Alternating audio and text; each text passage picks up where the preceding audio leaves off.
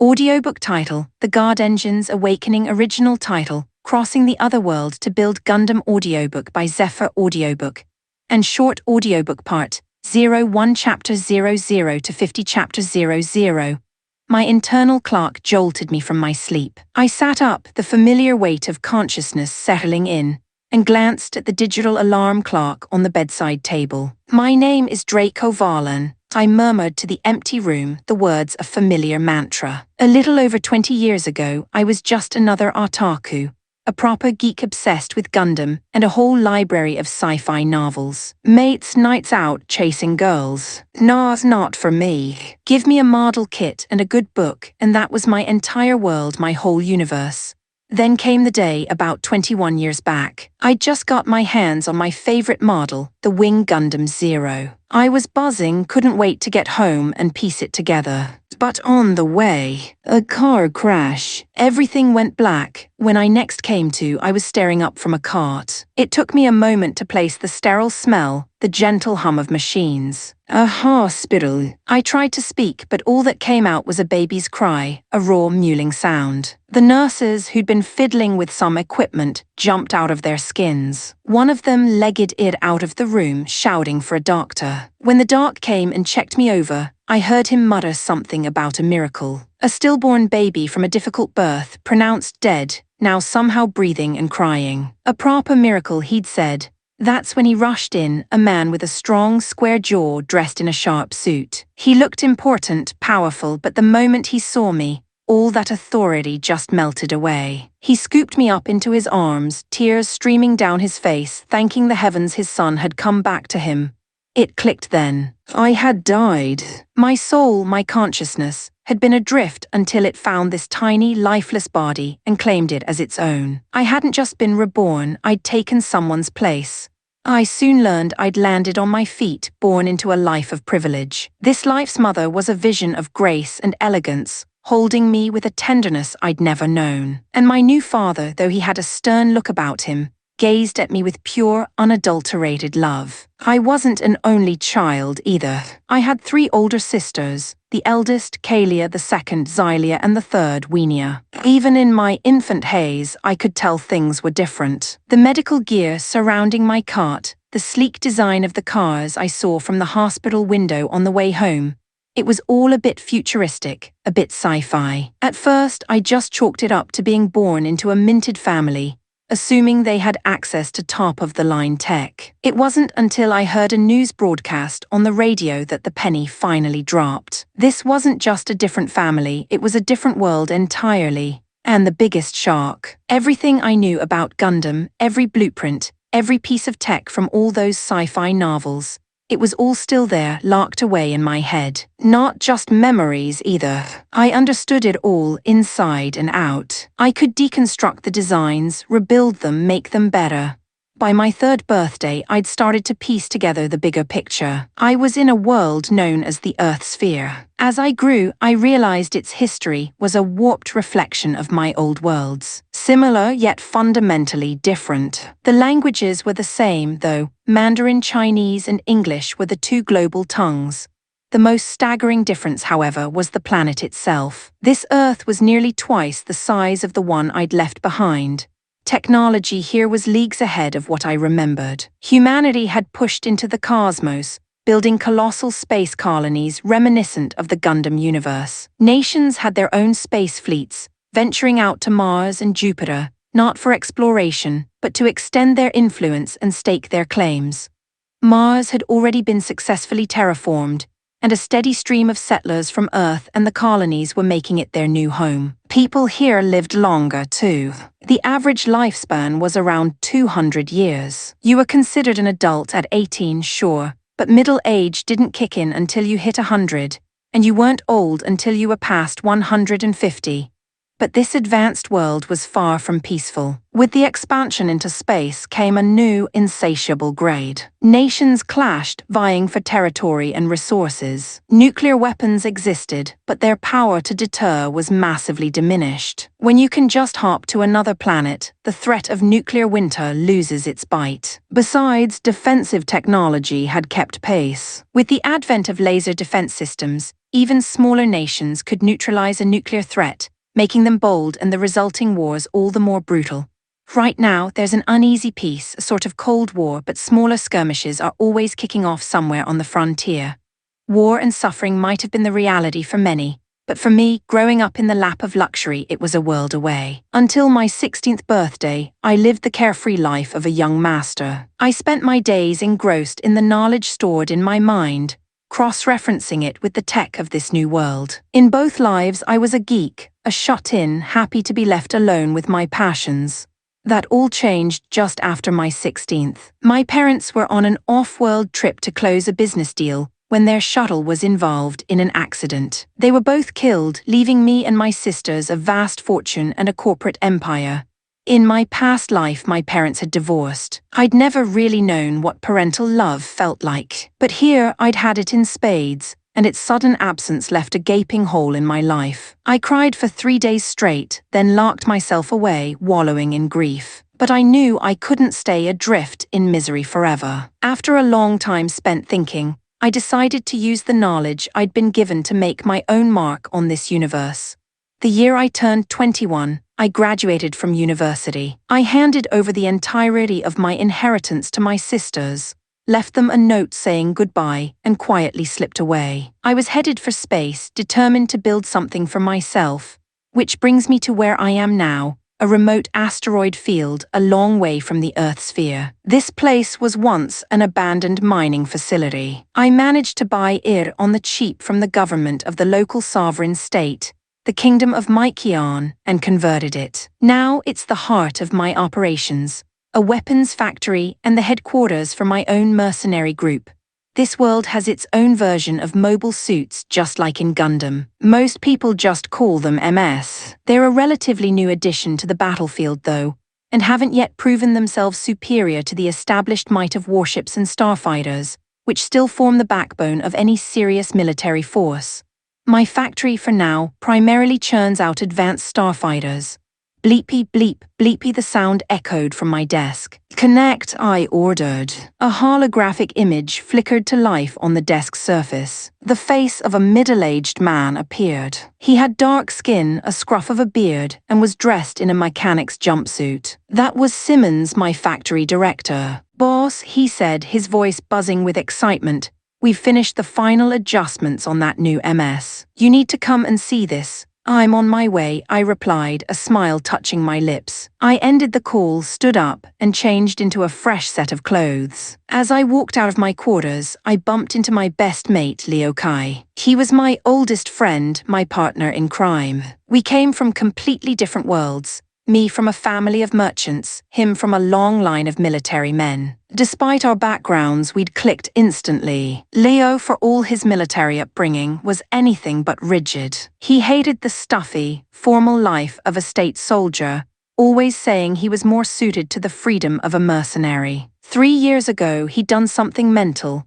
He'd resigned his commission without telling his family, packed his bags, and buggered off to the space colonies. I'd run into him there not long after I'd arrived myself, racking my brain about where to set up my company. It was Leo who told me about this abandoned mining facility. Turns out, he and his old unit had conducted a Black Ops mission here 4 years prior, taking out a nest of pirates holed up in the asteroids of the Kingdom of Manhwa. Thanks to him, I ended up launching 2 companies at once, Tianyi Arms Manufacturing and the Tianyi Mercenary Group. I'd initially put him in charge of the mercenaries, but he quickly brought in his uncle, a retired colonel named Jaron Lei. Leo had always been close to his uncle and trusted him implicitly. He'd argued that as a former junior lieutenant, he wasn't cut out for command, but his uncle had the experience to run the whole show. On Leo's recommendation, I gave Jaren full command of the mercenary outfit. Oi, Draco, Leo grinned, slinging a familiar arm around my shoulders.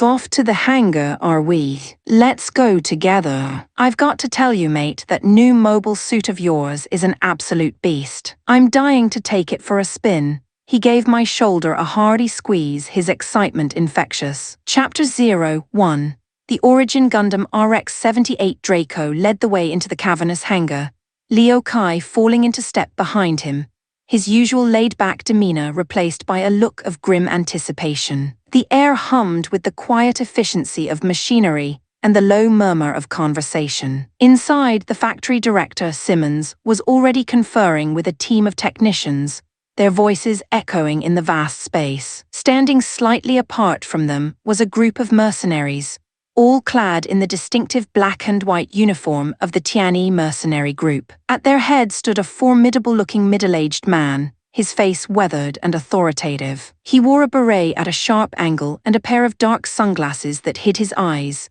lending him an air of inscrutable command. This was Jaren Lei, the commander-in-chief of Draco's forces and Leo's uncle. Boss, the assembled crowd greeted in unison, their voices a chorus of respect. Draco gave a simple nod in return, his gaze already fixed on the colossal machine that dominated the center of the hangar. There it stood, a legend made real, the RX-78 Gundam. Its iconic red, white, and blue armor plating seemed to absorb the hangar lights, gleaming with untapped power. It was equipped with a full complement of armaments, a beam rifle resting in its hand, a heavy-set bazooka clipped to its back, a shield emblazoned with a yellow cross on its left arm, and the hilts of 2 beam sabers protruding from its backpack, ready to be drawn. Get everything prepped, Simmons, Draco said, his voice steady but laced with an undercurrent of excitement. I'm taking it out myself.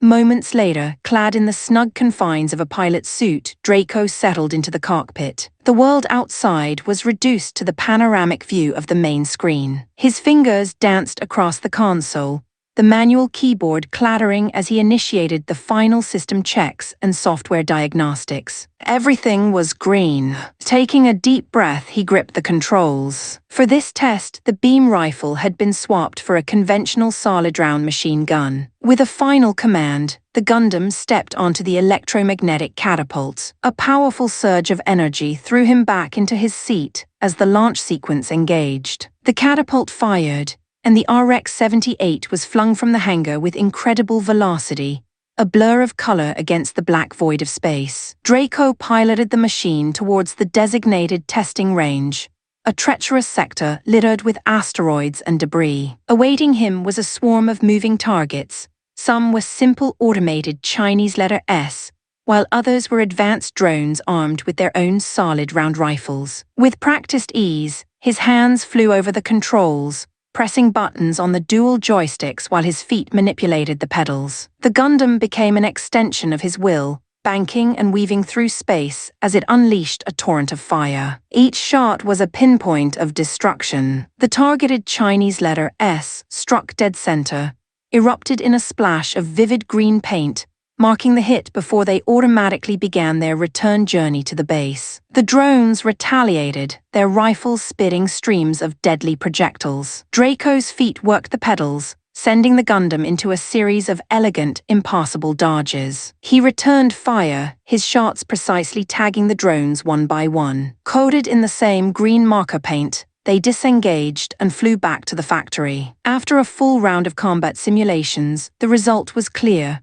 The RX-78 Gundam hadn't taken a single hit. Next came the evasion trials. Draco pushed the thrusters to their maximum, plunging the Gundam into a densely packed asteroid field. His concentration narrowed to a razor's edge. The machine responded instantly to his every command, flowing like water around the colossal, tumbling rocks that threatened to crush it. It was a deadly ballet, and he was its choreographer. Back at the base, in a darkened observation room, the technicians were glued to their screens, their faces illuminated by the cascading streams of data from Draco's test flight. Propulsion output is stable at 120%, reactor temperature holding steady. No fluctuations, pilot's biometric feedback is nominal. Heart rate is elevated but well within ACE parameters.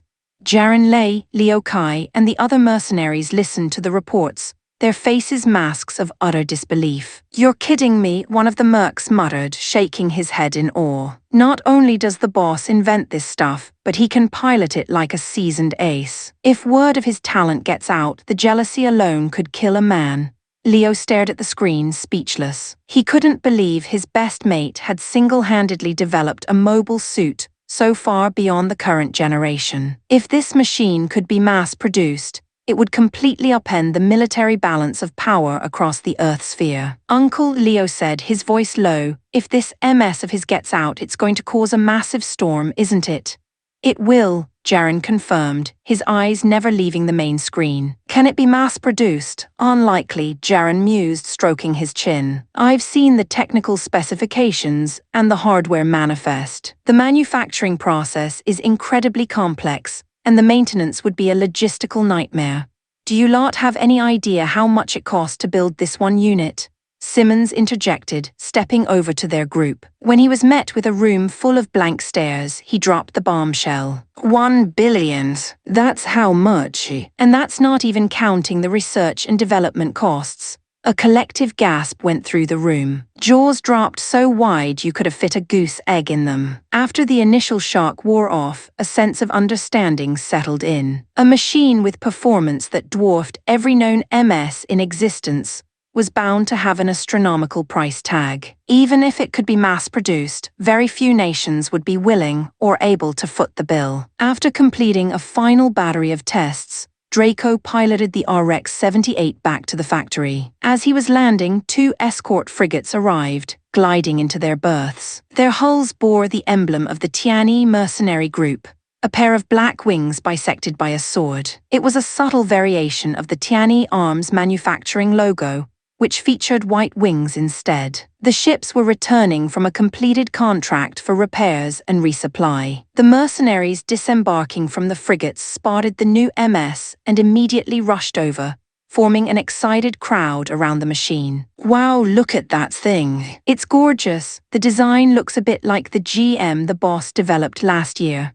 "Aye, ever since he rolled out the GMs, he's had us scrap all our fighters. We're a full MS core now. I'll admit, I thought he was sending us to our deaths at first, but after piloting a GM, I realized how wrong I was. They're incredible in a fight. Slower than a fighter in a straight line, sure, but their maneuverability and combat evasion are in a different league. And the accuracy is spot on. That's down to the OS the boss developed. It's a work of genius. It can shoot down incoming missiles with pinpoint accuracy during point defense. It's boosted our survival rate no end."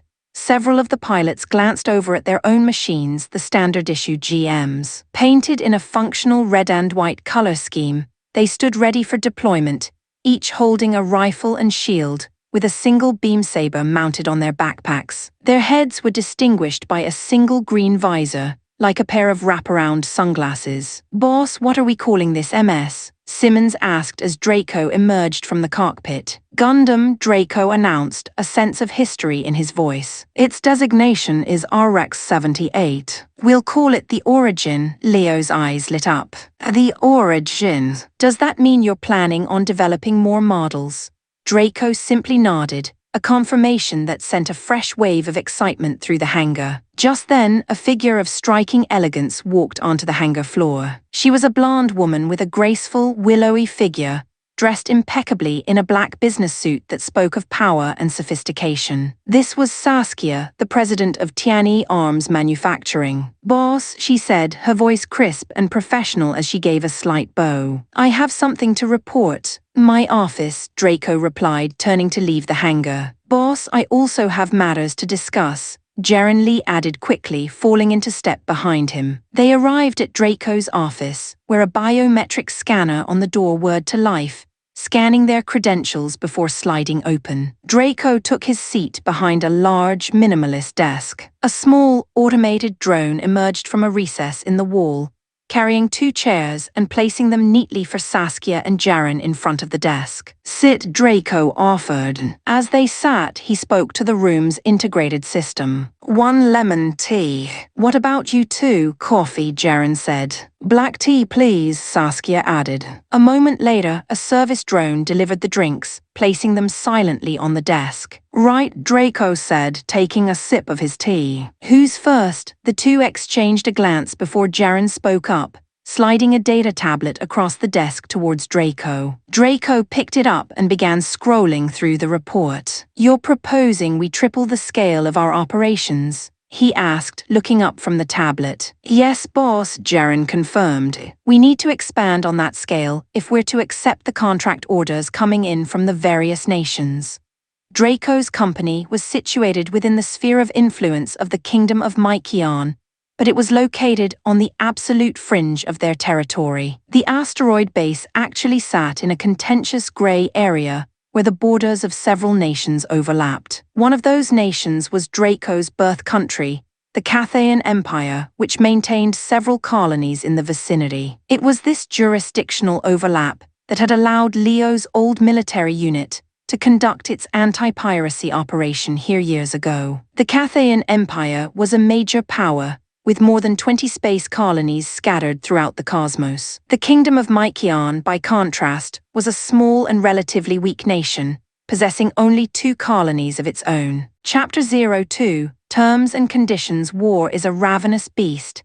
It doesn't just leave scars and poverty in its wake, it breeds monsters. In the vast, untamed expanse of space, our monsters are pirates, marauders and terrorists who prey on the weak. But every shadow creates an opportunity for light. The rampant piracy has fueled a booming market for private military contractors, for mercenary groups like mine. When the Tiani mercenary group first started, we were nobodies. The big corporations wouldn't give us the time of day. Our first contracts were small-time escort jobs for independent traders, missions with razor-thin profit margins that barely kept the lights on. But we got the job done, every single time. Over the course of a year, we built a reputation for ruthless efficiency. Then I developed the GM, a mass-produced mobile suit that became our standard-issue workhorse, elevating our combat capabilities to a whole new level. In the year since, we haven't failed a single mission. More than that, we've actively hunted and annihilated any pirate crew foolish enough to cross our paths. Our name began to carry weight. The trickle of small jobs became a flood of lucrative contracts from major corporations. Our mission inbox was overflowing. The problem was, we only had 3 escort frigates to our name. We were turning down more work than we could accept. It was this bottleneck that had prompted Jaren Lei to formally request a massive expansion of our operations. My attention shifted from Jaren to Saskia, who was now holding a data tablet out to me. I took it and scanned the report. So I began looking up at her. The Kingdom of Mykion and several other states want to purchase our GMs. The offers are all over the place, but Mykion's is particularly generous despite them asking for a near-cost price deal. That's correct, boss, Saskia confirmed, her tone perfectly level and professional. In exchange for the preferential pricing, they're offering a package of significant incentives. A 50% tax reduction for the next 20 years. Permanent, unconditional ownership of 3 abandoned asteroid mining facilities adjacent to our own. A one-off gift of 50 tons of hecatite energy stone. And a supply of vital construction materials. And all they want in return is a guaranteed sale of 8 GMs a month for a period of 2 years. I finished doing the quick maths. 192 units in total. Precisely, boss. What's our current monthly production capacity for the GMs? With the currently unoccupied production lines, she answered without a moment's hesitation, we can manufacture exactly 8 units per month running the factory around the clock. If we were to retask the production lines currently assigned to tanks and fighters, we could increase that number to 18 per month. And how long to clear the current backlog of tank and fighter orders? If we stop accepting new orders as of today, we can complete our existing commitments in 1 month at the earliest. Right, I said, my decision made. Accept the Kingdom of Mykion's terms. As of now, we are no longer accepting new orders for tanks or fighters. Once that backlog is cleared, I want you to use the additional capacity to fulfill GM orders from the other nations. Understood, boss. I'll action that immediately. Good. You're dismissed. Saskia gave a crisp nod and exited the office, her heels clicking softly on the polished floor. Jaren spoke up as the door slid shut. Boss, about the expansion of the mercenary group. It's approved, I said. But there's the issue of logistics. How many more ships can our current facilities even support? Even just frigates? Jaren considered this for a moment. At a push, we could accommodate another 2. All right. Use the workshop space I've allocated to your division to begin construction of 2 more frigates and a new batch of GMs. I also want you to start an aggressive recruitment drive. Once the deal with Mikeon is finalized, and I have the deeds to those asteroid factories, I'll sign one of them over to you. You can convert it into a dedicated, independent base for the mercenary group. That should give you all the room you need to expand. I understand, boss. Thank you. After Jaren had left, I leaned back in my chair, the silence of the office settling around me. The successful development of the RX-78 Gundam was a monumental achievement, but it was just the beginning. Now came the endless work of designing its operational variants, its next-generation successors, and all the other Gundam models that existed in my head, waiting to be brought to life. Strictly speaking, Tianyi Arms manufacturing was run by a skeleton crew. Excluding the mercenaries, the total number of employees, from the president down to the cooks and cleaners, was less than 40. We could operate with such a lean workforce because of the MD system, the highly advanced intelligent automation network I had designed. It ran almost every aspect of the factory. Whether it was manufacturing a mobile suit, a starship, or a standard issue sidearm, the process was almost entirely automated. The human staff were only needed for the fine details and quality control. Reviewing Mikeon's offer, I knew that while the tax breaks and free real estate were incredibly valuable, they were just the icing on the cake. The real prize, the component that had sealed the deal, was the 50 tons of hecatite. In the early days, the factory had run on a clumsy combination of solar arrays and fuel generators. It was a horribly inefficient system, constantly struggling to meet the immense power demands of the MD system. I simply didn't have the capital back then. Hecatite, a miraculous energy source, was prohibitively expensive. A single ton of the stuff, enough to power my entire factory at maximum output for a full year, cost a staggering 100 million. Now that the company was turning a healthy profit, it was a luxury I could finally afford. Hecatite was only suitable for industrial and civilian power generation. It was too unstable for military applications, so most corporations shied away from the cost, unless, like me, they were running their facilities non-stop. Later that day, I was in the canteen when Leo slid into the seat opposite me, a hopeful grin plastered across his face. "Draco," he said, leaning forward conspiratorially, "that Origin Gundam of yours. Are you going to pilot it yourself, or are you thinking of assigning it to one of us?" He didn't have to say it. I knew he was hoping I'd give it to him. And to be fair, he was probably the best pilot in the entire company, a true elite, even if he hadn't quite reached the legendary status of an ace. "I'm not assigning it to anyone, Leo," I replied, taking a bite of my food. "For now, I'm its sole pilot." "Oh, right." The disappointment on his face was plain to see, but it quickly faded, replaced by a look of grudging acceptance. He knew, as well as I did, that my skills in a cockpit were on another level. In the entire mercenary group, there wasn't a single pilot who could match me. It was only logical that the best mobile suit should be piloted by the best pilot. The next few days were a blur of activity. The third frigate returned from its mission and was brought in for an overhaul, while the first was prepped and armed for its next contract. This time, however, it would be carrying some special cargo. I had decided to join the mission, taking the Origin Gundam with me. Leo was also assigned to the deployment. My motives were twofold. Firstly, I needed to see how the Gundam performed under real combat conditions. The simulations were one thing, but there's no substitute for live-fire experience. Secondly, and perhaps more importantly, I desperately needed to get away. I'd been cooped up in the factory for months, and I was starting to go stir-crazy. This mission was the perfect chance to stretch my legs and clear my head. While I was resting in my private quarters aboard the frigate, Leo and 2 other pilots were in the hangar, making their final checks on their GM mobile suits. The ship itself was a marvel of automation. The entire vessel required a crew of less than 30. The bridge was manned by a skeleton crew, the captain and 2 operators who monitored communications and radar. The captain issued commands directly to the ship's MD system, which handled everything from navigation to deploying countermeasures. Maintenance and logistics were similarly automated, with drones and engineering vehicles performing most of the work under the supervision of a small team of technicians. The frigate was a brand new class of warship, one of my own designs. I'd cherry-picked the best features from dozens of different vessels from the Mobile Suit Gundam universe.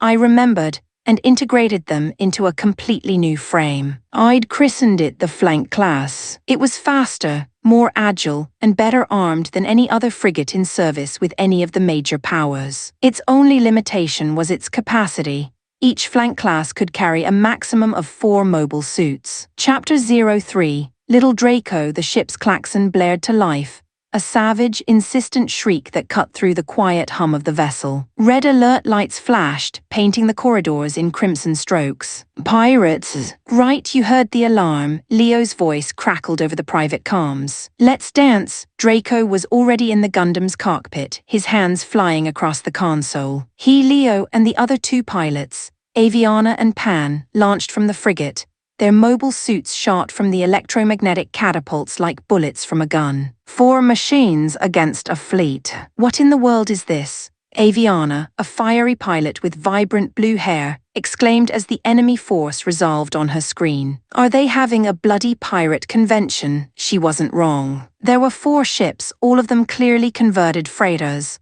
ugly and bristling with makeshift weaponry. They flew 2 different banners, signifying a temporary and likely unstable alliance between 2 separate pirate gangs. A swarm of mobile suits emerged from their hangars, a mismatched collection of scrap, mostly modified engineering units, with a few heavily damaged military models that had been crudely patched up. They were supported by a squadron of obsolete, clunky-looking fighters. A single pirate crew would never have the bottle to attack a convoy under the protection of the Tianyi mercenary group. But together, they'd clearly found some courage in numbers. Their combined force totaled a pathetic 40 mobile suits and 8 ancient fighters. Behind us, the 2 cargo ships we were escorting tucked in closer to our frigate, like nervous chicks sheltering behind their mother. 4 of us, 40 of them, Draco stated calmly over the comms, his voice a steady counterpoint to the rising tension. Pan, Aviana, you take 10 each. Leo, you take the fighters. I'll handle the rest.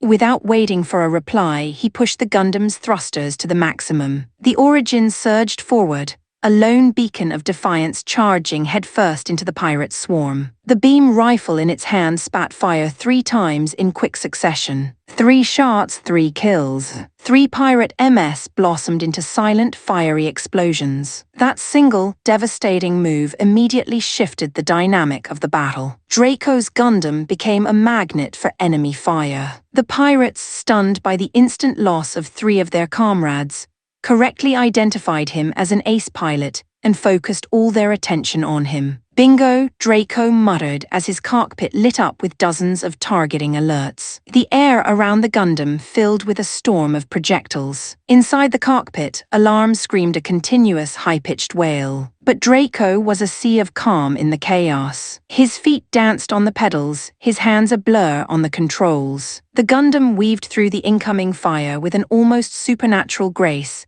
its beam rifle singing out a song of death, each note a pirate MS vaporized into dust. Bloody hell, the boss is on another level. Pan, a burly, bald-headed man, yelled over the open channel, his voice filled with awe. It's been 1 minute and he's already bagged 10 of them. I've only managed to scrap 3. Honestly, Pan, you're a bit slow on the uptake, Aviana retorted, a teasing lilt in her voice. The boss is drawing all their fire and you've only managed 3. I've already taken down 5, thank you very much.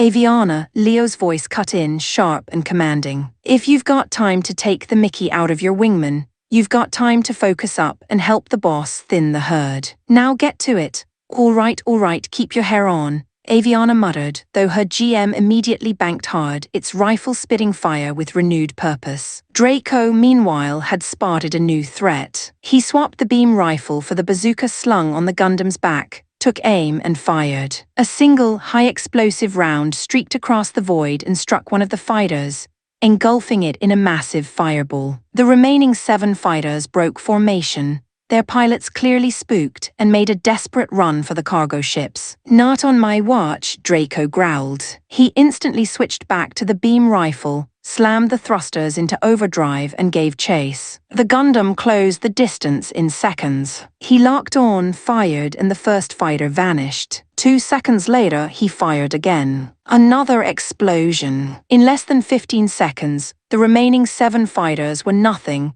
but expanding clouds of superheated gas and twisted metal. Aboard the pirate flagships, the 2 gang leaders watched in horror as their forces were systematically annihilated. In less than 2 minutes, they had lost over half their mobile suits and their entire fighter squadron. A frantic, desperate signal for a full retreat was broadcast across all channels. "Tusk, what a bunch of wet blankets," Aviana scoffed as the remaining pirates turned tail and fled. "They run away at the first sign of a real fight. Did you see the power of the boss's beam rifle?" Pan said, his voice still laced with wonder. "It's way more powerful than the ones on our GMs. We're lucky to get a one-shot kill. He was doing it every single time.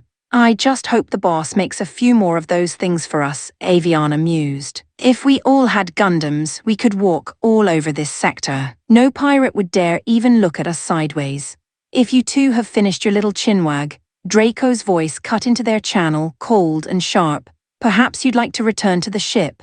Both pilots practically jumped in their seats and without another word turned their GMs back towards the frigate. Draco followed them back, a sense of dissatisfaction gnawing at him. The battle had been a victory, yes, but a hollow one. It had been too easy. The enemy was a disorganized rabble piloting what amounted to weaponized scrap metal. Their skills were laughable. A fight like this couldn't possibly test the Gundam's limits, or reveal any of its potential flaws. It was like using a sledgehammer to crack a nut. The remaining 2 days of the journey were peaceful. We delivered the cargo to its destination, the Kessora's Nation, an independent state consisting of 3 space colonies. Kessora's was a minor player on the galactic stage, a 5th-rate power with a population of less than 4 million. Its economy was propped up by a few asteroid mines and the export of agricultural goods. It was a nation just about keeping its head above water. Our frigate docked for a 2-day period of shore leave and resupply,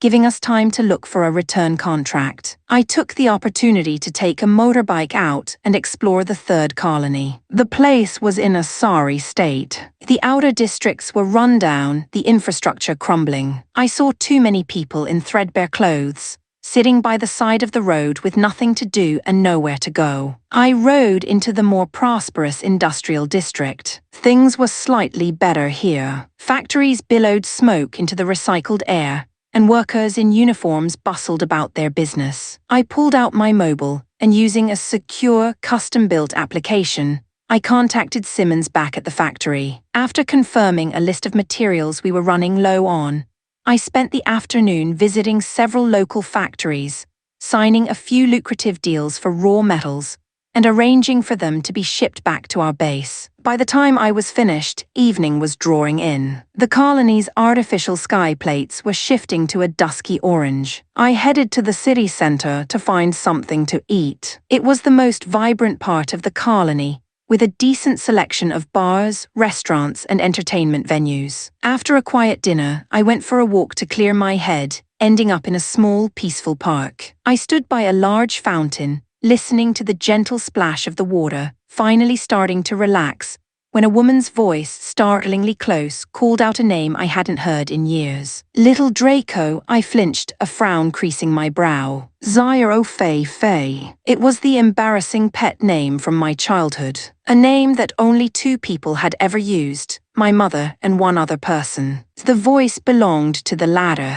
I turned and there she was. A stunningly beautiful woman who looked to be in her mid-20s, staring at me with an expression of pure astonishment. I was just as shocked to see her. It was my aunt, Lady Helena Long. The Long family was a commercial dynasty, and at its head was the patriarch, my grandfather, Valerius Long. My father was his third son, and not particularly gifted in the world of business, unlike his two older brothers. As a result, my grandfather had largely ignored him. My father had defied the family by rejecting an arranged marriage and wedding my mother, a woman from an ordinary background. It had caused a huge rift. Not a single member of the Long family had attended their wedding. My Aunt Helena was the patriarch's fourth and youngest child, his only daughter, and the absolute apple of his eye. She was spoiled, headstrong, and utterly adored. But for some reason, the little princess of the Long family had always been incredibly close to her third brother, my father. She had been a constant presence in my early childhood. Being only a few years older than my eldest sister, Kalia, she had always acted more like a mischievous big sister than a proper aunt, constantly teasing and playing tricks on me. Even as a child, with the mind of an adult from another world, I'd recognized her playful antics for what they were: a genuine, if unconventional, show of affection. And now, after all these years, here she was, standing right in front of me. Chapter 04.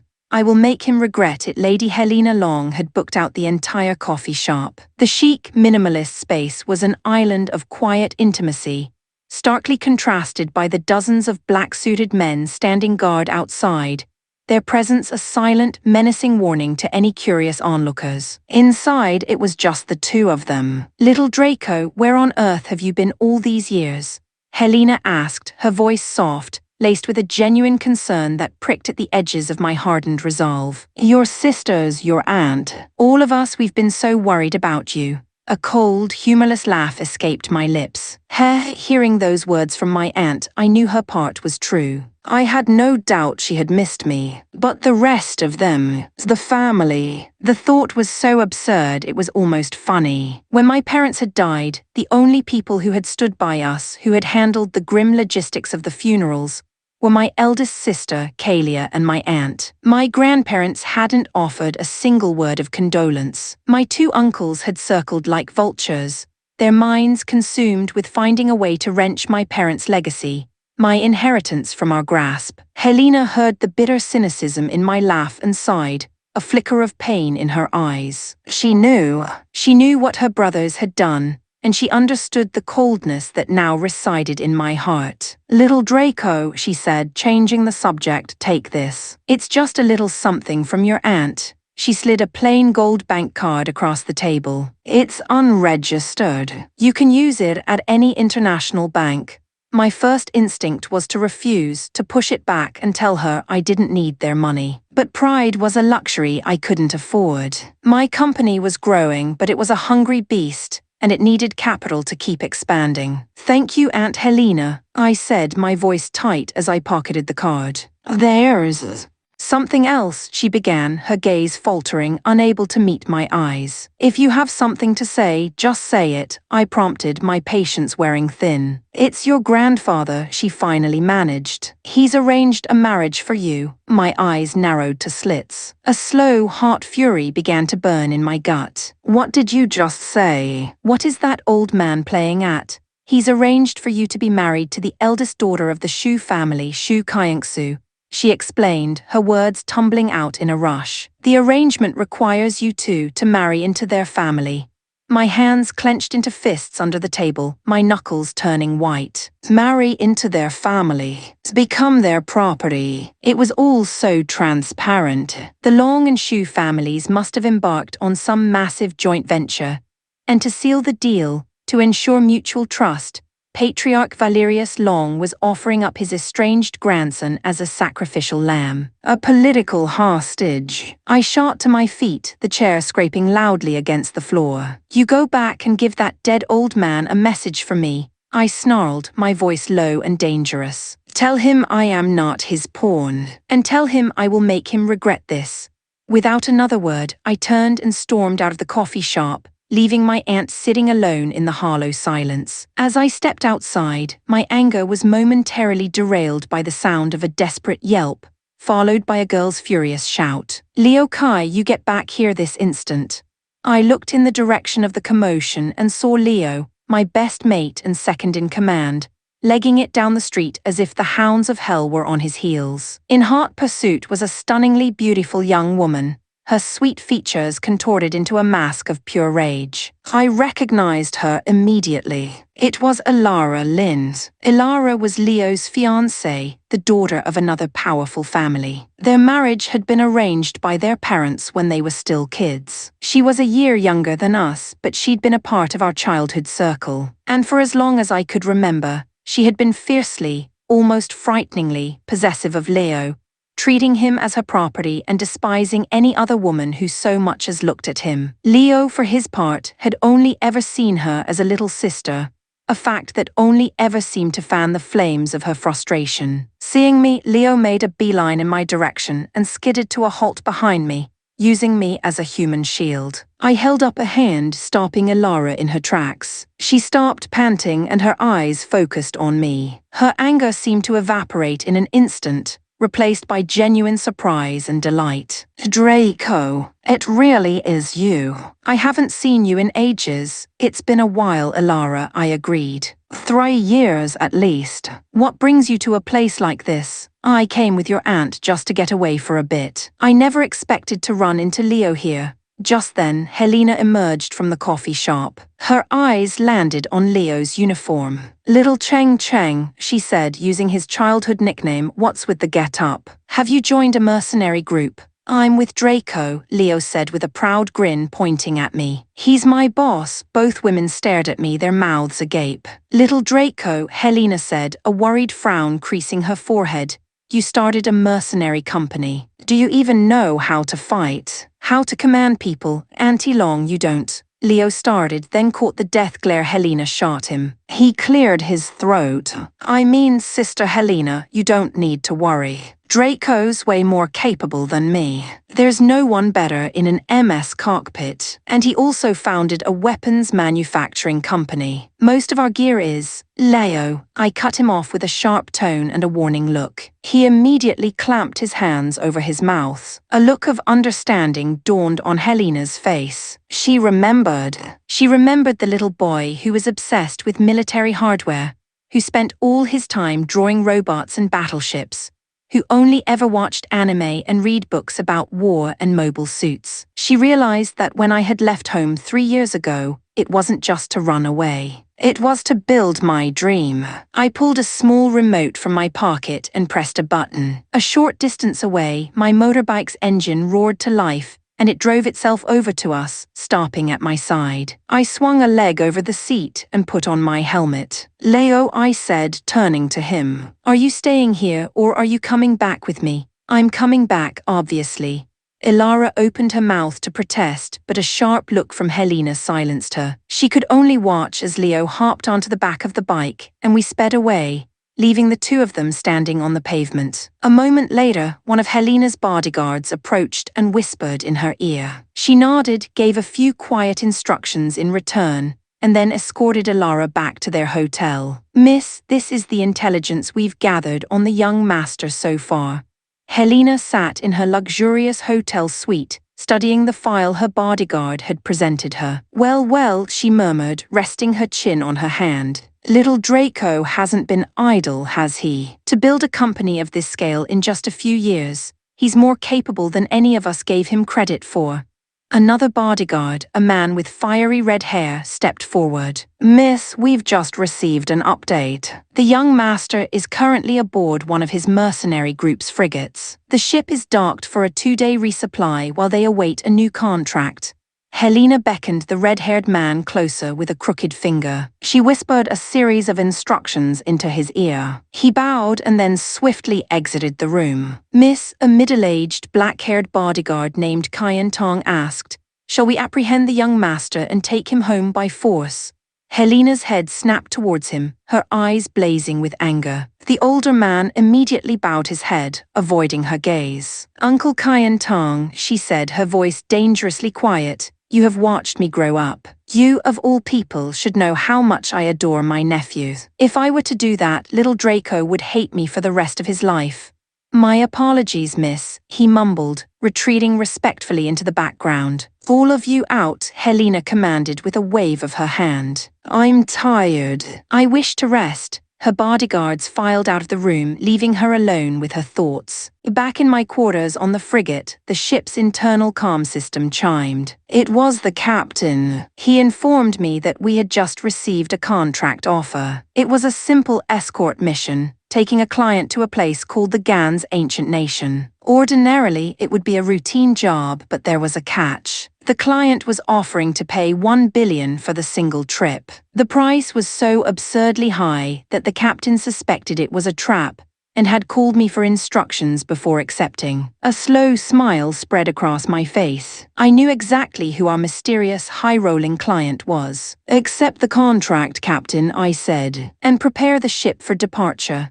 Chapter 05. The target for the past few days, Leo Kai had been living in his own personal hell. His mission, as assigned by me, was to play host to Lady Helena Long and Alara Lin. In practice, this meant spending every waking moment trying to fend off Alara's relentless advances while maintaining a veneer of professional courtesy. It was exhausting, but as the client who had paid a king's ransom for our services, Helena had insisted on a full tour of the frigate, and we were in no position to refuse. She was visibly impressed, even shocked by what she saw. The ship ran with a crew that was impossibly small, a testament to the advanced automation that handled almost every aspect of its operation. Kyan Tong and her other bodyguards, all of whom were former Special Forces soldiers from the Cathayan Empire, were even more stunned. They recognized with a professional's eye that the technology at play here was leagues ahead of anything their own nation possessed. But it was the Origin Gundam, resting in its berth in the hangar, that truly took their breath away. They noted its elegant, powerful design, but it was its armament that caused the most stir. Most nations still relied on solid-round machine guns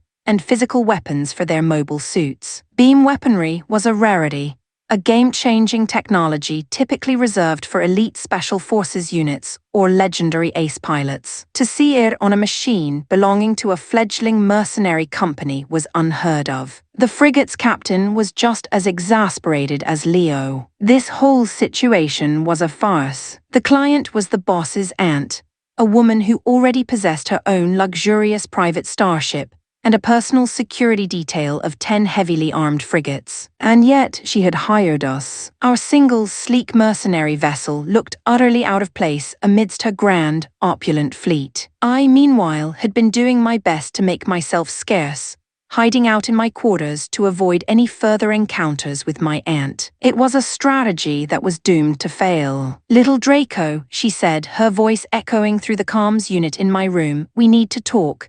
If this is about the frigate or its automation systems," I replied, my voice flat, "I'd advise you to save your breath."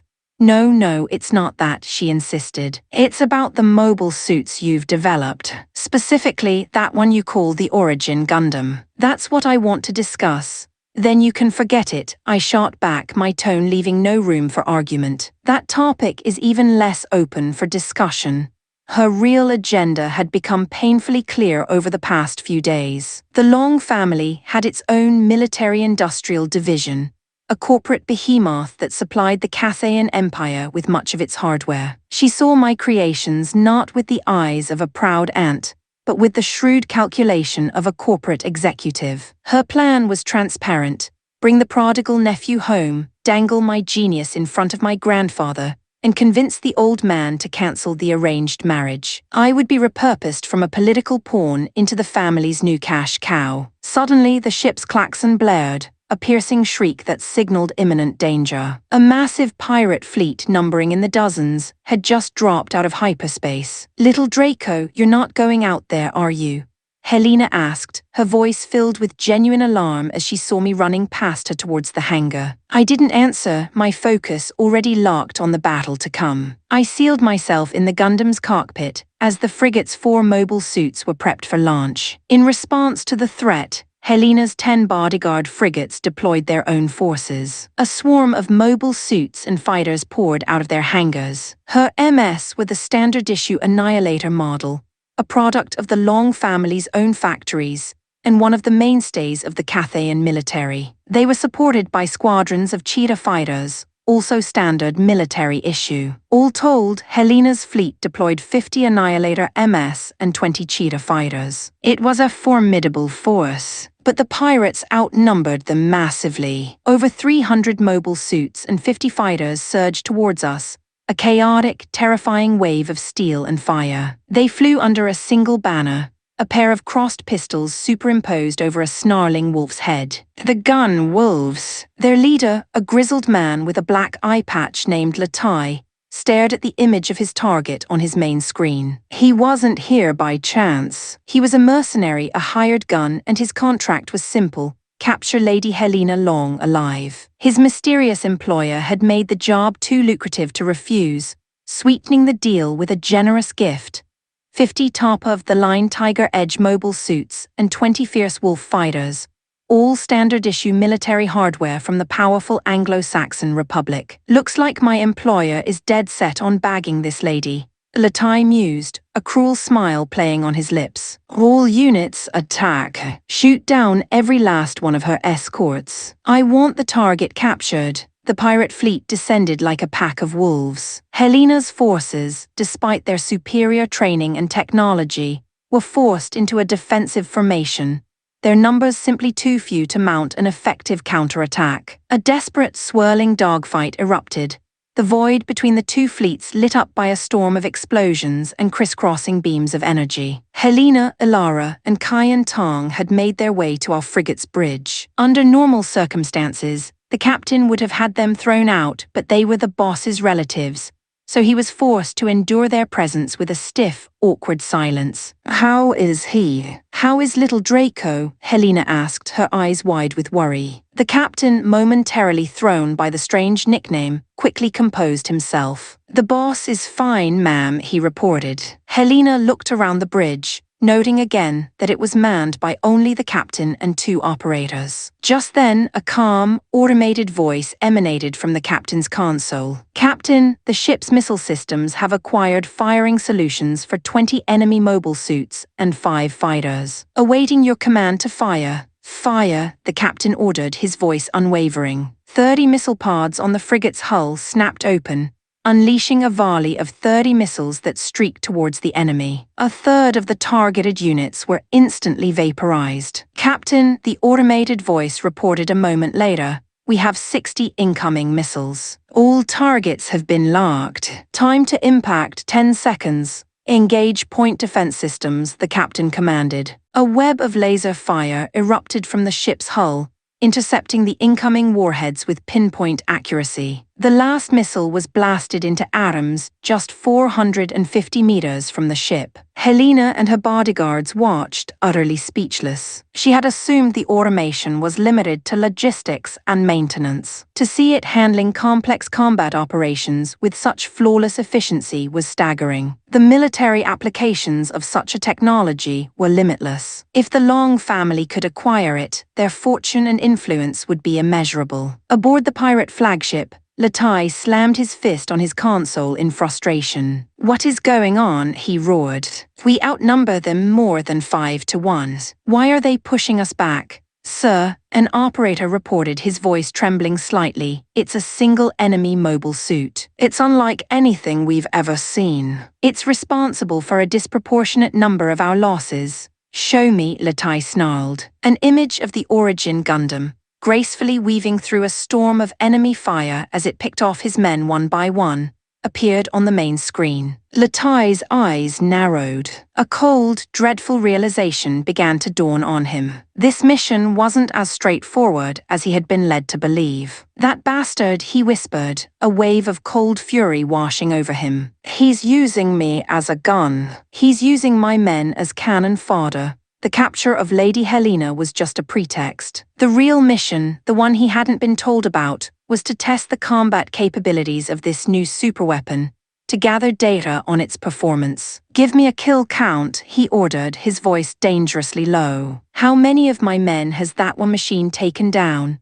Chapter 06, 1 against 100, in a darkened control room far from the chaos of the battle. Two men watched the combat footage with expressions of stunned disbelief. "What in the hell is that?" the older of the two exclaimed, his eyes wide. "Since when did the Long family develop a mobile suit that powerful?" Beside him, his younger brother stared at the screen, his brow furrowed in deep concentration. The older man was Feng Mao Guo, and the younger was his brother Feng Yu. They were scions of the Guo family, a powerful dynasty whose influence and wealth rivaled that of the Longs. The two families were locked in a perpetual state of competition, bitter rivals in every conceivable market, but their animosity was most fierce in the lucrative world of military contracts. It was they who had hired the gun wolves. The plan had been simple: abduct Lady Helena Long and use her as leverage to force her father, Patriarch Valerius Long, to withdraw from the bidding for the next generation of the Cathayan Empire's military mobile suits. To ensure their involvement remained a secret, they had procured the advanced MS and fighters from the Anglo-Saxon Republic, an untraceable gift to their pirate pawns. They had never imagined that a simple kidnapping attempt would draw out a secret weapon of this magnitude. They could only assume that the Patriarch doted on his daughter so much that he had assigned his most powerful asset to her personal protection. "Give me a status update," Feng Mao Guo commanded an operator. "That unique MS. What's its current kill count?" "As of this moment, sir," the operator replied, his voice trembling slightly. "It is estimated to have destroyed over 30 enemy mobile suits and nearly 10 fighters. The majority of them were the Anglo-Saxon models we supplied." "Keep recording," Feng Mao ordered, a predatory gleam in his eye. "I want every scrap of data you can get on that machine." Inside the Gundam's cockpit, I was a coiled spring of pure focus. Alarms blared a continuous, deafening symphony of danger. Enemy fire converged on my position from all directions.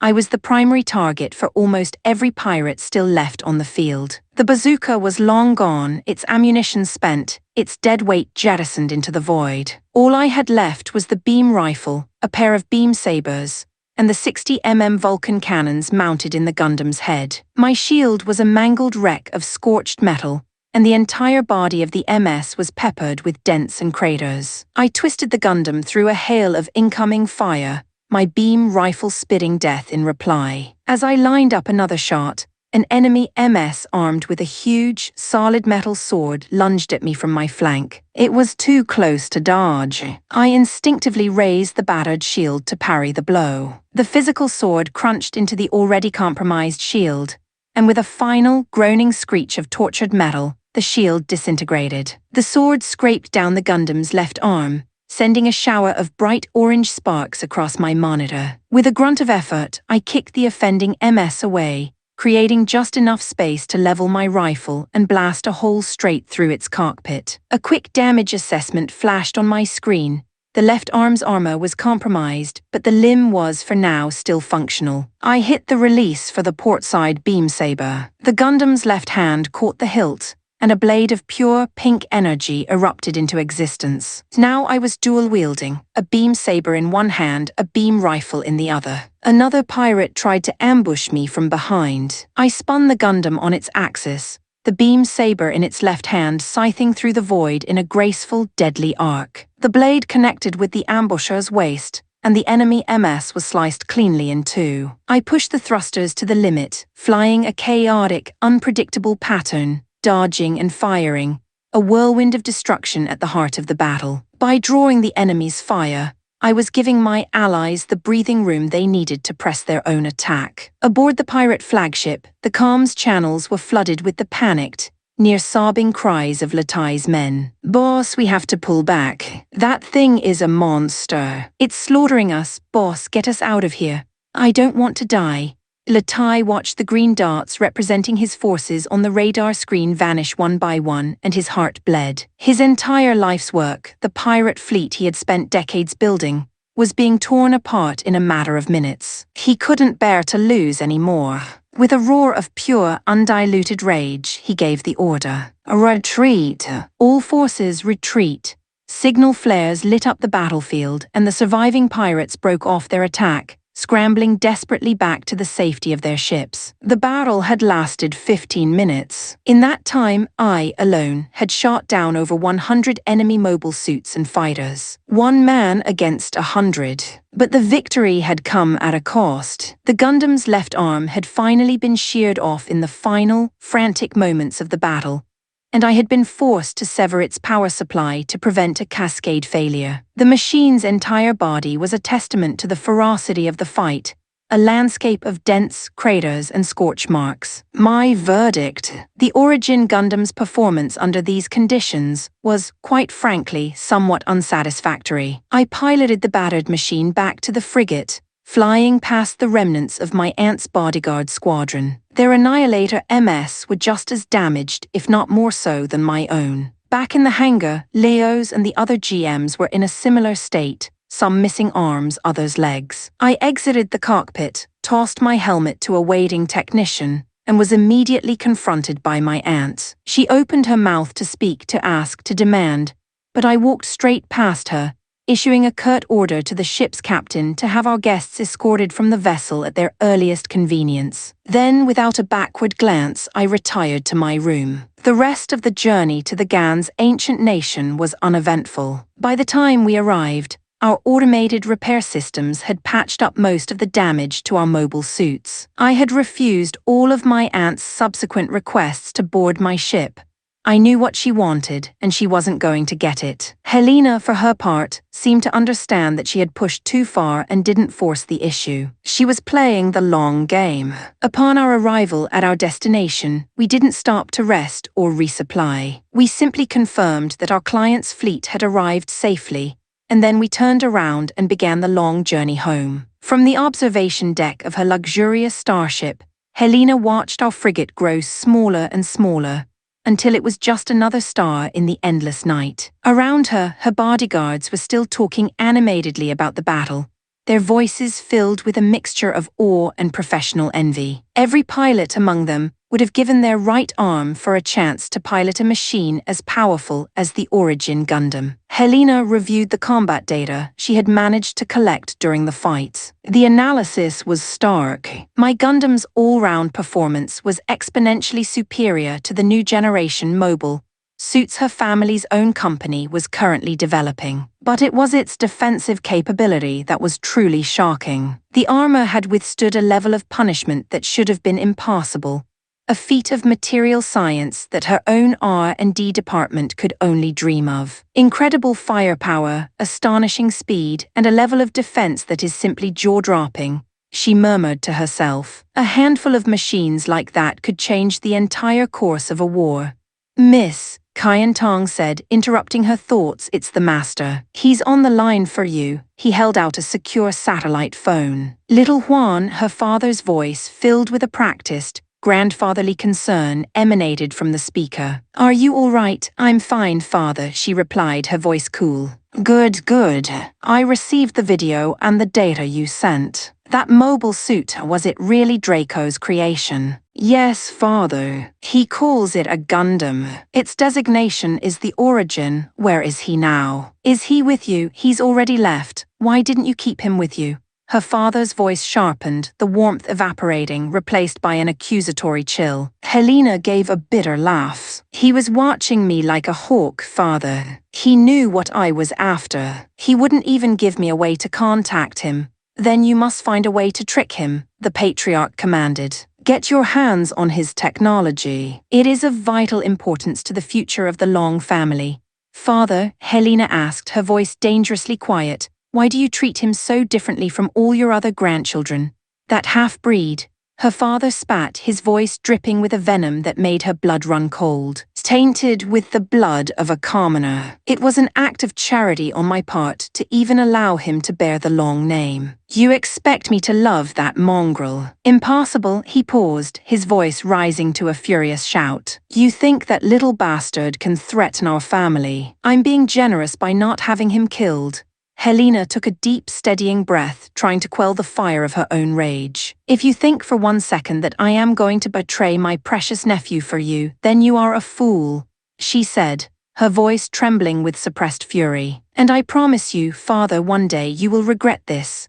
She ended the call, throwing the phone back at Kyan Tong. The old bodyguard, who had served the family for decades, knew that only the beloved youngest daughter could get away with such an act of defiance. Kyan Tong, Helena said, her composure returning as she smoothed down the front of her immaculate suit. Have the car prepared. I have a business meeting to attend.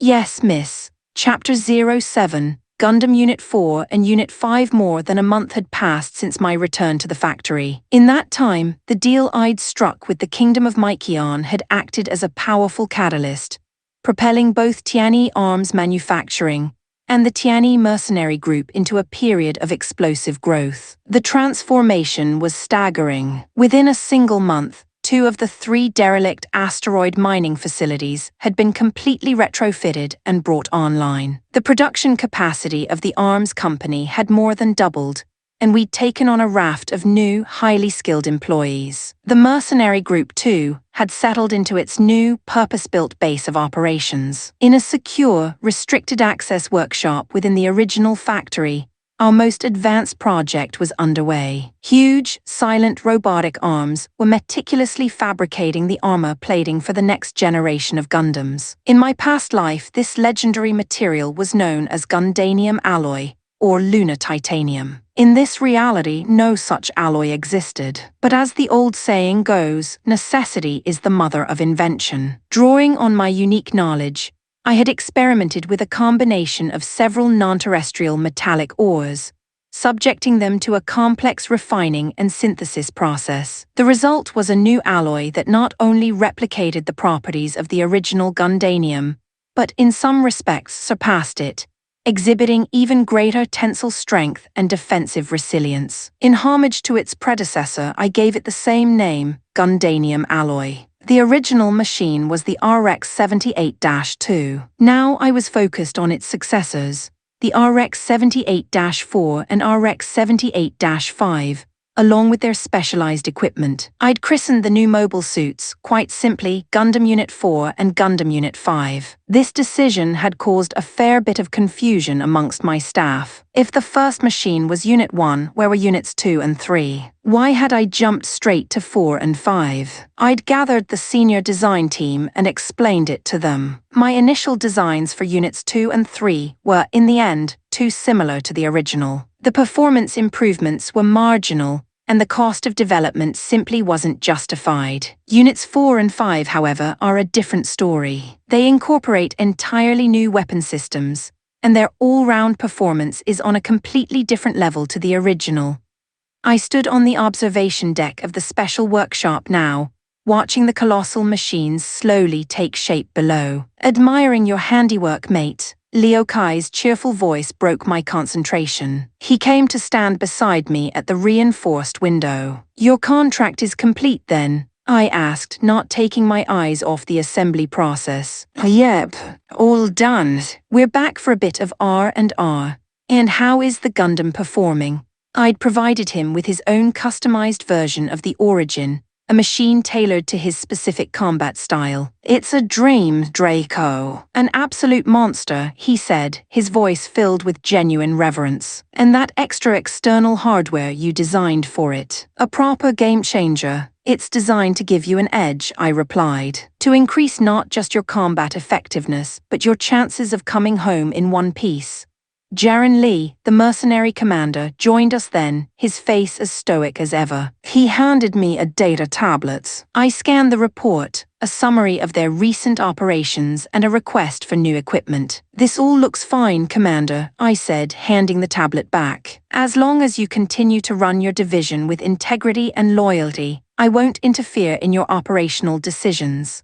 Understood, boss. He replied with a crisp nod. One more thing, Commander. I need you to select 2 of your best pilots. I want people who are not just skilled but unquestionably loyal. Jaren understood my unspoken intention immediately. I'll see to it at once, boss. He gave a sharp salute and departed. I heard a rumor that these new Gundams don't have a core fighter system, Leo said once we were alone again. Is that true? Why would you get rid of a system that gives the pilot a better chance of survival? Because keeping it would have created a performance bottleneck, I explained. To achieve the specs I wanted for Units 4 and 5, something had to give. The core fighter system was too bulky, too complex. It had to go. However, I haven't forgotten about pilot survivability. I've designed a new high-performance escape pod system to replace it. Leo let out a low whistle. Suppose you can't have your cake and eat it, eh? My phone buzzed. It was Saskia. Saskia, I said, answering the call. What can I do for you, boss? Her voice was as efficient as ever. I've received expressions of interest from several national governments. They want to place a bulk order for our flank class frigates. Tell them the flank class is not for sale at this time. I replied without hesitation. Understood. There is one other matter. A company calling itself Long's Military Industrial Enterprise has made contact. They've made a very generous offer to buy us out. Tell them we're not for sale, I said, my voice turning to ice. Not now, not ever. Not even 1% of our shares.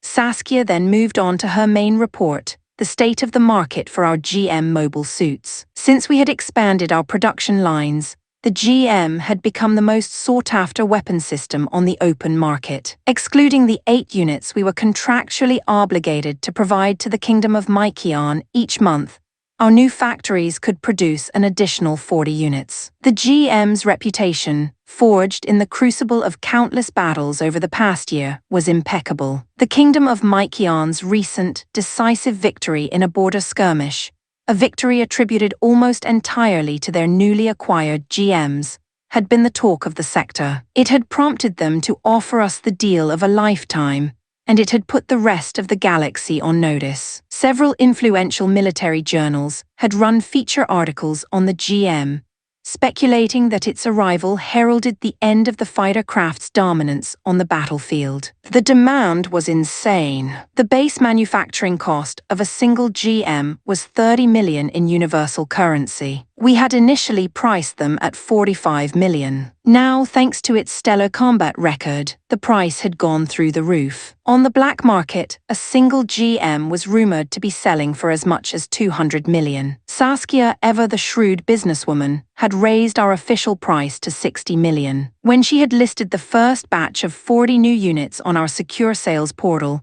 they had sold out in less than a second. She had been, in her own words, gobsmacked. So, she continued, I was wondering if we might consider a new sales strategy. I'm listening. My proposal is this, she said. Instead of a fixed price, we move to a daily online auction. If we have, say, 50 units to sell, we open the bidding for a 24-hour period. At the end of that period, the 50 highest bidders get the GMs. It's pure, unadulterated supply and demand. That's a brilliant idea, Saskia, I said, a slow smile spreading across my face. Make it happen, I ended the calls. Leo, who had been listening with a mixture of amusement and awe, nudged me in the ribs. You know, mate, he said with a cheeky grin, seeing as how it was us lot in the mercenary group who made your GMs so famous, you ought to remember that when it's time to hand out the annual bonuses. All right, I said. Leo almost choked. He'd been joking, but my reply had been completely serious. I mean it, I continued. I've always believed in rewarding my employees for their hard work. We're making more money than I ever imagined. It's only right that we share the success. Just then, Simmons, the factory director, came running into the workshop, his face flushed with excitement. Boss, it's finished. The prototype of the armored combat suit you designed is complete. Excellent, I said, my mind already racing ahead to my next creation. Take me to it. Chapter 08. The armored combat suit. The test subject, a hand-picked Tianyi mercenary, stood clad in a suit of full-body powered armor. It was a masterpiece of ergonomic design, its silver-gray plating flowing in sleek, aerodynamic lines from the helmet down to the armored boots. The visor of the helmet was a single piece of reflective black material, shaped like a pair of wraparound sunglasses, and a pair of compact, high-thrust verniers was mounted on the back. At a silent, computer-generated prompt, he stepped into a large, featureless white room and picked up a rifle from a waiting rack. The world around him dissolved. The sterile white walls vanished, replaced in an instant by the hyperrealistic vista of a war-torn city. Buildings stood like skeletal remains, their facades pockmarked with bullet holes and gaping wounds from high-explosive shells. He was inside a derelict house and his mission had begun. He immediately took cover behind a shattered wall as the suit's quantum scanner swept the area, painting a three-dimensional map of his surroundings in a 50-meter radius onto his heads-up display. 3 hostile signatures appeared on the floor above him, each in a separate room. He activated the suit's stealth function, a cloaking field that bent light around him, rendering him all but invisible. He moved up the stairs with the silence of a ghost. The 3 simulated enemies had no idea he was there until it was too late. He dispatched them with cold, brutal efficiency, the suit's reinforced gauntlets and a combat knife his only tools. Still cloaked, he moved outside. His helmet's scanner swept the desolate streets, identifying 3 more hostiles dug into sniper positions in the surrounding ruins. A warning indicator flashed in the corner of his vision, stealth deactivating in 20 seconds. He ducked into the shell of a bombed-out building just as the cloaking field flickered and died. A new mission objective appeared: eliminate all remaining targets. Moving from cover to cover, he found a suitable vantage point, went prone, and deployed the bipod of his sniper rifle. The suit's onboard computer did the rest, calculating the distance to the target, wind speed, and even Coriolis effect, projecting the perfect firing solution onto his scope's display. He adjusted his aim by a few millimeters, took a breath, and squeezed the trigger. The rifle cracked, and 1,000 meters away, the first target's head vanished in a fine red mist. The other 2 snipers immediately scrambled for better cover. The mercenary was already on the move, changing his position to avoid retaliatory fire. He took down the second target from a new vantage point, then began to relocate again. This time, however, he ran into trouble. A heavy tank, its turret traversing to lock onto his position, trundled out from behind a pile of rubble. The mercenary didn't hesitate. As the tank's main cannon flashed, he fired his back-mounted thrusters, launching himself into the air in a powerful, rocket-assisted leap that carried him clear of the exploding shell. He used short, controlled bursts from the thrusters to weave between the ruined buildings,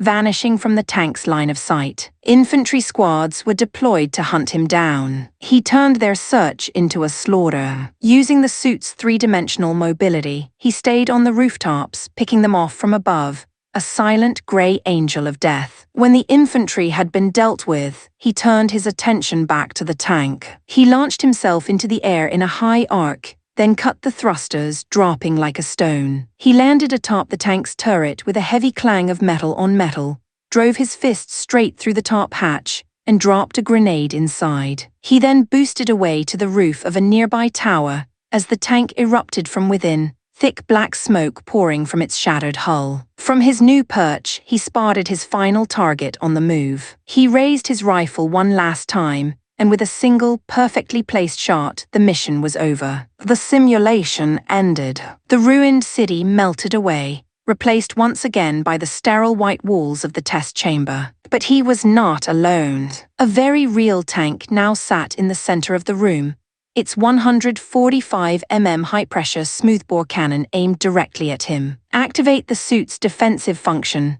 Adamant, a calm, disembodied voice instructed over the room's speakers. The mercenary complied. The suit's sleek, silver-gray surface instantly hardened and changed texture, taking on the appearance of polished, impenetrable marble. The tank fired. The shell struck the mercenary dead center in an explosion of fire and smoke. When the smoke cleared, he was still standing, completely unharmed. The adamant system had absorbed the entirety of the impact. A warning light indicated that the function had reached its energy threshold and would be temporarily unavailable for recharge. The suit's surface returned to its normal state. In the observation room, I watched the data stream in, a small smile playing on my lips. The rest of my team stared at the monitors, their faces masks of pure astonishment. "Boss," the project lead reported, his voice filled with awe.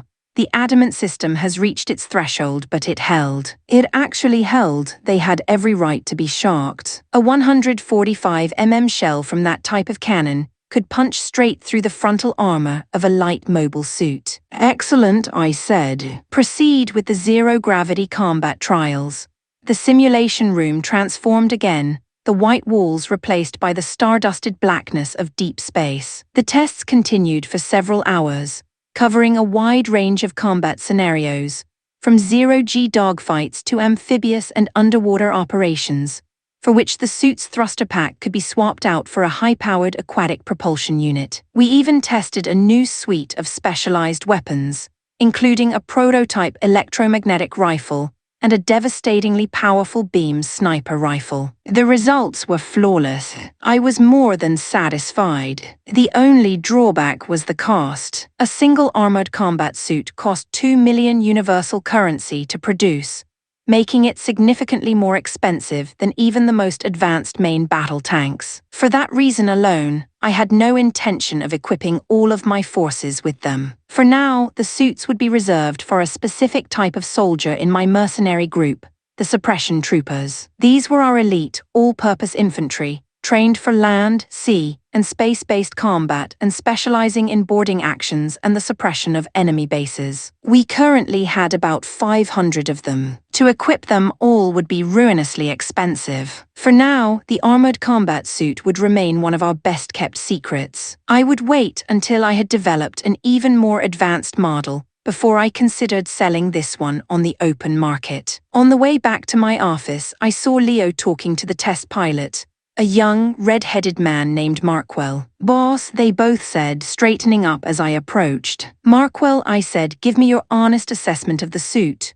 "There's only one word for it, boss. Fantastic," he replied, his eyes shining with excitement. "A piece of gear like this, it'll change everything for the suppression troopers. It will make us gods on the battlefield." "That's the idea," I said with a nod. Back in my office, I turned my attention to my next project. The question was which Gundam to develop next. My mind was a library of legendary machines. I longed to build something from the universes of Gundam Wing, Gundam 00, or Gundam Seed. But the simple fact was that most of the exotic materials and technologies required for their construction didn't exist in this world. I had to innovate to find substitutes, just as I had with the Gundanium alloy. It was a constant, frustrating battle between the theoretical and the practical. A GN drive from 00 was, for now, pure science fiction. Phase shift armor from Seed would require years of dedicated research. My knowledge was at least 20 years ahead of this world's technological base, and I had to work within the confines of what was actually possible. My current focus was on a new power source, a concept I'd plucked from a different sci-fi novel from my past life. I called it the hypercore reactor. It was a potential substitute for the Minovsky-type fusion reactors that had powered the machines of the universal century, a technology that was currently far beyond my ability to replicate. The hypercore's energy output was comparable to a Minovsky reactor,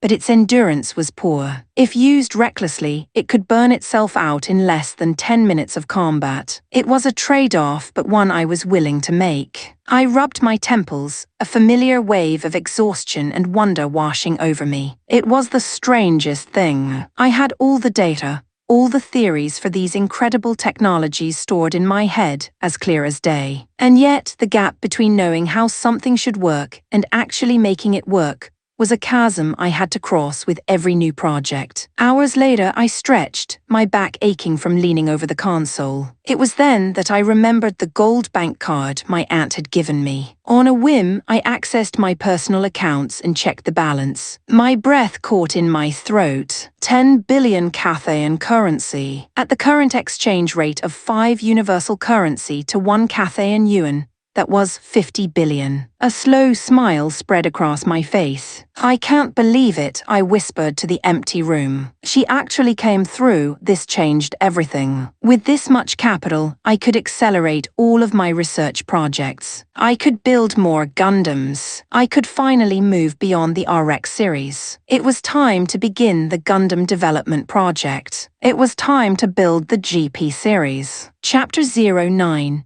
The Festam Republic Assembly. In a vast, amphitheater-like assembly hall, the highest-ranking members of the government and military sat in hushed silence, their faces illuminated by the flickering light of a colossal holographic display. They were the leaders of the Festam Democratic Republic, one of the foremost powers among the myriad of spacefaring nations, and they were watching a massacre. On the screen, a white, blue, and red machine, Gundam Unit 5, unleashed a terrifying storm of fire from a massive Gatling gun, scything through a squadron of enemy mobile suits and turning more than a dozen of them into blossoming fireballs in the space of a few seconds. A collective gasp rippled through the hall. Some of the civilian ministers instinctively covered their mouths, their faces pale with shock. The scene shifted. Now a second machine, the blue-hued Gundam Unit 4, raised a weapon that looked more like a starship's cannon than a rifle. It fired a single, sustained blast, a brilliant beam of incandescent energy that swept across the battlefield. Warships, colossal structures of metal and armor, were torn apart like wet paper. The video ended. The hall lights came up, revealing a room full of powerful men and women still reeling from what they had just witnessed. Minister Adderley, one of the assemblymen, finally managed to say, his voice strained, "In the name of all that is holy, whose mobile suits are those? Are they a new weapon from one of the big three powers on Earth?" The man he addressed was Lieutenant General Adderley, the Minister of Military Intelligence. He was a portly, middle-aged man with thinning blonde hair, and his face was a mask of grim seriousness. "No, Assemblyman," Adderley replied, his voice echoing in the silent hall. "They are not. Those machines belong to a private mercenary group operating out of a small, fringe nation known as the Kingdom of Mykion."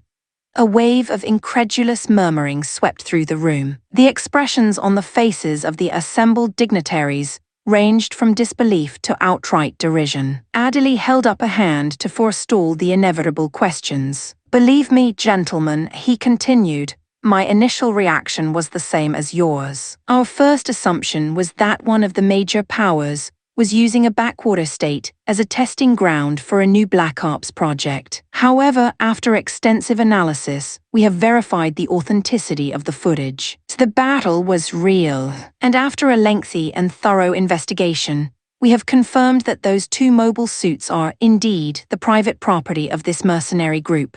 The Minister of Defense spoke up. "General, when did this battle take place?" 3 months ago, Minister." 3 months. The same assemblyman who had spoken before exclaimed, his voice booming with indignation. "And you're only bringing this to our attention now, General. Why the delay?" "With all due respect, Assemblyman," Adderley replied, his tone unwavering, "we could not present this information until we were absolutely certain of its veracity. The idea that a private military force, operating from a near-failed state, could possess technology that surpasses our own is unprecedented. We had to be sure." Before the assemblyman could offer a rebuttal, the Minister of Defense cut him off with a sharp gesture. "General, what do we know about this private military?" "They call themselves the Tianyi Mercenary Group," Adderley reported. "They are supplied by a sister company, Tianyi Arms Manufacturing. Both are owned by the same individual." "And who is that?" "What's his name?" "That, I'm afraid, is where our intelligence becomes limited. We know his name is Draco Varlan, and that he is a citizen of the Cathayan Empire. We have no confirmed data on his age or his appearance.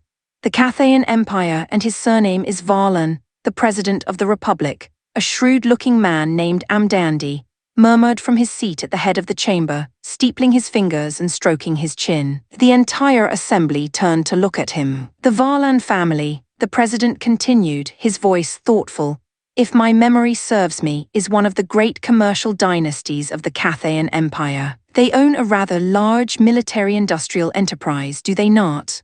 All eyes now turned back to Adderley. "Mr. President," the general said, "we pursued that line of inquiry with great interest. However, our investigation has found no tangible link between Draco Varlan and the Varlan family's corporate empire. And we must ask ourselves a simple, logical question. If the Varlan dynasty possessed mobile suits of this power, why would they not use them to utterly crush their corporate rivals?" The president nodded, conceding the point. Very well, generals. What else do you have for us? The lights in the hall dimmed once more. An image of the original Origin Gundam appeared on the holographic display. Gentlemen, this is an earlier model of the machines you have just seen. The series is designated Gundam. Our intelligence suggests that even more advanced models are currently in development. Forgive me for interrupting, General, the president said. But that raises a question. Why develop new models? Why not simply mass-produce these existing, overwhelmingly powerful machines? An excellent question, Mr. President, Adderley replied. And it brings me to the crux of our analysis.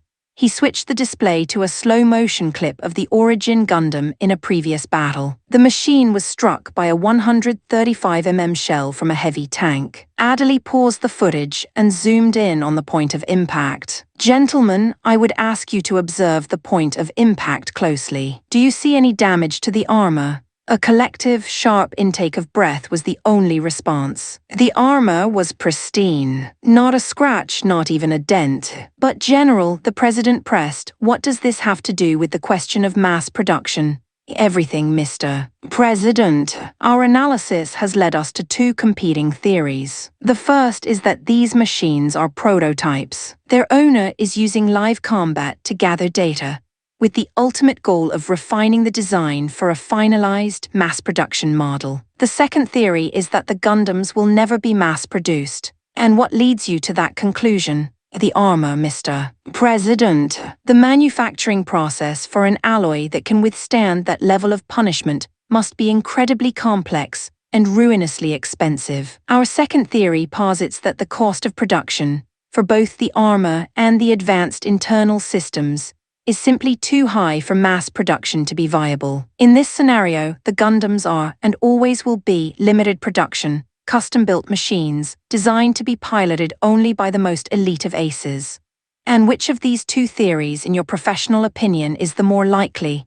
The Minister of Defense asked. The second, Minister, Adderley replied without hesitation. The indignant assemblyman was on his feet again. And you had better be right, General. Because if the first theory is correct, if some backwater mercenary group is about to start mass-producing an army of those things, then this republic will be facing an existential crisis.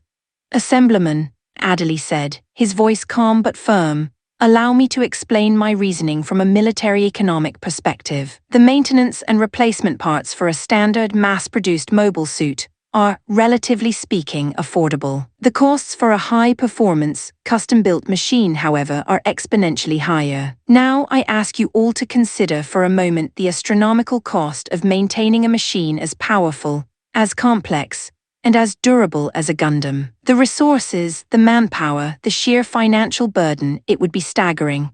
A quiet murmur of understanding spread through the hall. Adderley was right. Even if a nation could afford to build a fleet of Gundams, the cost of maintaining them would be enough to cripple its economy. President Amdandi brought the assembly to order with a rap of his gavel. General Adderley, he said, his voice quiet but firm, you will continue to monitor the Tianyi mercenary group. I want to know everything there is to know about Draco Varlan and his Gundams.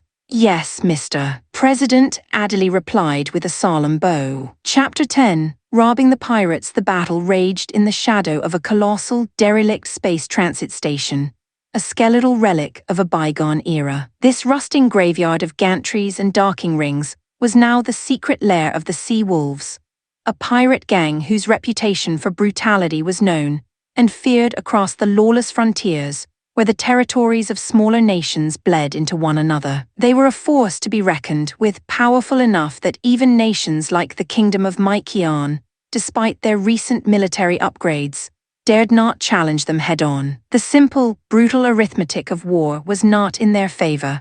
While a single Tianyi-made GM could outmatch any pirate MS, the Sea Wolves could field a swarm of machines that would simply overwhelm any conventional force. A fragile, unspoken truce had long existed in these sectors, born of mutual distrust. The smaller nations would never band together to eradicate the pirate menace, for each feared the encroachment of a neighbor's military more than they feared the pirates themselves. History had taught them a harsh lesson, An army invited in to solve one problem often becomes a much larger, more permanent one. And so they suffered the pirates, their pride a poor substitute for peace. Today, however, the sea wolves' reign of terror was about to come to a bloody end. A mercenary company had come to their doorstep, not to negotiate but to annihilate. This was a matter of revenge. A month ago, a Tianyi escort fleet, two of our flank-class frigates guarding a merchant convoy, had their route pass through the sea wolves' hunting grounds. It was the first time our newly expanded operations had taken us through this sector. Our crews, flush with confidence from a string of easy victories against lesser pirates, had run headlong into a pack of seasoned killers. The sea wolves, for their part, were accustomed to being the biggest predators in the pond. The clash was as inevitable as it was brutal. Our 8 GMs and 2 frigates were simply overwhelmed by the pirates, 70+ mobile suits, and 6 heavily armed cruisers. Our fleet was wiped out to the last man. The news of our first major defeat sent a shockwave of fury through the entire company. I was incandescent with rage. This was more than a loss of assets and personnel, it was an insult. I spared no expense, calling in every favor and greasing every palm necessary to buy the one piece of intelligence I needed: the location of the sea wolves' hidden base. This would be more than a simple revenge mission. It would be a field test for my newest creations. And according to the intel, the sea wolves were sitting on a vast hoard of stolen cargo and treasure. Our objective was twofold: extermination and what I was terming with a certain cold irony asset acquisition. We were going to rob the pirates. I was leading the assault personally, piloting my latest masterpiece, the FAR 78-3, a heavy full-armor variant of the Gundam frame, bristling with additional armor plating and a devastating array of back-mounted weapon systems.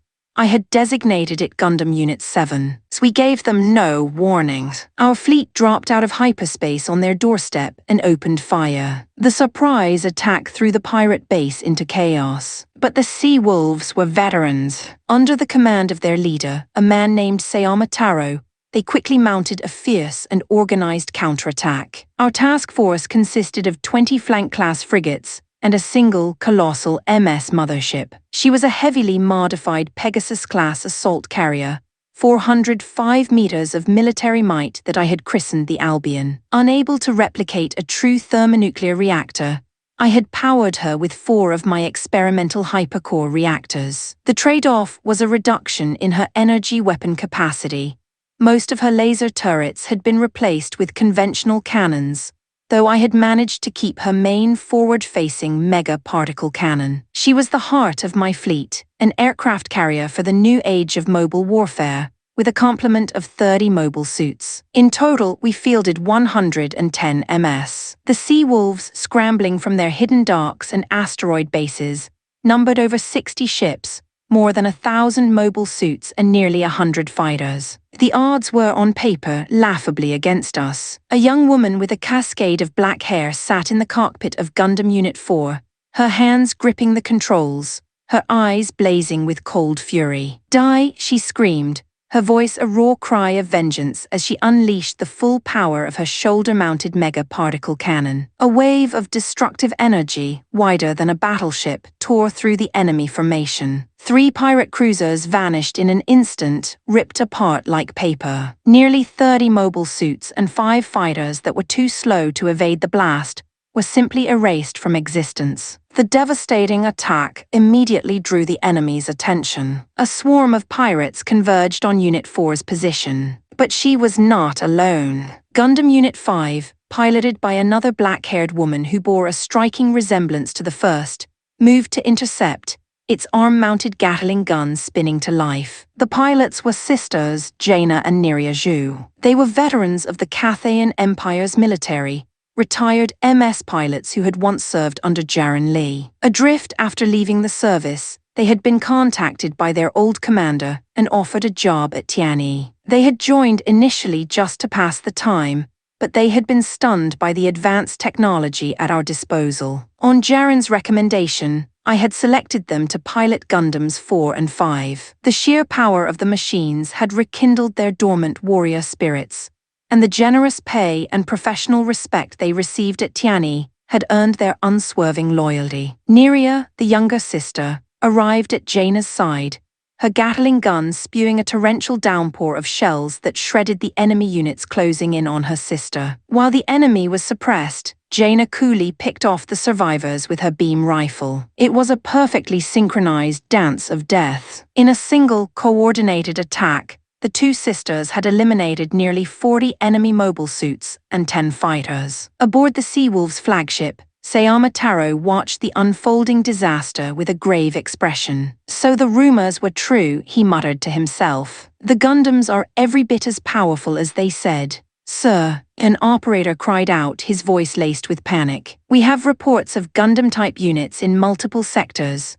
On the screen, Taro watched as other, equally powerful machines tore through his forces. There was my own Unit 7, a walking fortress that was single-handedly holding an entire flank, and Leo, in his customized origin, was fighting with a skill and ferocity that marked him as a true ace. Where are the reinforcements? Taro demanded. What's the status of our other fleets? The Vice Commander's fleet reports they can be here in 1 hour, sir. But tell them to hurry, Taro roared, cutting the operator off. He watched the green dots on his radar screen, representing his own forces, vanish at an alarming rate. The enemy's red dots, however, remained almost entirely untouched. He had no idea what he had done to provoke the wrath of such a powerful enemy. He just knew, with a certainty that chilled him to the bone, that some foolish, long-forgotten act of aggression was about to cost him his entire empire. Chapter 11. The Seawolves' reinforcements arrive. A cascade of alarms blared in the cockpits of the two sister pilots,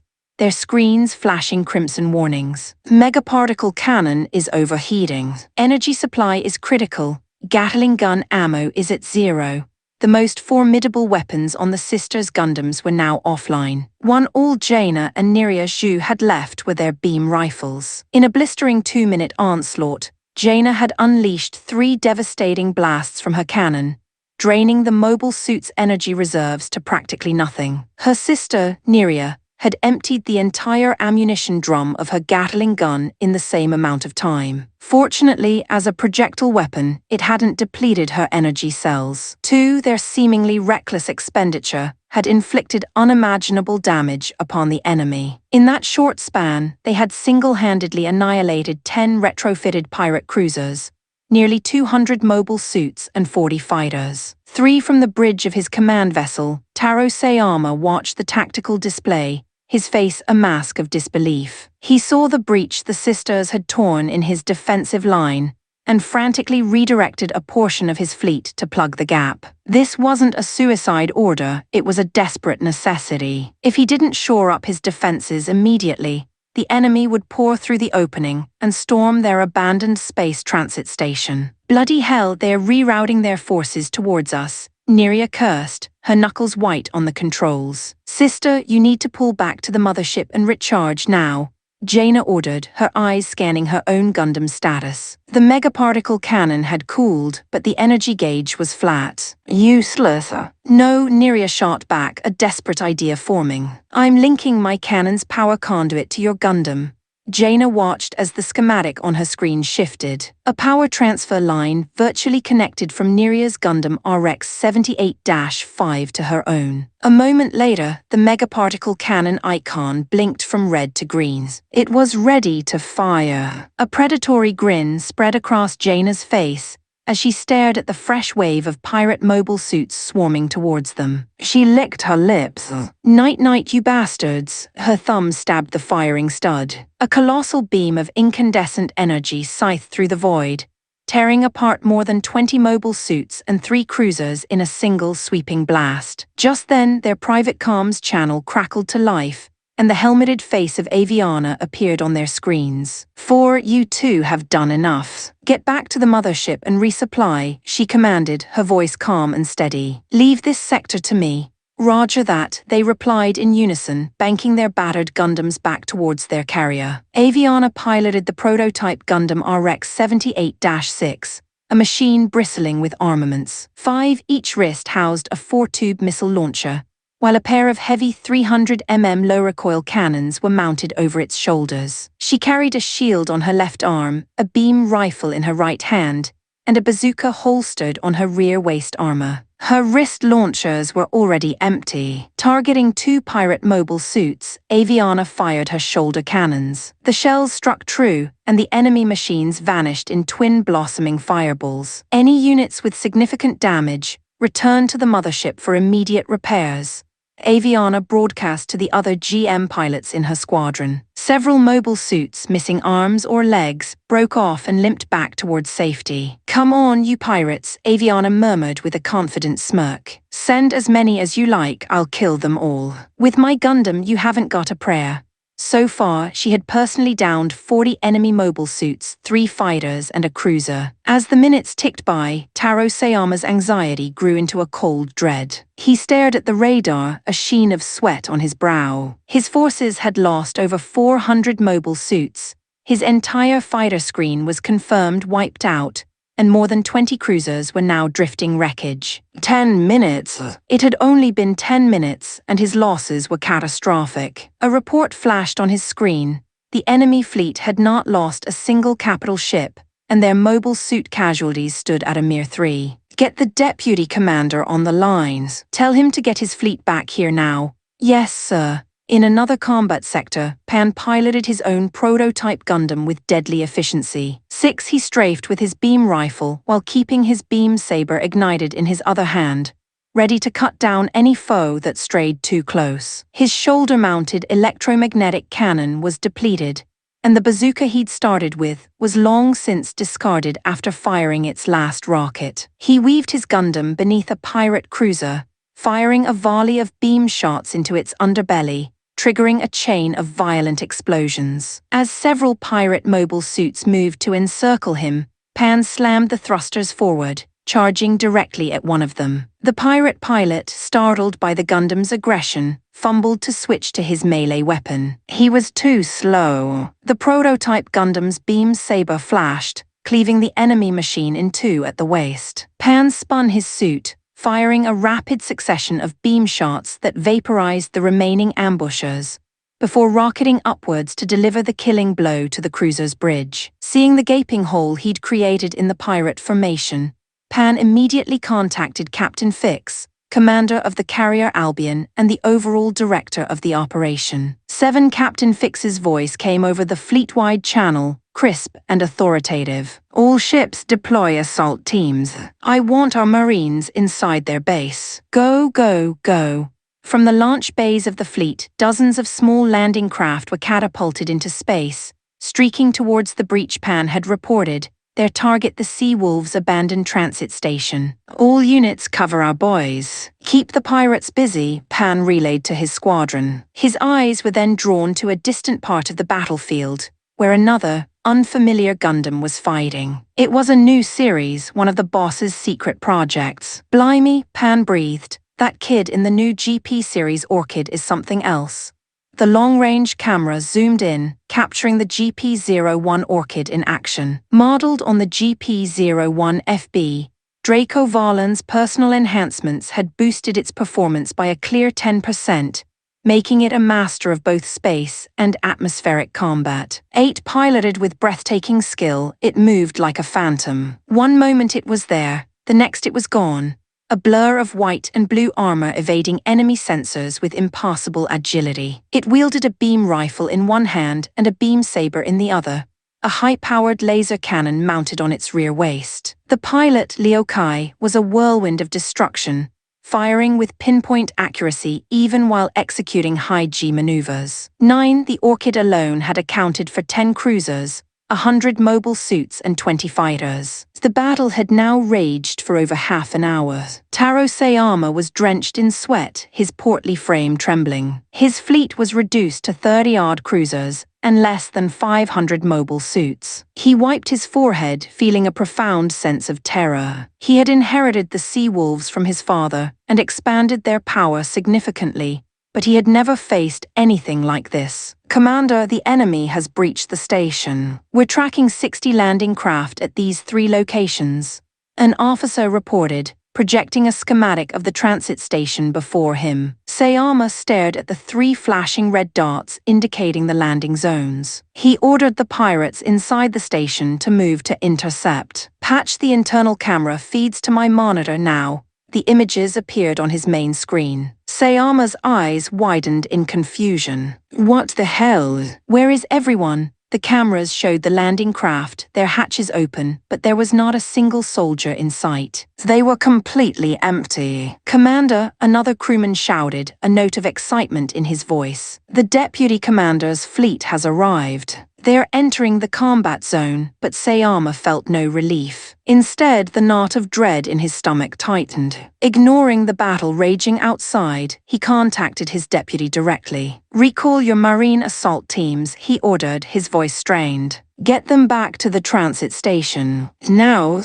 He didn't understand what was happening inside his base, but a deep, primal instinct told him that the fight for survival was no longer in the void of space, but in the silent, empty corridors of his own fortress. Chapter 12, Taro Sayama and the Shadow syndicate. In the relative quiet of the mobile suit hangar, Jaina and Niryuju leaned against a gantry, sipping from electrolyte drinks while mopping sweat from their brows with towels. Sight Start Jaina had expertly coiled her long hair into a bun, while her younger sister Nerea's was tied back in a simple, practical ponytail. Sight 2. Their 2 Gundams stood in adjacent bays, umbilical cables snaking from their frames as technicians swarmed over them, replenishing energy and ammunition. Sight Start nearby stood 2 other titans of war, Draco Varlan's own RX-78-7 full-armor Gundam and the formidable machine assigned to Leo Kai, the FA-78 full-armor Gundam, codenamed Thunderbolt. Sight 2. Sight Start from his cockpit, Draco watched the unfolding battle on his panoramic monitor, arms folded in quiet contemplation. Sight 2. Sight Start below, Leo Kai leaned impatiently against a railing, his entire posture radiating a desperate eagerness to join the fight. Sight 2. Draco noted the arrival of enemy reinforcements, over 20 cruisers, nearly 500 mobile suits and 80 fighters. They had practically replaced their initial losses in a single stroke. "Our boarding party needs to secure that station, and fast," he muttered to himself. The hiss of hydraulics announced the arrival of the RX-78-6 as it docked in the hangar. Sight Start. The cockpit popped open and Aviana emerged, pulling off her helmet to reveal short, shoulder-length blue hair damp with sweat. Sight 2. A crewman handed her a drink and a towel. She was clearly drained and needed to rest. With 3 of their Gundams now out of commission for resupply, the pressure on the pilots still in the thick of it intensified. A moment later, a new directive came from the bridge. "Lieutenant Leo Kai, you are cleared for launch."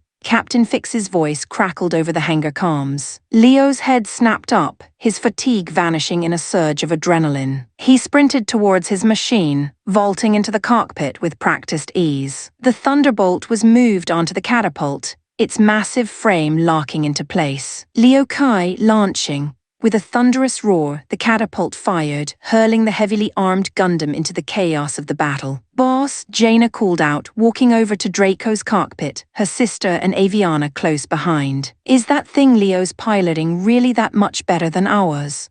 Draco's monitor retracted, and he looked down at the 3 ace pilots. Their eyes shone, not with romantic affection, but with the pure, unadulterated admiration of warriors eager for knowledge. "In a word, yes," Draco confirmed. "It's in another leg entirely. My own Gundam, without its full armor package, would be completely outgunned by the Thunderbolts. Right now, that one machine is taking the place of all 3 of yours on the front line. As long as he doesn't cock it up, our advantage will hold." "Then why are you developing the new GP series?" Aviana asked, ever the pragmatist. "Sight Start, the GP-01 Orchid you've built. Its firepower doesn't seem any better than our prototype models. I don't understand its purpose." Sight 2, because the Orchid wasn't designed for overwhelming firepower, Draco explained. Its entire design is focused on 2 things, mobility and agility. In that regard, none of the prototype Gundam models can even begin to compare to it. So, the future GP series models, they'll each be designed to excel in one specific performance area. Neria ventured, her intuition hitting the mark. A faint smile touched Draco's lips. You've guessed it perfectly. Asterisk, asterisk, asterisk, my god, the speed, the power, the sheer bloody firepower. Leo Kai was ecstatic, a euphoric grin plastered across his face. His hands danced over the controls, fingers jabbing at firing studs as he piloted the Thunderbolt with ferocious glee, scything through the pirate ranks. He unleashed a missile from the six-tube launcher on its left shoulder. Mid-flight, the missile burst open, deploying a swarm of smaller micro-missiles that shot off in every direction, overwhelming the point defenses of dozens of pirate mobile suits and fighters. A moment later, the twin-barreled beam rifle on the Gundam's wrist spat a thick, crimson beam that lanced through several enemy machines in a single shot. Tilting the Gundam's torso, he took aim with the large particle cannon on its shoulder and obliterated a retrofitted cruiser with one devastating blast. On his command bridge, Taro Sayama watched in horror. The new Gundam had entered the fight less than 5 minutes ago and had already destroyed 5 of his cruisers, 80 mobile suits and 30 fighters. Then came the report that sent a chill down his spine. Several unexplained explosions had rocked the interior of the transit station, yet his internal security teams could find no trace of the enemy. No blast residue, no shrapnel. Nothing. Suddenly, a priority video call flashed on his command console. It was the head of surveillance. Commander, you need to see this. This is the log from the internal CCTV. Sayama watched the recorded footage. It showed a corridor where a patrol of his men was walking. Abruptly, one of them began to convulse violently. As he fell, his body didn't hit the floor. It stopped, suspended in midair, tilted at a bizarre 45-degree angle, and was then dragged silently out of frame by an unseen force. The second clip showed another patrolman in a different sector. His head suddenly and unnaturally snapped around 180 degrees, with a sickening crack audible on the recording. As his body slumped, it was caught before it fully collapsed, and was also dragged away into the darkness by the same invisible power. In that instant, Sayama understood. The mercenaries hadn't just vanished. They were using some form of stealth technology. Get me thermal imagers, he roared at his men. Sweep every corridor, every room. Just then, he noticed one of the surveillance hubs on his map had gone dark. He tried to raise them on comms, but there was only static. They were gone. He immediately dispatched several squads to investigate. A low vibration came from his pocket. It was his private, encrypted mobile. Excusing himself from the bridge, he found an empty alcove and answered the call. Mr. Sayama, a smooth, synthetic voice purred. I hear you're in a spot of bother. Don't play games with me, Sayama snarled. This is your doing, isn't it? You set me up, you misunderstand, Mr. Sayama. The mercenary group attacking you has no connection to us whatsoever. Ha, Sayama scoffed, unconvinced. Believe what you will, the voice continued, unperturbed. But we are sincere in our desire to partner with you. Surely you remember our initial gesture of goodwill. Sayama's eyes narrowed. He remembered all too well. 2 years ago, this shadowy syndicate had approached him, offering a deal. They provided him with advanced mobile suits, and in return, they took a 10% cut of the loot. At first, the arrangement was profitable, but as they supplied him with even better technology, their demands grew. First to 20%, then 30%. And finally, they demanded a 60-40 split. He could stomach that when he used their machines for a raid.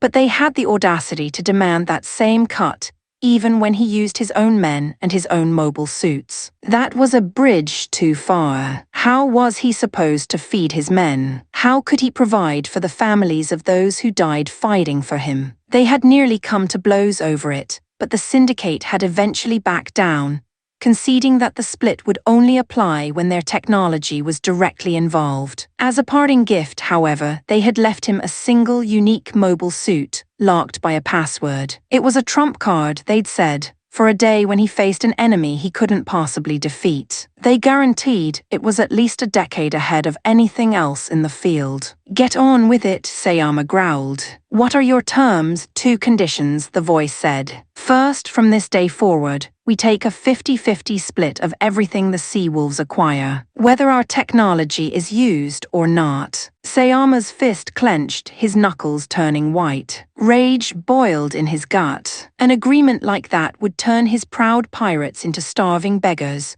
barely able to sustain themselves. He took a deep breath, forcing the anger down. "And the second condition, you will capture one of the enemy's Gundam mobile suits for us." "So, you're interested in this Gundam?" Sayama sneered, seeing his chance to land a blow. "Does that mean it's more advanced than your own precious technology? You want me to risk my neck to steal it so you can pick it apart? You're just trying to get something for nothing." "We are not," the voice replied, its tone dangerously smooth. "But we can't deny that the technology is impressive. If we were to acquire it, imagine the machines we could build. Imagine the machines we could supply to you. Your men would pilot the strongest mobile suits in the sector. You could plunder anything you wished. This is mutually beneficial, Mr. Sayama." "I need time to think," Sayama said, and before the voice could reply, he ended the call and stormed back towards the command bridge, the weight of an impossible choice pressing down on him. Chapter 13, Accepting the Terms. For God's sake, Lieutenant Kai is flying like a man possessed. Has he gone completely mental? There's no keeping pace with the madman. A chorus of complaints echoed across the comms channel from the GM pilots. They could only watch as Lieutenant Leo Kai, seemingly lost in the thrill of battle, flew far ahead of his support wing. His Gundam Thunderbolt, having already expended its entire missile payload, was now a whirlwind of destruction, its shoulder-mounted particle cannon vaporizing pirate cruisers, while its wrist-mounted beam guns swatted mobile suits from the sky. The mere sight of the Thunderbolt was enough to break the pirates' morale. Pilots who saw it coming turned and fled like rats from a sinking ship. "What are you doing, you cowards? Attack him!" "Running is usual." The pirate officer's frantic rally cry was cut short by a piercing shriek of static as a single beam from the Thunderbolt cored his mobile suit. The fleeing pirates were mercilessly picked off by the pursuing GMs. The Tianyi mercenary group had a clear advantage, but the battle of attrition was taking its toll. Nearly half of their GMs were already back in the mothership hangar,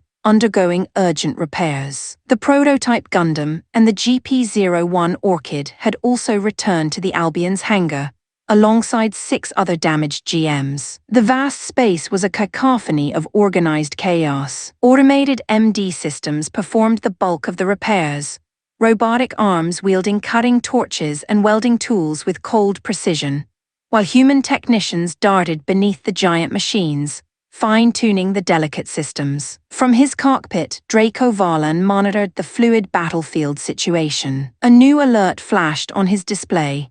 Another pirate relief force had just warped in, positioning itself dangerously close to the fleet's port flank. "Captain Fix, a second enemy fleet has arrived. I'm launching with the heavy armor pack to intercept." "That's too risky to handle alone, Draco," the captain's voice shot back. "Just reroute the RX-78-6 and any combat-ready GMs to support me. Keep the main force engaged on the primary battlefield." With the command given, the hangar crew scrambled to attach the immense heavy equipment pack to Draco's RX-78-7 Gundam. Moments later, the fully armored behemoth launched, followed closely by Aviana in her Gundam and 10 GMs. If our intelligence is correct, Draco thought, this should be the last of the Sea Wolves' forces.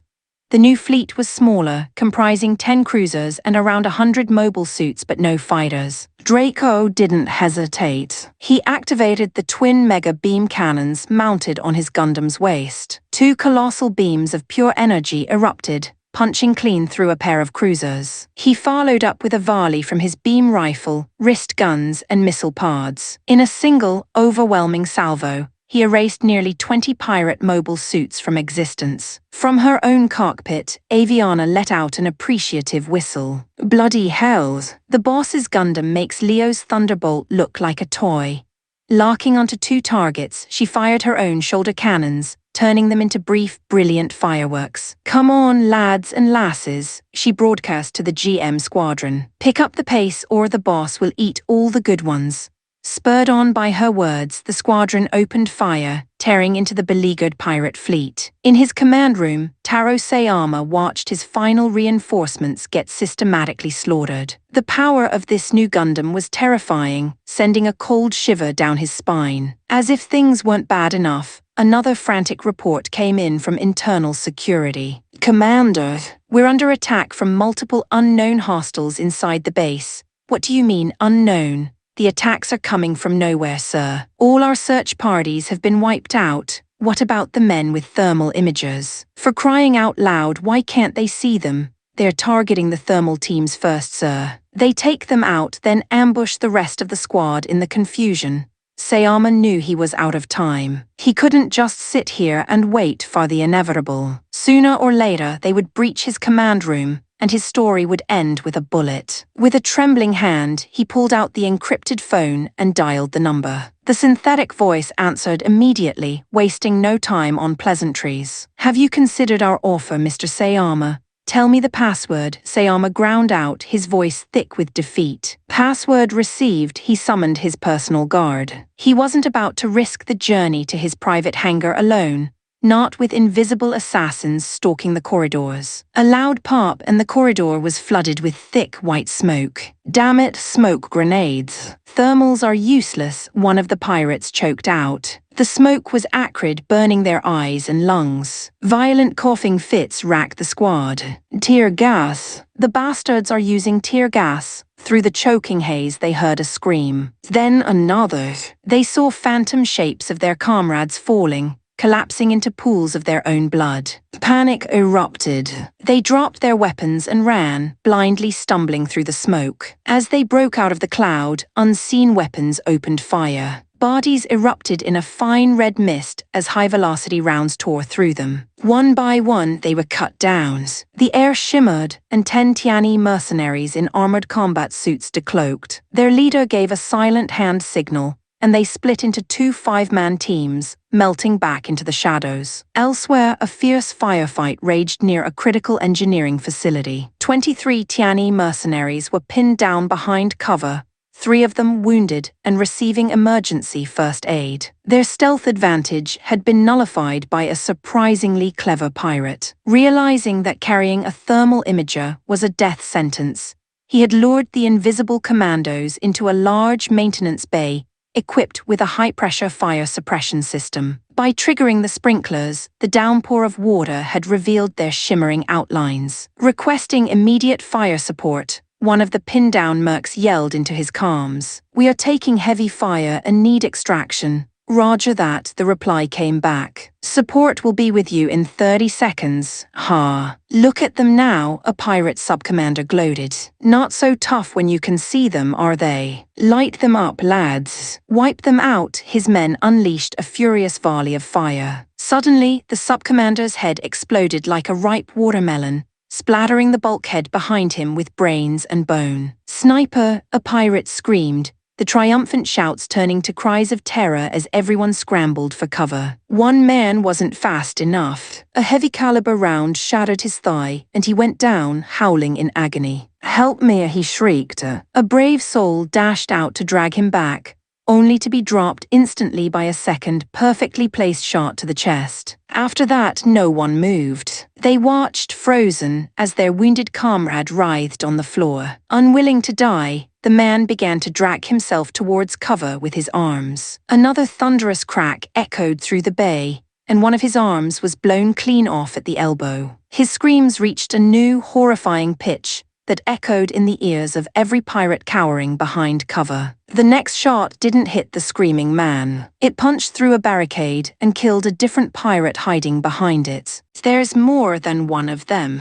Run!" The remaining pirates broke and fled towards a more fortified room. Several were shot in the back as they ran, but their comrades didn't dare stop to help. The dozen or so survivors piled into the enclosed room, slamming the door shut. Before they could even catch their breath, the walls around them erupted inwards. Breaching charges blew massive, gaping holes in the structure. Tiani mercenaries poured through the openings from all sides, their rifles spitting fire, cutting down the terrified pirates in a clinical, merciless slaughter. One of the mercs, now visible, stood over the blood-soaked bodies. "You stupid sods," he said with contempt, his voice amplified by his helmet. "Did you really think hiding in here would save you? We can see right through the walls. Our helmet visors have you painted clear as day."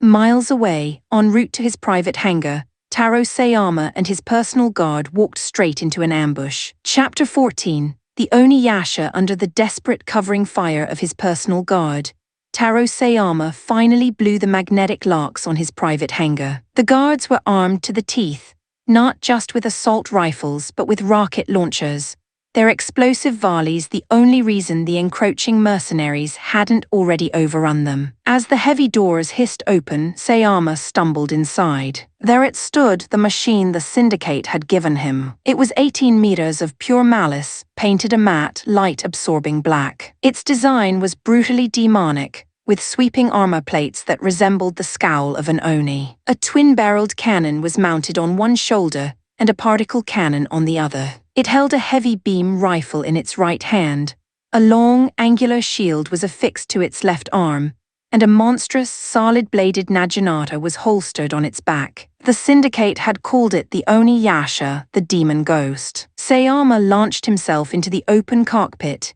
his fingers flying across the keypad as he punched in the password. Deep within the machine's horned head, a pair of round, bead-like optical sensors flared to life, glowing with a menacing crimson light. The Oniyasha was active. With practiced motions, Sayama calibrated the control scheme to his own combat style. "Before I took over this rabble from the old man, I was a special forces pilot in the regular army," he snarled to himself, the roar of the machine's awakening reactor a comforting growl. "Even after all these years, I've never stopped flying, never stopped fighting. Let's see if this bloody monster is as good as you lot claimed it was." At that moment, a shaped charge detonated against the hangar doors, blasting a gaping molten hole in the bulkhead. Mercenaries began pouring through the breach. His personal guard was finished, but it was too late. The hangar's launch ceiling had already retracted, and the Oniyasha was on the catapult. Sayama slammed the thrusters to full, and the machine was hurled violently into the void. "Command, this is Assault Team Gamma. The pirates have launched a new mobile suit. It's not in any of our databases." The report reached Captain Fix, who immediately broadcast a fleet-wide alert warning all pilots of the unknown hostile. Unidentified pirate mobile suits spotted. Engaging now, several GM units opened fire on the Oniyasha. With a grace that belied its demonic frame, the black machine jinked and weaved, the incoming beam fire streaking harmlessly past its armor. Sayama's hands were a blur on the controls, his years of experience coming to the fore. In a single fluid motion, he dodged a volley and returned fire, his rifle spitting a blast that vaporized one of the GMs. He repeated the motion, destroying several more in quick succession. "This thing's too bloody strong. We can't take it head-on. Call for Gundam support now." The remaining GMs broke off, giving the Oniyasha a wide berth. "Oh, having fun slaughtering my men, were you?" Sayama roared over an open channel. "Now that I've shown up, you think you can just run away? Not a bloody chance." He pushed the Oniyasha into a devastating charge, swapping the beam rifle for the massive naginata. He brought the blade down in a brutal arc towards a fleeing GM. The pilot reacted just in time, raising his beam saber to block. For a moment, the two weapons held, the ethereal energy of the saber sizzling against the molecularly hardened alloy of the polearm. But the GM's power output was no match for the Oniyasha's. With a shriek of protesting metal, the GM's arm overloaded and blew apart. The naginata sliced through unimpeded, cleaving the mobile suit in two. The two halves drifted apart before erupting in a silent, brilliant explosion. The Oniyasha's savage debut sent a jolt of adrenaline through the beleaguered pirate forces. Their morale, which had hit rock bottom, suddenly surged. Sayama grinned.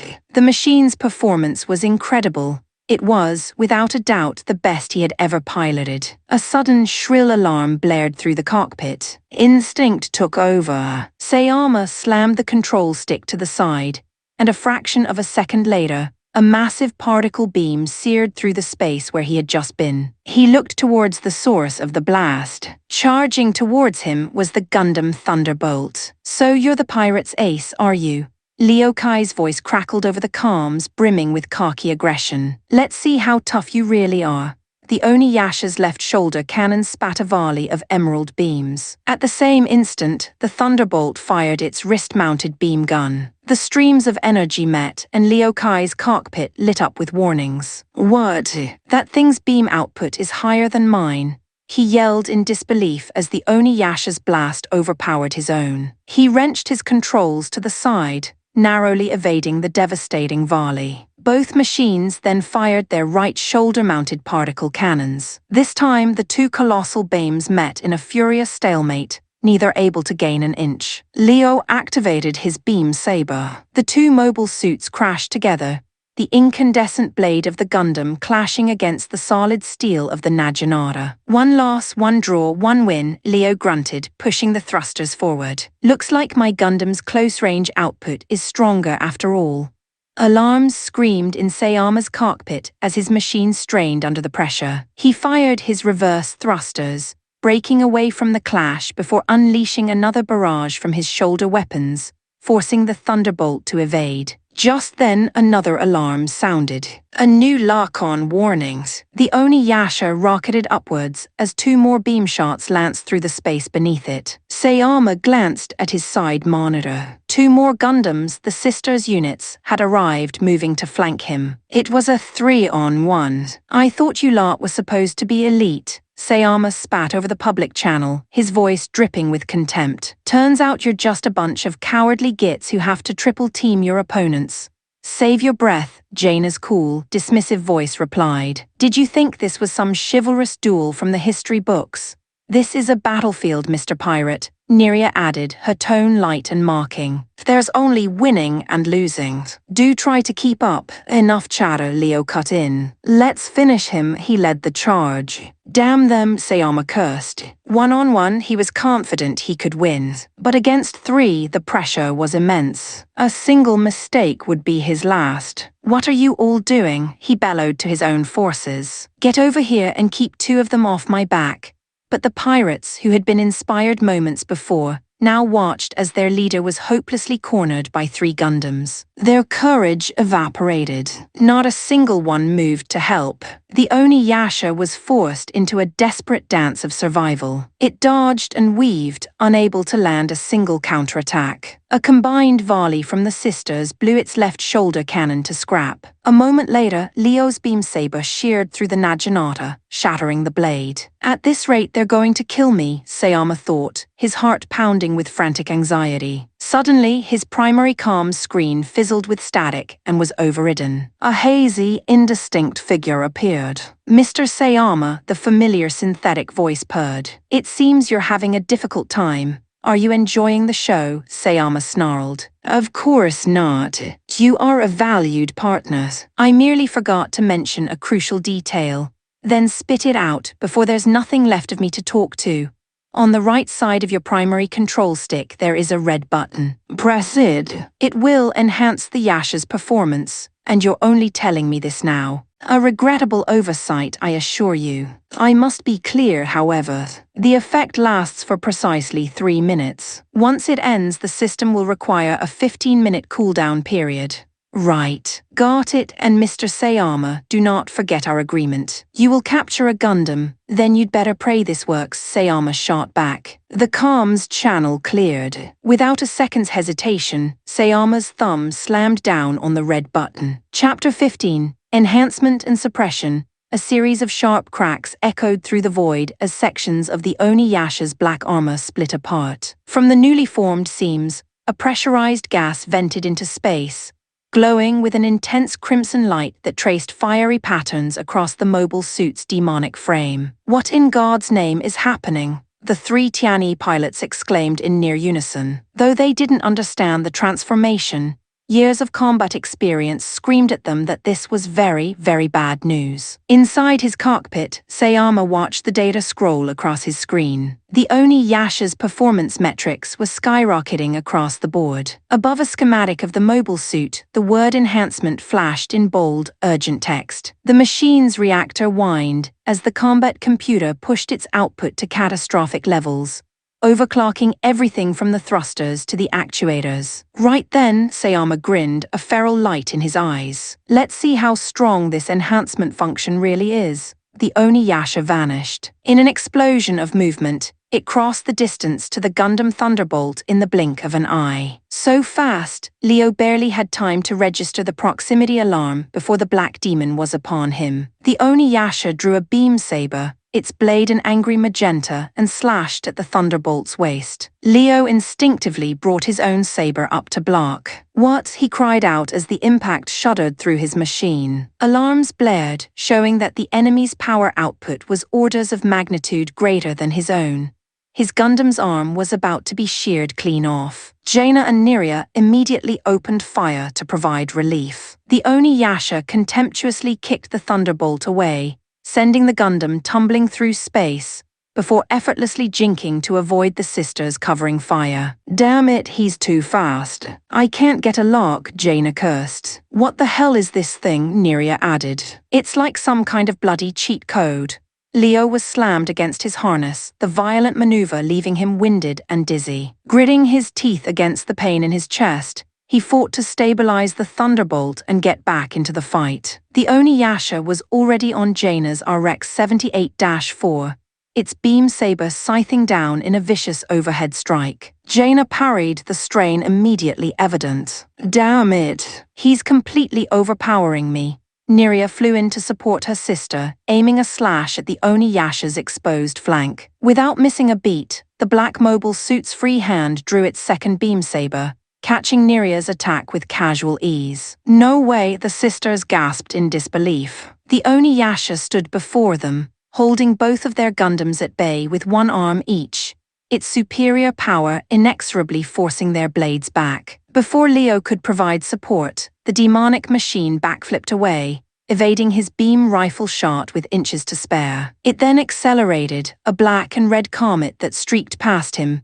instantly appearing behind the Thunderbolt. "Die!" Sayama roared. He slashed with both sabers in a deadly X pattern aimed at the Gundam's backpack. He was saved only by the Thunderbolt's subarm-mounted shields, which automatically deployed to intercept the blow. They blocked the sabers for a fraction of a second, just long enough for Leo to escape, before they were sliced clean in two. He jettisoned the useless wreckage as the sisters finally caught up. "Its speed and agility are just insane," Jaina breathed. "How can a bunch of jumped-up pirates have a machine this advanced?" Neria wondered aloud. "Here it comes," Leo warned, his voice grim. The three of them braced, knowing they couldn't afford a single mistake. The Oniyasha moved like a blood-red meteor, changing direction with impossible speed, pressing the attack on all three Gundams at once. They were utterly suppressed, unable to support one another. A searing beam took off the RX 78-4 left leg. Another slash severed the right arm of the RX 78-5. The Thunderbolt was stripped of its external weapon pods,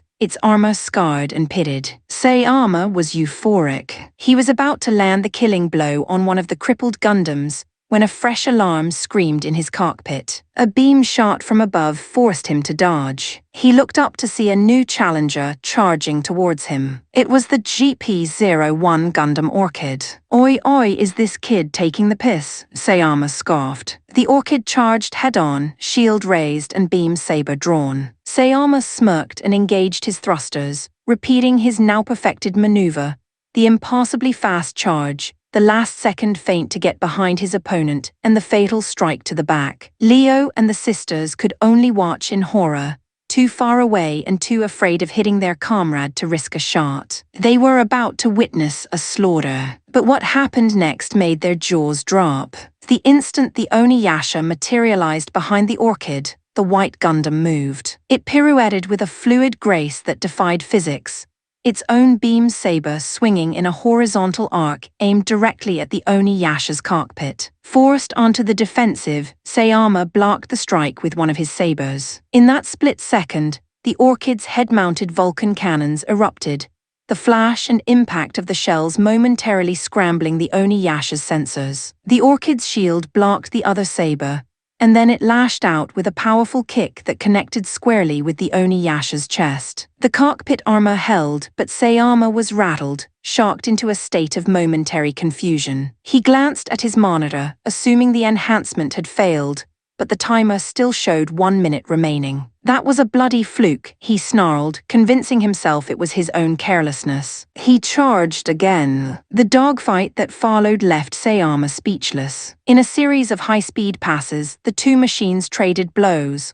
a whirlwind of black and white, but neither could land a decisive hit. A cold sweat beaded on Sayama's brow. The dread in his gut grew with every passing second. If this was the Orchid's pilot on a level playing field, he couldn't begin to imagine how ugly his death would be once the enhancement ran out. Suddenly, the Orchid broke off the engagement and boosted away. Sayama was confused, but only for a moment. A blinding light flooded his monitor, and the shrillest alarm yet screamed through his cockpit. He was locked on, and there was no time to escape. His only option was to fire the Oniyasha's last remaining weapon, the right shoulder particle cannon. The two colossal beams collided. Sayama's alarms immediately told him what he already knew. His cannon was being overpowered. The incoming beam was tearing through his own like it was tissue paper. He wrenched the controls, pulling the Oniyasha desperately to the side. The beam scraped past,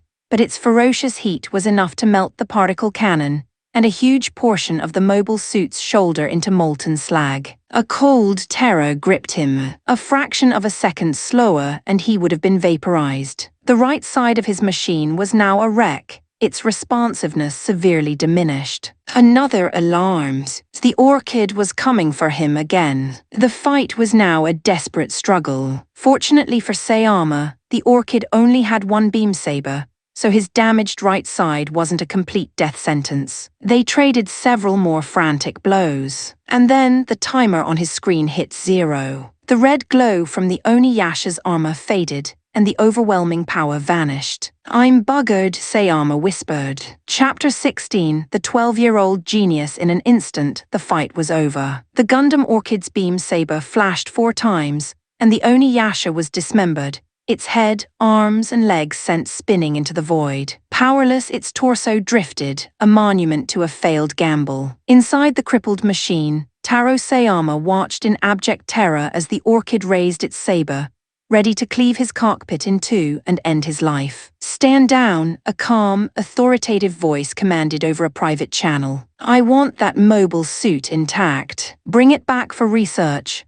The beam saber stopped, its tip mere inches from the Oniyasha's chest. Sayama collapsed into his pilot's seat, a ragged, shuddering gasp escaping his lips as he tried to process the fact that he was still alive. He raised his hands, staring at their uncontrollable shaking. He had survived, but the agony of such a complete and utter defeat was a wound far deeper than any physical injury. From the captured space transit station, a series of signal flares erupted, painting the void in Tiani colors. A moment later, a broadcast emanated from the station's command center. The Tiani mercenary group was in full control. Captain Fix's voice followed, transmitted across all channels. "The leader of the Sea Wolf pirates, Taro Sayama, is in our custody. All remaining pirate forces are ordered to disarm and surrender immediately. Surrender and you will live. Resist and you will die." There was no further resistance. Across the battlefield, the pirates powered down their weapons and surrendered to the inevitable. All of them, with the exception of Sayama, were marshaled onto their own retrofitted cruisers,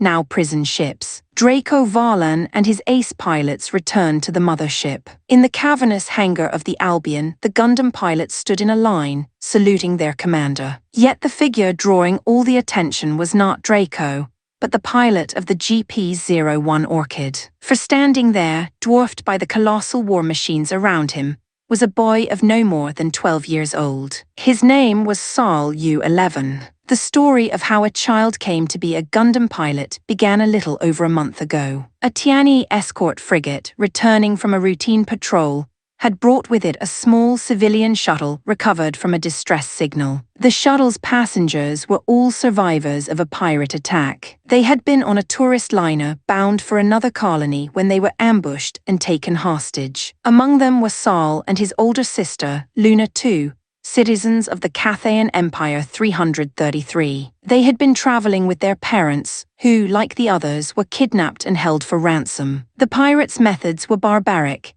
If no money was paid, the hostages were sold to organ traffickers or slavers. During their captivity, Saul, his family, and a few others had managed to overpower a guard and make a desperate bid for freedom. They were quickly discovered. In the ensuing chaos, many were killed or recaptured. Saul and Luna's parents sacrificed their own lives, creating a diversion that allowed their children to reach the shuttle and escape. It was their distress call that the Tianyi frigate had answered. The standard procedure was to contact the survivors' home nations for repatriation. But Saul, his eyes burning with a grief-stricken fire, begged the mercenaries to destroy the pirates who had murdered his parents. As a private military company, Tianyi had no interest in unpaid charity work, and the pleas of a traumatized child were summarily dismissed. Undeterred, Saul took matters into his own hands. He slipped away and found his way to the R&D hangar, where the newly developed GP-01 Orchid was undergoing final checks. In an act of pure desperation, he climbed into the cockpit,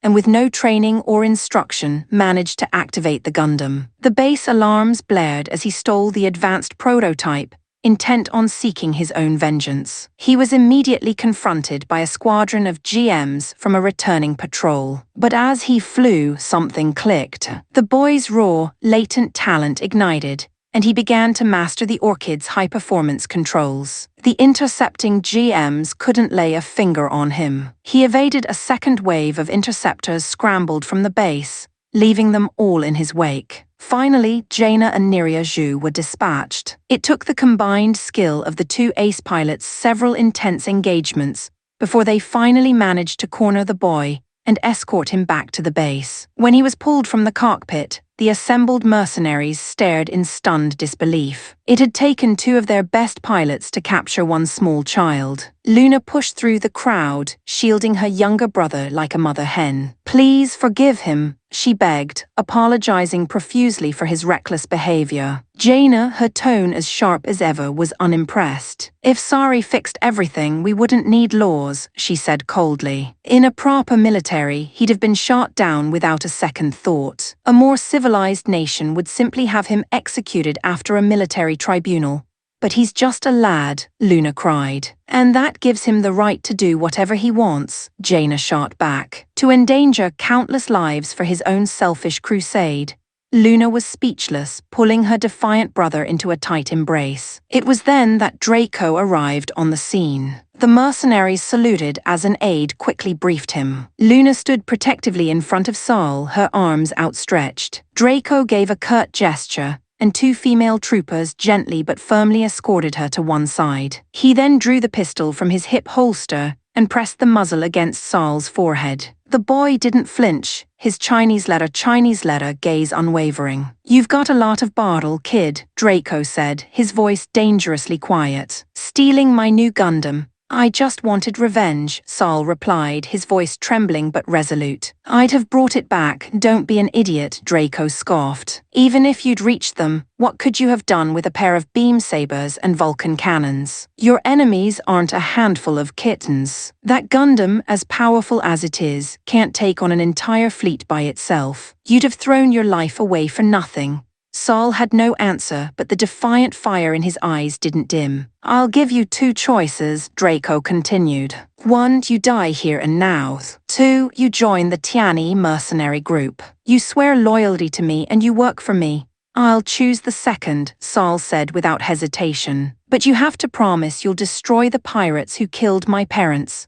"You're in no position to be making demands," Draco said, a flicker of something unreadable in his eyes. "But very well, I'll accept your condition, on the provision that you serve me well. If your performance is satisfactory, I will grant your request. Do we have a deal?" "Deal." Draco holstered his pistol. "Commander-in-Chief," he called out to Jaren Lee IV, who was standing nearby. "Sir, arrange for the best instructors to train this boy." "Yes, sir." As Draco turned to leave, Luna protested. "You can't force a child to be a soldier." Draco stopped and turned back to her, his expression cold. "Letting him join is how he atones for his crime. The alternative was a bullet. Or, if you prefer, I can let you make the choice for him. His life or his death. Decide." Luna stared, horrified and unable to speak. "You also have two choices," Draco told her. "We can send you back to the Cathayan Empire. Or you can stay and work.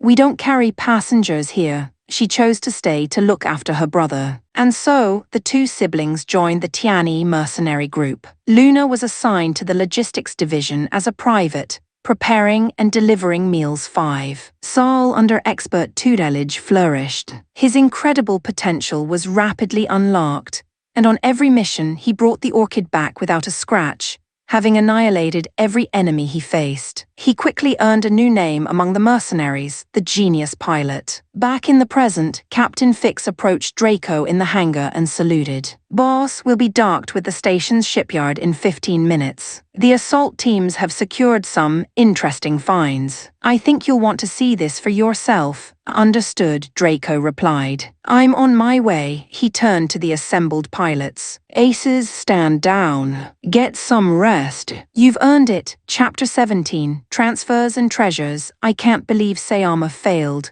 What's utterly galling is that he lost the Oniyasha, one of the most advanced mobile suits our organization has ever produced, and he just threw it away. This only proves one thing. The technology in those Gundam units is superior. We must acquire it, and it's not just the Gundams. There are other assets we need to get our hands on. The meeting room was cloaked in shadow, the only light emanating from a large circular table at its center. Around it sat the syndicate's leadership, some in person, others as shimmering holographic projections. "Minister Gullers, what else does this mercenary group possess?" "Gentlemen, please observe." Several large video projections bloomed into life above the table, showing footage of Tiani mercenaries in action. One clip depicted a soldier in their unique armored combat suit, taking a direct hit from a pirate's rocket launcher. "He didn't even flinch." Gasps of astonishment rippled through the room. This footage and others like it were recovered by my teams after we hacked the Sea Wolves' internal servers. Gullers explained, his voice a dry monotone. "As you can see, their personal armor is astonishingly resilient. It's impervious to standard rifle fire and, unbelievably, even to anti-armor munitions. But that's not all." The video switched to another scene, showing mercenaries engaging in a firefight before several of them simply vanished. "Their suits are equipped with a flawless active camouflage system," Gullers continued, bringing up a thermal recording of the same scene. The invisible soldiers were now visible as ghostly heat signatures. Most nations have developed stealth suits, but they all have flaws. A visual shimmer during rapid movement, traceable pheromone emissions. These suits have no such weaknesses.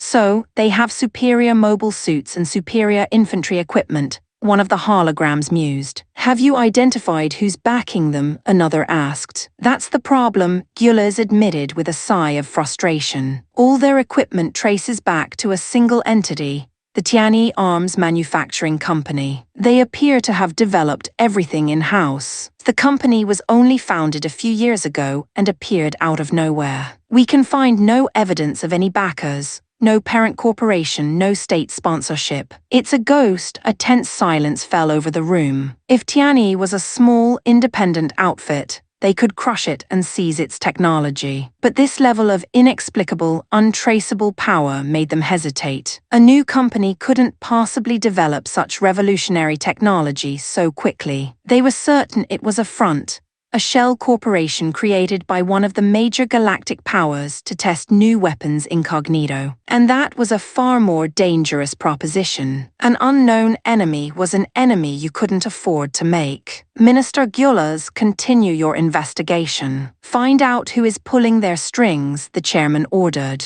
This meeting is adjourned. Draco Valan walked through the cavernous holds of the captured space station, inspecting the spoils of his victory. Countless cargo containers were stacked to the ceiling, filled with a vast array of energy sources and raw materials, much of it military grade. Among the haul were nearly 100 tons of Blackstone energy crystals, and more importantly, several tons of the far rarer and more potent Whitestone. Ton for ton, Whitestone was 10 times more powerful and 10 times more valuable. Captain Fix approached, holding out a data slate. Boss, we've finished the preliminary audit of Sayama's finances. Draco took the slate. As he read, his eyebrows climbed higher and higher. Good God, this pirate was richer than I am. A whole network of shell corporations for laundering money. Nearly 100 billion in clean assets. He's got accounts in universal currency, plus the currencies of all three of the big Earth powers. 10 billion here, 10 billion there, and legitimate businesses too. Food production, restaurants, entertainment complexes, a mining company, all bought with stolen cash. What are your orders for these assets, sir?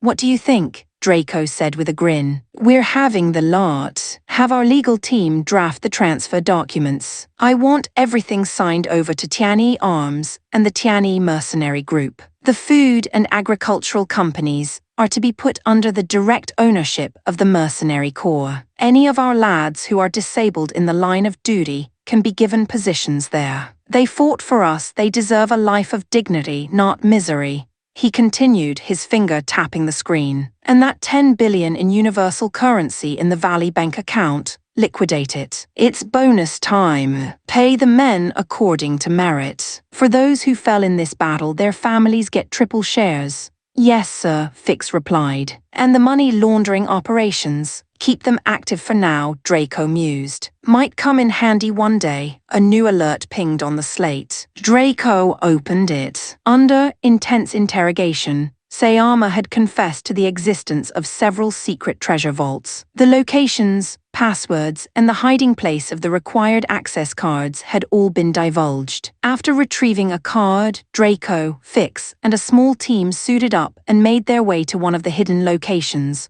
right there in a derelict sector of the transit station. After swiping the card and inputting a lengthy password, a section of the wall retracted, revealing a massive vault door. I'm surprised he'd hide his treasure right under the noses of his own men, Fix remarked as the door hissed open. As the old saying goes, Colonel, the most dangerous place is the safest place, Draco replied. This station used to be a major shipping hub. These old, forgotten sectors have been in disrepair for decades. No one would ever think to look here. Sayama's inner circle secretly repaired this section and turned it into their own private bank.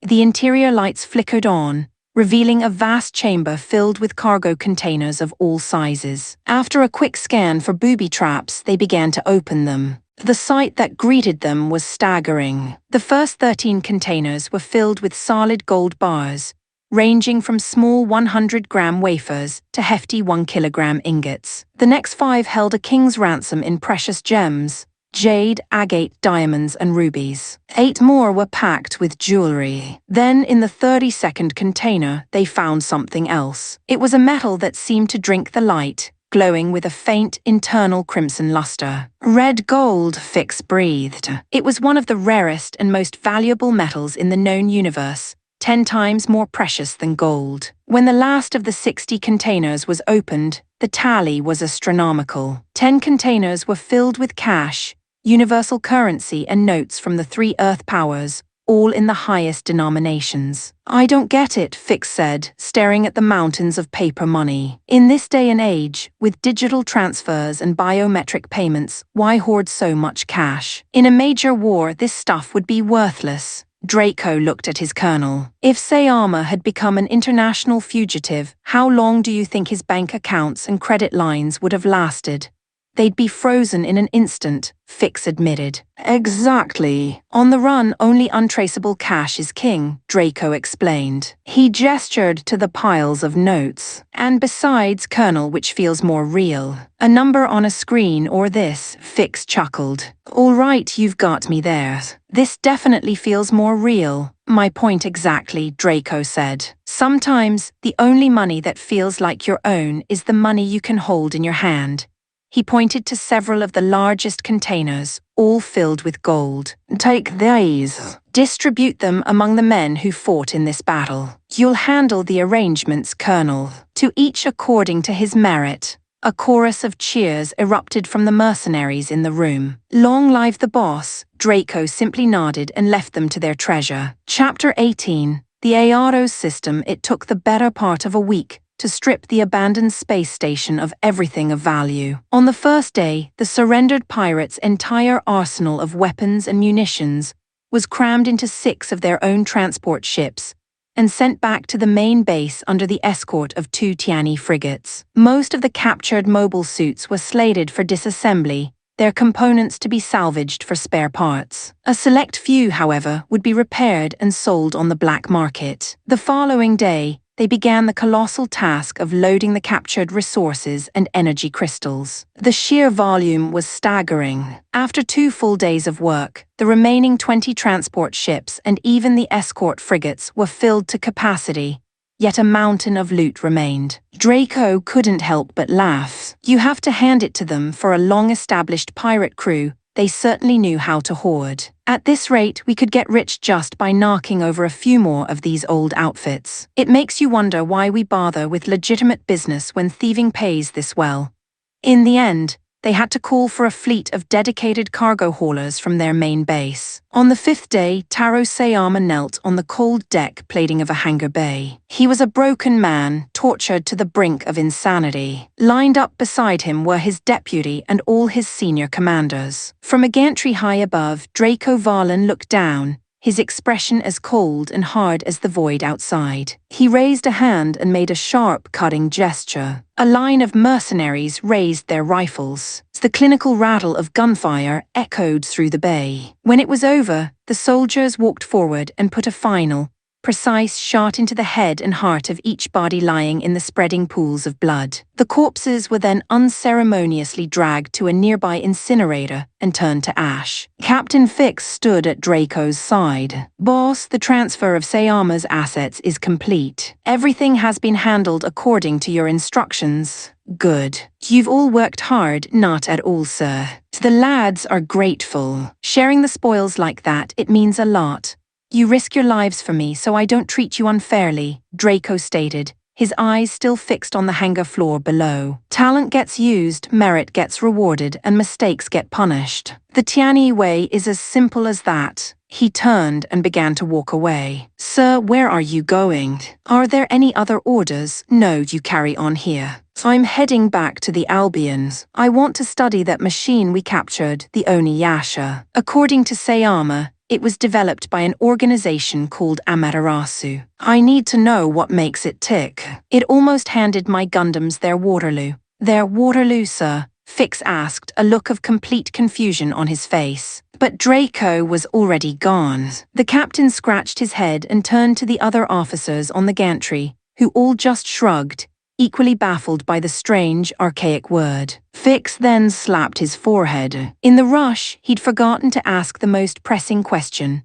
What the hell were they supposed to do with the hundreds of surrendered pirate prisoners currently locked up in their ships? In the Albion's main hangar, the Oniyasha had been completely dismantled. Its components were suspended by heavy-duty mechanical arms, its inner workings laid bare for analysis. Draco was met by Arbis, the grizzled head of maintenance. Boss, we finished the disassembly yesterday. This is our preliminary report. Draco took the offered data slate. Their operating system is advanced, he noted, impressed. There's still a gap though, Arbis said excitedly. Their OS has to be manually calibrated for every single pilot. It's nothing compared to the new system you developed. With yours, a pilot just has to run one simulation, and the OS designs a perfect performance profile for them on the spot. They save it to their personal data chip slotted into the cockpit, and they're good to go. The system even updates automatically as their skills improve. It makes our pilots twice as effective. Arbus was practically beaming, his admiration for his young boss palpable. The truth was, the revolutionary OS was another piece of knowledge Draco had brought with him from his old life, an idea plucked from the pages of science fiction. After arriving in this new reality, he had meticulously studied its software, reverse-engineered every Gundam operating system he could find, and then rebuilt them from the ground up to create his own masterpiece. "I call it Ayado's," Draco said, a hint of pride in his voice. "The automated arrangement operating system. The result of many years of research." Arbus gave him a sincere thumbs up. Ayado's had only been rolled out a month ago, but the pilot's reviews were ecstatic. It was, of course, a proprietary technology. The GM's Tianyi sold to its clients still ran the old standard software. Draco would never sell Ayado's no matter how much money was offered. He walked around the dissected mobile suit, studying the exposed hardware. "The core technology here is on par with the Gundams." "It is, sir," Arbus agreed. "But their armor is inferior. The quality isn't a patch on our Gundanium alloy, and it's horribly inefficient. For the same volume, their armor is about 20% heavier. The total mass of this machine is over 90 tons. Weight is irrelevant in a vacuum, but mass is not," Draco mused. "I'm curious what kind of power plant it's using. To have an output that can match a Gundam, and even suppress one in its enhanced state, is no small feat." "We're working on the torso section now, sir," Arbus said. Just then a technician hurried over, holding a small palm-sized device. "Boss Chief, we found this lodged deep in the main chassis." Draco took the device and examined it. "A tracking beacon," he said, a grim smile on his face. "It seems our friends at Amaterasu didn't entirely trust their pirate lackeys." "What should we do with it, sir?" Arbus asked. "See if you can reverse the signal. Try and track them back to their source." "We'll give it a shot, boss, but no promises." "Just try," Draco said. "If it's a dead end, destroy it." As Arbus took the beacon, a shout came from the other side of the hangar. "Hey, everyone, get over here. You need to see this. We've found the most incredible power source I've ever seen." Chapter 19, The Nuclear Fission Reactor, Bloody Hell, Arbus breathed, his voice filled with a mixture of horror and awe. "It's a nuclear reactor. I don't believe it. Someone actually managed to miniaturize a nuclear fission reactor." He pointed a trembling finger at the universal atomic hazard symbol etched onto the device's casing. In the current century, humanity had mastered nuclear fusion for civilian power, with massive stations supplying clean energy to entire colonies. But military applications were a different story. Warships and mobile suits still relied on a combination of fission reactors for capital ships, high-capacity electrical batteries, or outdated fossil fuels. The great powers were all still years, if not decades, away from perfecting a stable, combat-rated fusion reactor. Fission was a known, if brutish, technology. It provided the immense power required for a warship's long-term operations and energy-hungry beam cannons. But it was a devil's bargain. A breach was catastrophic, spewing lethal radiation for kilometers. The crews who worked in the reactor rooms of naval vessels did so in cumbersome, heavily leaded protective suits. And until now, the technology had been considered far too large and volatile to be installed in anything smaller than a cruiser. Yet here it was, a fission reactor compact enough to power a single mobile suit. "This Amaterasu organization, they are a serious outfit," Draco said, studying the intricate device. "The major world powers are still struggling with this, and these shadow players have already cracked it." Leo Kai and the other pilots had gathered around, drawn by the commotion. "So that's it," Leo said, a wave of understanding washing over him. "That's how it could boost its performance and just overwhelm us." It was running on a nuke. The frustration he'd felt about the battle finally evaporated. He hadn't been beaten by a better pilot, or even a fundamentally superior machine. He had been beaten by a raw, unrestrained surge of nuclear power. Boss, Aviana said, her eyes gleaming with tactical ambition. If we have this, we can reverse engineer it. We can build our own. Imagine our Gundams with this kind of power source. We could have our own overdrive mode, a proper cheat button. No, Draco said, his voice firm and absolute. The pilot's hopeful expressions faltered. If it were possible, I would. But this is nuclear fission. It's fundamentally unstable and far too dangerous. One stray shot, one reactor breach, and your cockpit becomes a radioactive tomb. I will not put my pilots in walking dirty bombs. The decision is final. A flicker of disappointment crossed their faces, but they knew he was right. The potential reward wasn't worth the horrifying risk. Don't look so down, Draco continued, a faint smile playing on his lips. Just because I'm rejecting fission doesn't mean this is a dead end. I'm going to study this reactor. I'm going to take their flawed, dangerous design and I'm going to perfect it. I'm going to turn it into a miniaturized nuclear fusion reactor. And once I succeed, every single Gundam in our arsenal will be upgraded.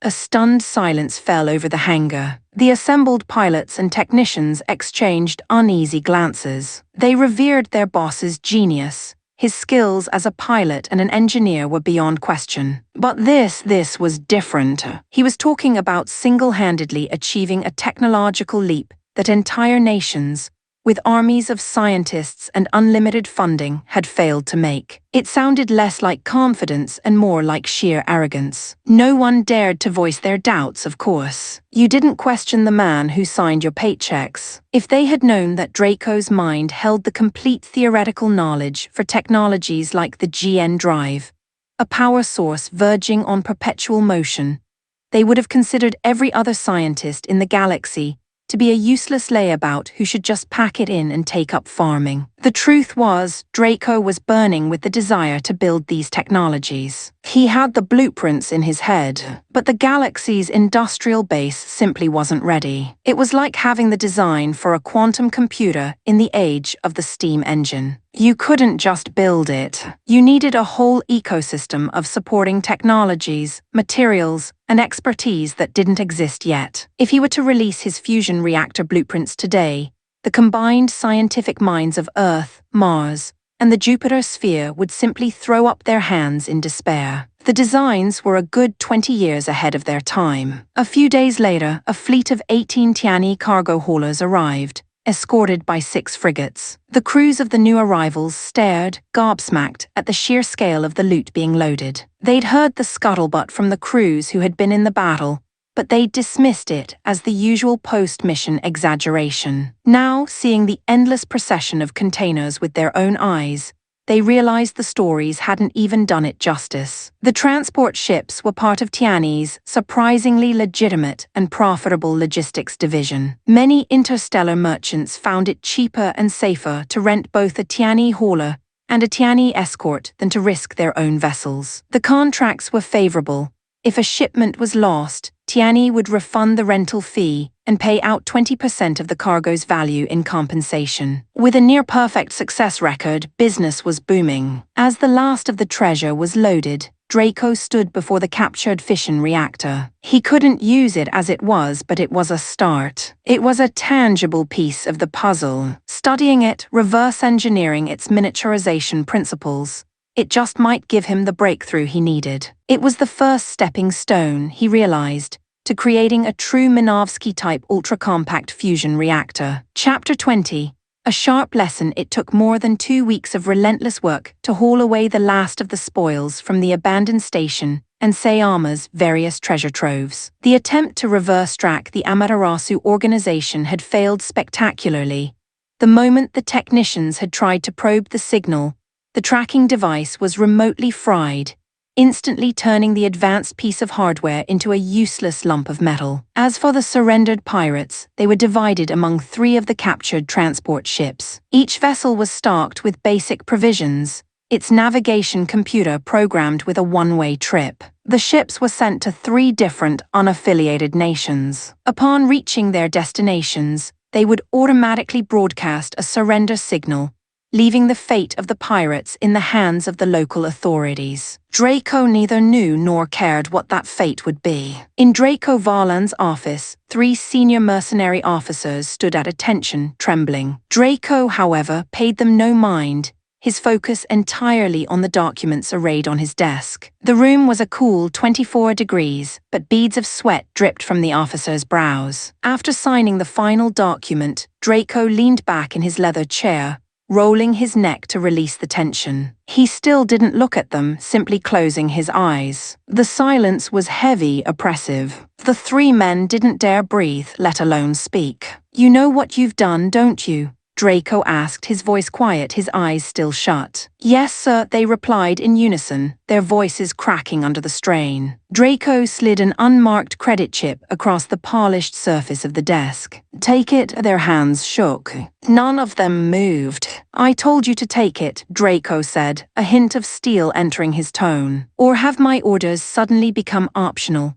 "No, sir." The officer in the middle shuffled forward and snatched the chip from the desk as if it were red hot. "If there is a next time, it won't be a warning," Draco said, finally opening his eyes and fixing them with a gaze that was as cold as the void. "You understand what will happen. Now get out." "Yes, sir," they chorused, saluting sharply before turning and practically fleeing the office. Once outside, they sagged against the corridor wall, wiping their brows and gasping for air, a wave of profound relief washing over them. They had been spared. "God, I never knew the boss could be so terrifying," one of them whispered. "He was watching our every move," another added, a shiver running down his spine. They looked at each other, the same naked fear reflected in their eyes, before scurrying back to their duties. Their crime had been simple greed. Tasked with securing one of Sayama's treasure caches, they had been overwhelmed by the sight of so much wealth. In secret, they conspired to embezzle a portion of it,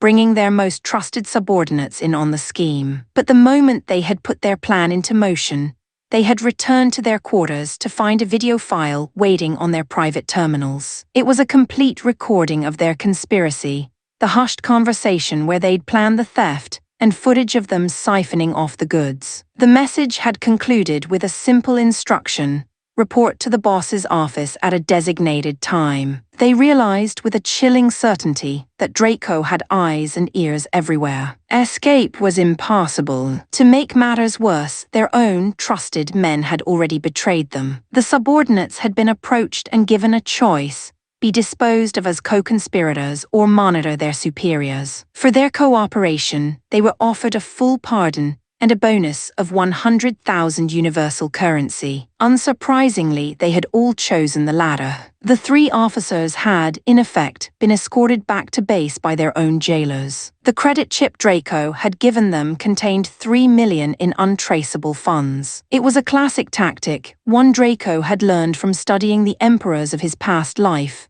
the carrot and the stick. A sharp slap to the face followed by a sweet. The message was unmistakable: "I see everything. This is your only warning. Now take this money and remember who you serve." Draco could have had them executed. He could have exposed them to the entire mercenary corps. But he needed unity, not dissension. More pragmatically, the 3 officers, for all their faults, were competent commanders, and Tianyi needed every skilled hand it could get. There was another, more subtle reason for his discretion. He had publicly ceded day-to-day operational command to Jaren Li, promising not to interfere unless Jaren's actions harmed the company. Exposing the officers would have forced Jaren's hand, making him feel like a failure for not catching the corruption himself. Worse, it would have revealed the extent of Draco's internal surveillance network, breeding a deep and corrosive distrust between them. It was a problem best handled quietly from the shadows. A few days later, Saskia, the president of Tianyi Arms Manufacturing,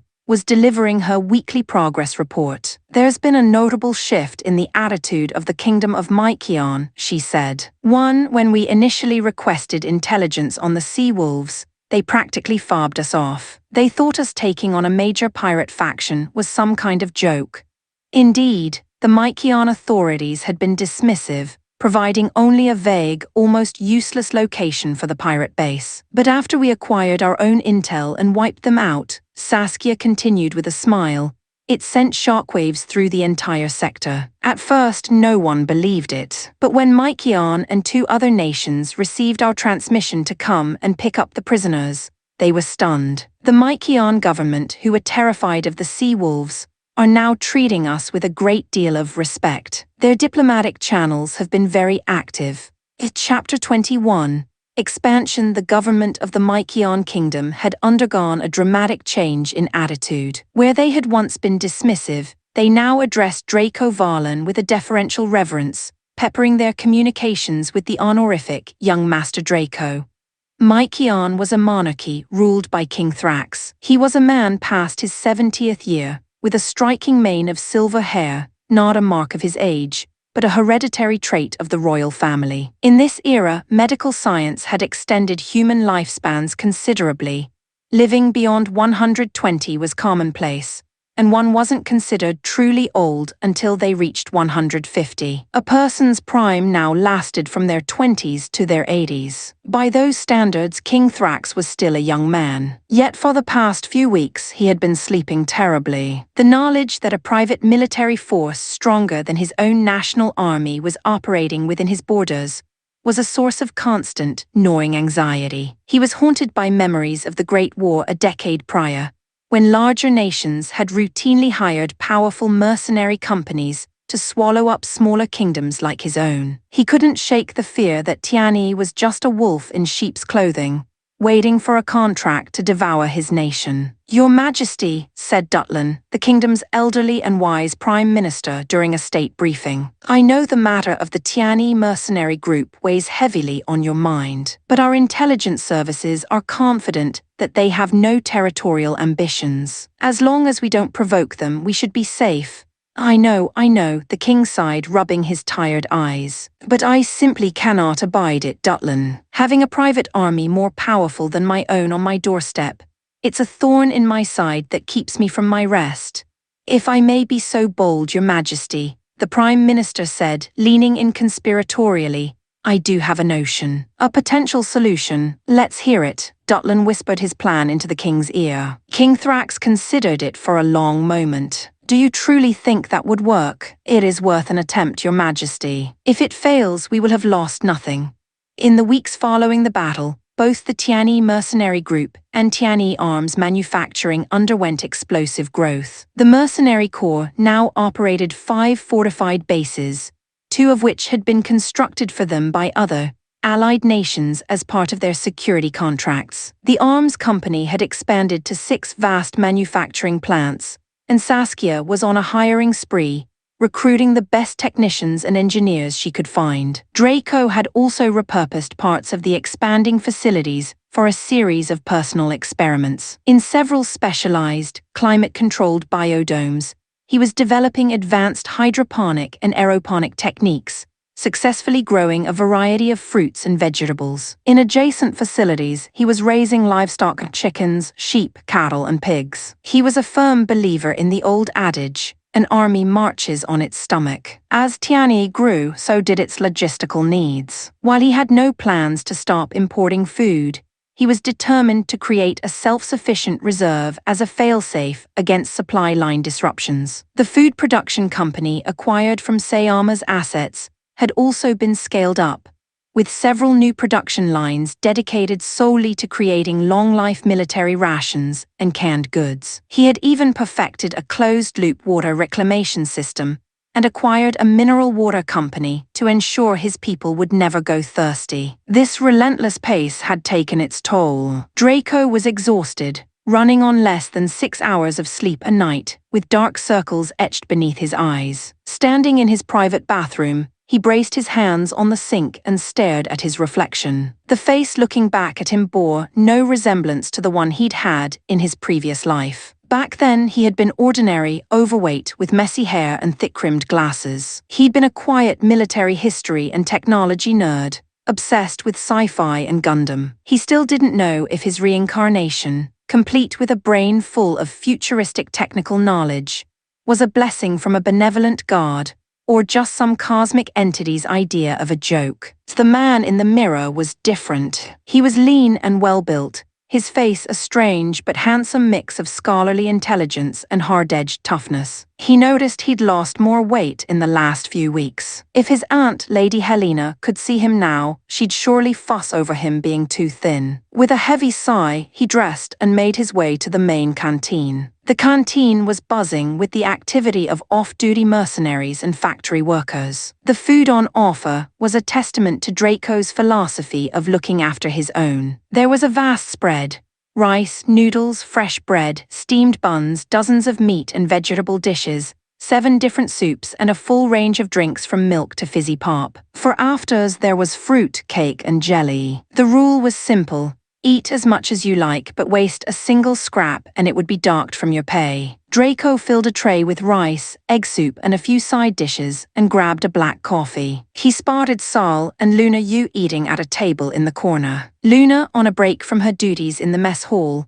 was gently scolding her brother, who, having already demolished a bowl of rice and another of noodles, was now enthusiastically tearing into a plate of fried chicken. "He's a growing lad, his appetite is bound to be big," Draco said as he approached. "Let him eat, boss." Sol, Luna and the others at the table greeted him warmly. A worker who had just finished his meal quickly cleared his tray. "Here, boss, take my seat." Draco sat down. "First time I've ever seen you in the canteen with us, boss," Sol said with the unfiltered honesty of a 12-year-old. Several of the older mercenaries glanced at the boy, who blushed, realizing he might have said the wrong thing. Draco just smiled. "You've been here over a month and this is the first you've seen of me." Sol shook his head. "I've been working here for 3 years," an old factory hand chimed in. "The boss eats what we eat." "Always has." "Oh," Sol said, his eyes wide. "I just thought, like in the films, that you'd be eating fancy stuff at a massive table somewhere." Luna discreetly pinched her brother's side. "Sol, don't be rude." "Oh, what was that for?" "It's all right," Draco chuckled. "I'm not that fussy." "I say, boss, you're looking a bit peaky," a familiar voice boomed. Leokai approached with Pan and Aviana in tow. "You need to get some proper grub in you." The 3 ace pilots pulled up chairs and joined their commander, turning the simple meal into a welcome respite among friends. Chapter 22, Testing the Gundam GP-04 Gerbera here, Leokai said, plonking a steaming bowl of noodles down in front of Draco. "Got this specially for you." "Get it down, you." "Thanks," Draco mumbled. Sol Yu watched the easy interaction, his curiosity piqued. "Lieutenant, what's the story with you and the boss?" he asked, leaning forward conspiratorially. "You don't seem like a normal employee and his boss." Luna was about to pinch her brother again, but her own curiosity got the better of her. She looked expectantly at the 2 men. "Heh, the boss and I go way back," Leo explained with a grin. "We were childhood mates, grew up in the same town. I'd just done a runner from home right when he was setting up the company, so I figured I'd join him and help build the empire." His other main reason, Draco added with a deadpan expression, was to get away from his fiancée. A flush of embarrassment crept up Leo's neck. Just then, Saskia arrived with her tray and took the empty seat beside Draco, whispering a few brief words into his ear. Her own meal was Spartan: a couple of slices of bread, some ham, 2 boiled eggs, and a cup of tea. "I understand," Draco murmured back. "You have full authority." "Handle it." Draco had just finished his plate and was about to start on the noodles Leo had brought him when his friend suddenly spoke again. "Hey, Draco, do you remember Zhao Xinlin?" Draco's hand froze, the noodles hovering halfway to his lips. "Of course I do. Why are you bringing her up?" "Well, it's your fault really," Leo said. "Elara keeps bombarding my old phone with messages. While I was deleting the lot and blocking her number, I found a message from Xinlin. She's been looking for you, says she wants to meet." "Why didn't she just message you directly?" "When I left, I shut everything down," Draco said quietly. "Old numbers, social media, the lot. That explains it then. Your sisters have been trying to get hold of me too, by the way. They're worried sick about you." Who's Zhao Xinlin? Saul asked, his gossip radar twitching. The boss's ex-girlfriend, someone at a nearby table blurted out. His first love. A ripple of surprise went through the canteen. The idea of their quiet, work-obsessed scientist boss having a romantic past seemed utterly alien. She was not my girlfriend, Draco said firmly, a hint of irritation in his voice. And she certainly wasn't my first anything. He quickly changed the subject. Right, that's enough of that. We have a new Gundam to test this afternoon. I want a full diagnostic, no cutting corners. He swiftly finished his noodles, cleared his tray, and left. In the main hangar, Draco stood before his 3 latest creations. The bulky, intimidating GP-02 Physalis, the skeletal, incomplete frame of the GP-03 Stamen, and the sleek, predatory form of the GP-04 Gerbera. Commander-in-Chief Jaren Lee approached, flanked by the Zhu sisters. Boss, I've reviewed the design specifications for the GP-02 A-type equipment pack, Jaren said, his voice heavy with concern. It gave me a bit of a shock. You're actually planning to arm it with a nuclear warhead. Even a tactical nuke. If you were to ever use that, you'd become the most wanted man in the system. It's purely a theoretical armament for now, Commander, Draco replied calmly. Perhaps, Jaren conceded, but I've come to learn that you have a habit of turning your theories into reality. Draco's gaze drifted to the imposing form of the Physalis. If the day ever comes when that theory becomes a reality, he said softly, it will be the day we have the strength to challenge the superpowers themselves. Jaren's eye twitched. He couldn't tell if it was arrogance or an almost terrifying level of self-confidence. Boss, about the GP-04 Gerbera, Jaina interjected, her sharp, analytical gaze fixed on the third machine. Its core combat concept seems almost identical to the GP-01 Orchid. Was it really necessary to develop it? An astute observation, Draco said. Initially, I agreed, but I decided to evolve the original concept with a new tactical doctrine. He took a few steps towards the machine. The Gerbera possesses a level of extreme speed that the Orchid simply cannot match. It has superior mobility, heightened responsiveness, and a more powerful suite of armaments. I designed it for one ultimate purpose: high-speed deep strike, battlefield penetration, and decapitation of the enemy's command structure. Exactly how fast is it? Neria asked. Faster than any known mobile suit, Draco stated simply. And when equipped with its external Sturm booster pack and propellant tanks, its acceleration will surpass any fighter jet currently in service. Jaina and Neria exchanged a look of disbelief. In the current military landscape, fighter jets were still the kings of the battlefield. Mobile suits were largely relegated to support roles, because they were too slow to engage high-speed aircraft effectively and couldn't intercept missile attacks. They had only avoided obsolescence due to their heavy firepower and effectiveness in ground suppression. Now, their boss was claiming to have built a mobile suit that could outrun a fighter. Leo and the other pilots arrived, and Draco addressed them all. We'll begin testing immediately, starting with the Gerbera. Why only that one, boss? Jaren asked. What about the other 2? Their primary weapon systems aren't finished, Draco explained. Especially the GP-03 Orkai's mobile armor hangar. There's nothing to test yet. Who will be the first test pilot? We'll draw lots. A few minutes later, the result was in. Jaina Zhu, the very pilot who had questioned the machine's existence, was the first to fly it. She suited up, climbed into the cockpit, and the test began. Chapter 23, A Machine Without a Master. The response time is unbelievable, it's so agile. Jaina Zhu gasped, her hands a blur on the control sticks as she wrestled the Gundam Gerbera through its paces. And I haven't even pushed the main thrusters to full power. The sheer speed is terrifying. I haven't touched the Sturm boosters, and my own reactions can barely keep up.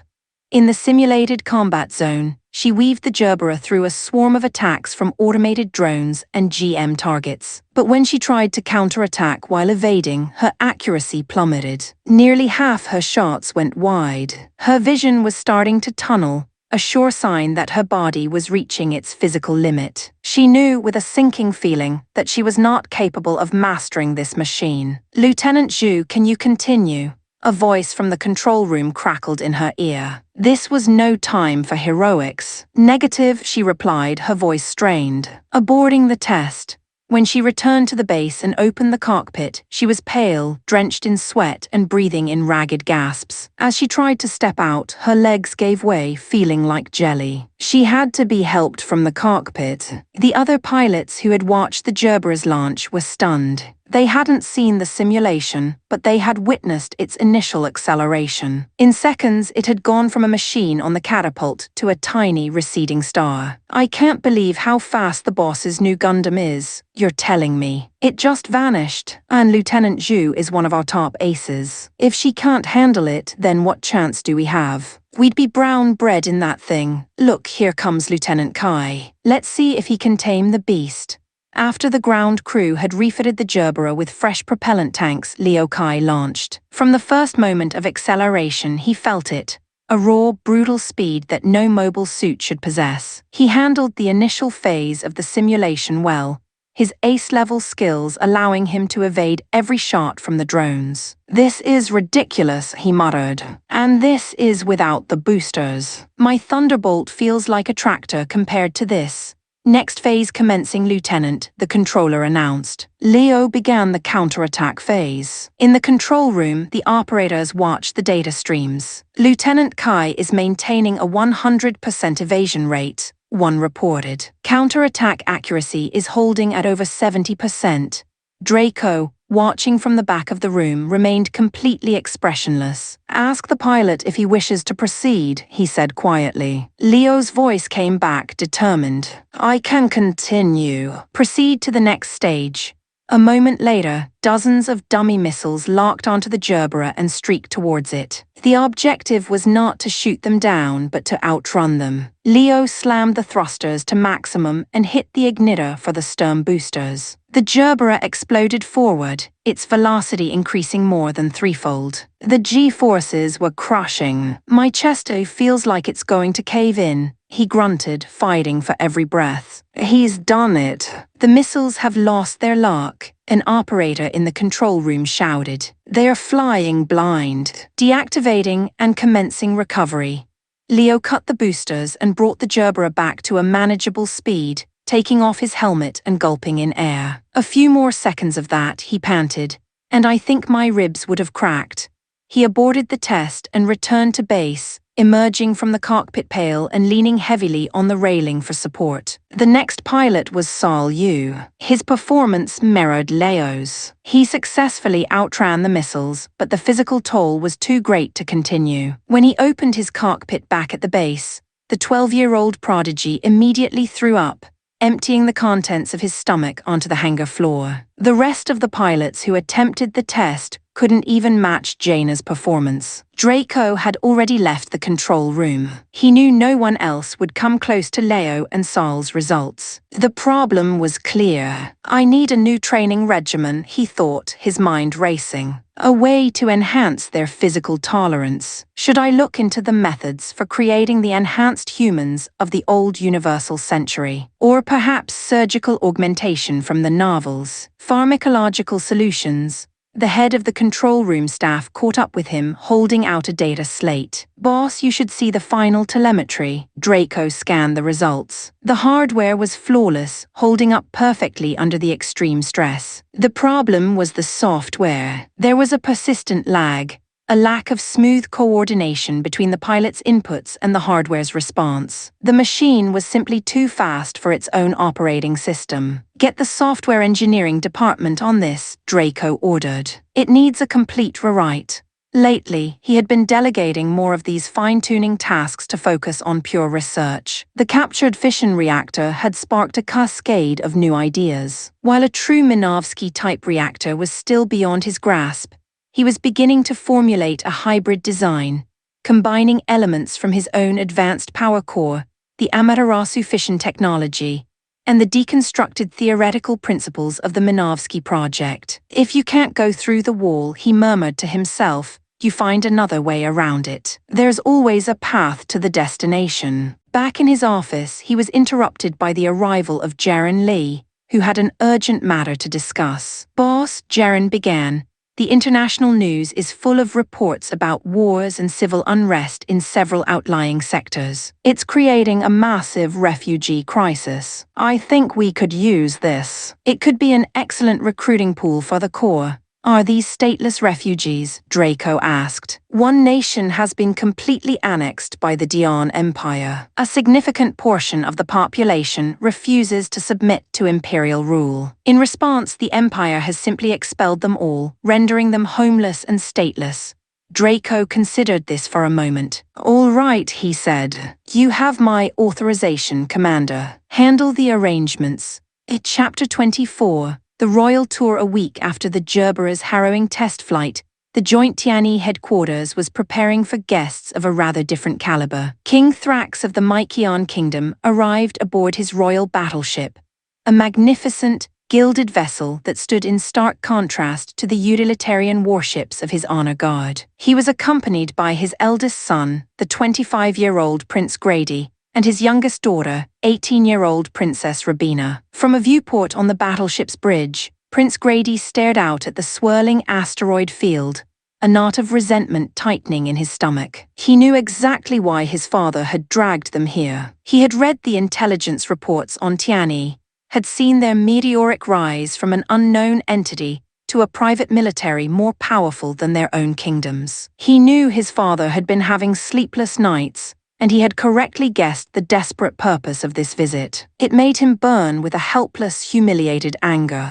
The chime of a comms unit interrupted his thoughts. A royal aide announced that the king requested his presence. Grady made his way to the royal dais. His sister, Rabina, was already there, standing elegantly at their father's right hand. She was an ethereal beauty, with long, flowing silver hair and large, luminous silver eyes. Her features were as delicate and perfect as a porcelain doll's, her figure petite and graceful. "Your Royal Highness," Grady said with a stiff bow. "Come stand by my side," the king instructed, his voice weary. A vast holographic screen dominated the chamber, displaying the view from the ship's external cameras. A squadron of Tiani frigates and GM mobile suits flew a precise escort pattern around the royal fleet. "Father, what is the meaning of this?" Grady asked, his voice tight with alarm. "Calm yourself, my son. They are merely a formal escort. Father, look." Rabina pointed a delicate finger at the screen, her eyes wide with excitement. "Is that one of their fabled Gundams?" "It is," the king confirmed. "That is the type of machine that defeated the Sea Wolves,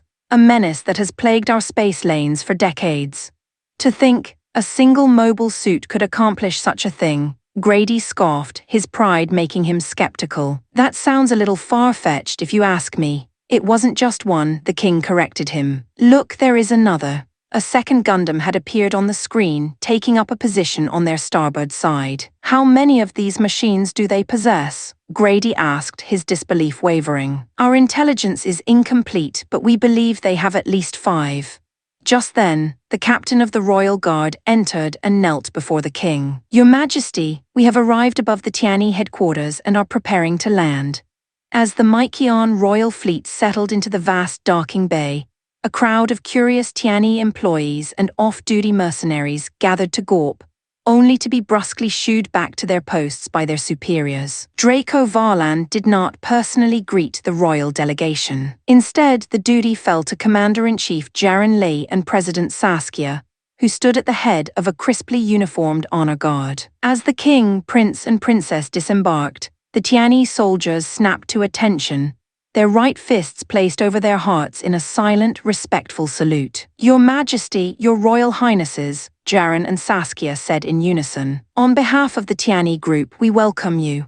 The king extended a hand, and they each took it in both of their own as a sign of respect. King Thrax's gaze immediately fell upon the honor guard. "This armor," he said, his expert eye assessing the advanced combat suits. "This was instrumental in your victory over the pirates, was it not?" "Indeed, Your Majesty," Jaren replied smoothly. "It was highly effective in the suppression of their base." The king's eyes scanned the reception party. "And your chairman, why is he not here to greet us?" Saskia adopted an expression of sincere apology. "1,000 pardons, Your Majesty. Our boss was called away on urgent and unavoidable business. He sends his deepest regrets." I see, the king said, his face unreadable. No matter. If your majesty and your royal highnesses would be so kind as to follow us, we would be honored to give you a tour of our facilities, Saskia said with a deep formal bow. The royal party, flanked by their own security detail, began the tour. Unseen by any of them, Draco Varlan was not on some distant business trip. He was deep within the main hangar, dressed in a standard engineer's jumpsuit and cap, his face smudged with grease as he made fine-tuned adjustments to the Gerbera's internal systems. The first stop on the tour was the manufacturing plant. The king and Prince Grady watched, impressed,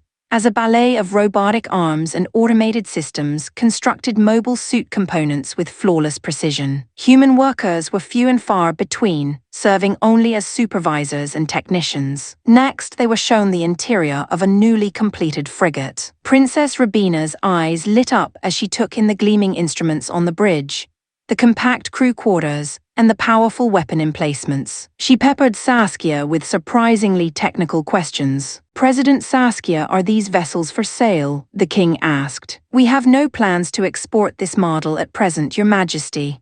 Should that change, the king said firmly, I expect the Mykion Kingdom to be your first call. We would be prepared to place a substantial order.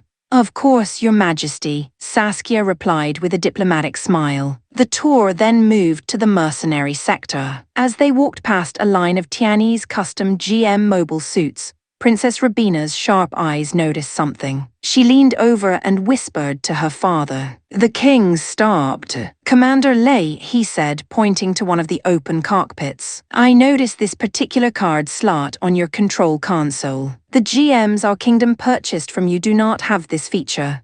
Ah, Jaren said, his expression neutral. That is for our proprietary Aado system. It is an advanced OS that tailors the mobile suit's performance to the individual pilot's combat data. And when can we expect this system to be made available as an upgrade for our own fleet? We are still in the verification phase, Your Majesty, Jaren replied, his answer a masterclass in corporate non-commitment. We cannot consider it for our export models until we are completely satisfied with its performance and security. The king nodded slowly, taking in the veiled message. The best technology was not for sale. Very well, he said, changing the subject. You mentioned a demonstration of your armored suits. Right this way, Your Majesty, Jaren said. We have everything prepared. Chapter 25. Negotiations. The demonstration of the armored combat suits was, to put it mildly, a resounding success. King Thrax was deeply impressed. President Saskia, he said, his voice laced with admiration, what is the projected unit cost for these suits? My deepest apologies, Your Majesty, Saskia replied with a practiced, regretful smile. The combat suits are not currently for sale. They are still undergoing a series of live-fire verifications, and it will be some time before we are ready to consider an export model.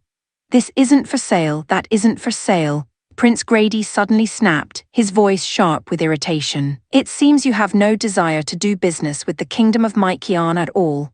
Grady, you will hold your tongue, the king commanded, shooting his son a furious glare. He then turned back to Saskia, his expression softening. My apologies, President. My son can be impulsive. I trust you will not take offense. Not at all, Your Majesty, Saskia said, her diplomacy flawless. His Highness is merely direct. I find such honesty, free from all pretense and falsehood, to be rather refreshing. You are too gracious, President, the king said, clearly relieved. As the tour continued, the royal party came to a viewport overlooking the main hangar. Dominating the space was the sleek, powerful form of the MS carrier Albion. My word, the king breathed. What a magnificent vessel. You flatter us, Your Majesty, Jaren Lee said with a modest smile. She is our first capital ship, and though she has seen combat, we discovered she's still very much a work in progress. There are many improvements yet to be made. Ha! Do not be so humble, Commander, the king laughed. I believe your people have a saying, slow work yields a fine product. Masterpieces are not made in a day, they are forged in the crucible of 1,000 trials. He looked at the Albion with an unconcealed envy. Princess Rabina tugged at her father's sleeve, her own eyes sparkling with wonder as she stared at the carrier. The king saw her expression and stroked her silver hair affectionately. "Commander Lei," he asked, "would it be possible to tour this vessel? It would be our honor." Aboard the Albion, the king's awe only grew. The advanced systems, the automated command bridge, the terrifying maw of the main mega-particle cannon. It was all beyond anything his own kingdom possessed. The man who designed this is a true genius, he thought. This ship is easily 20 years ahead of its time. "Your chairman is a remarkable man, Commander," he said aloud. To be able to design not only these superior mobile suits, but a warship of this caliber, it is truly extraordinary. "Our chairman is a figure unlike any other, Your Majesty," Saskia said, her voice filled with a genuine, unwavering pride. "To us, his employees, he is something akin to a god." "I can see that," the king mused. "To have built this empire in just over 3 years requires immense talent, and you are both clearly very capable individuals. For a young man to attract and retain people of your caliber, he must possess a truly compelling genius." As they disembarked from the carrier, a klaxon sounded. From a nearby catapult, another mobile suit was launched into space. Princess Rabina gasped and took an impulsive step towards the launch deck. "Rabina," the king said, his voice firm with warning. She turned, her expression one of pure, unadulterated longing, as she pointed at the rapidly accelerating machine. The king sighed, a father's indulgence warring with royal protocol. "My apologies again," he said to his hosts. "My daughter has an insatiable passion for military hardware, and mobile suits are her absolute favorite. That machine, that was another of your Gundams, was it not?" "Yes, Your Majesty," Jaren confirmed. "A new prototype currently undergoing testing. Might we be permitted to observe?" "Of course. This way, please." From the command center's observation deck, the royal party watched the test of the Gundam GP-02 Faisalis. Rabina was completely mesmerized, her eyes alight as the bulky machine moved with an impossible grace and speed. The king watched with a bitter cocktail of envy and jealousy. If only his own military was strong enough, he would have simply taken all of this by force. Even Prince Grady was captivated, his earlier resentment forgotten. The performance of the Faisalis was on a whole other level compared to the GMs his country had purchased. To have just one of these machines, it would change the entire balance of power. They watched the Gundam weave through an asteroid field, test fire its massive beam bazooka, and unleash a volley from a 6-barreled rocket launcher. The reports from the telemetry operators confirmed what their eyes were telling them. In many respects, the machine's performance was off the charts. When the test was concluded, they were escorted down to the hangar platform where the Faisalis had landed. The king's sharp eyes noticed the test pilot, Neria Zhu, reporting to a man in a simple engineer's jumpsuit. A small crowd of other technicians and staff were gathered around this man, listening with an air of deep respect. After observing for a moment, a slow smile spread across the king's face. He walked forward. "It is a pleasure to finally meet you, Chairman Draco Varlan." Draco, who had been listening intently to Neria's feedback, turned around. Jaren and Saskia exchanged an awkward, panicked glance. "Your Majesty, you're mistaken," Draco said, his face a neutral mask. "I'm just one of the maintenance crew for this unit." "Chairman, let us not mince words," the king said, his smile unwavering. "The deference with which your pilot and your staff treat you, combined with the unmistakable aura of command you possess, even a blind man could see you are no mere technician."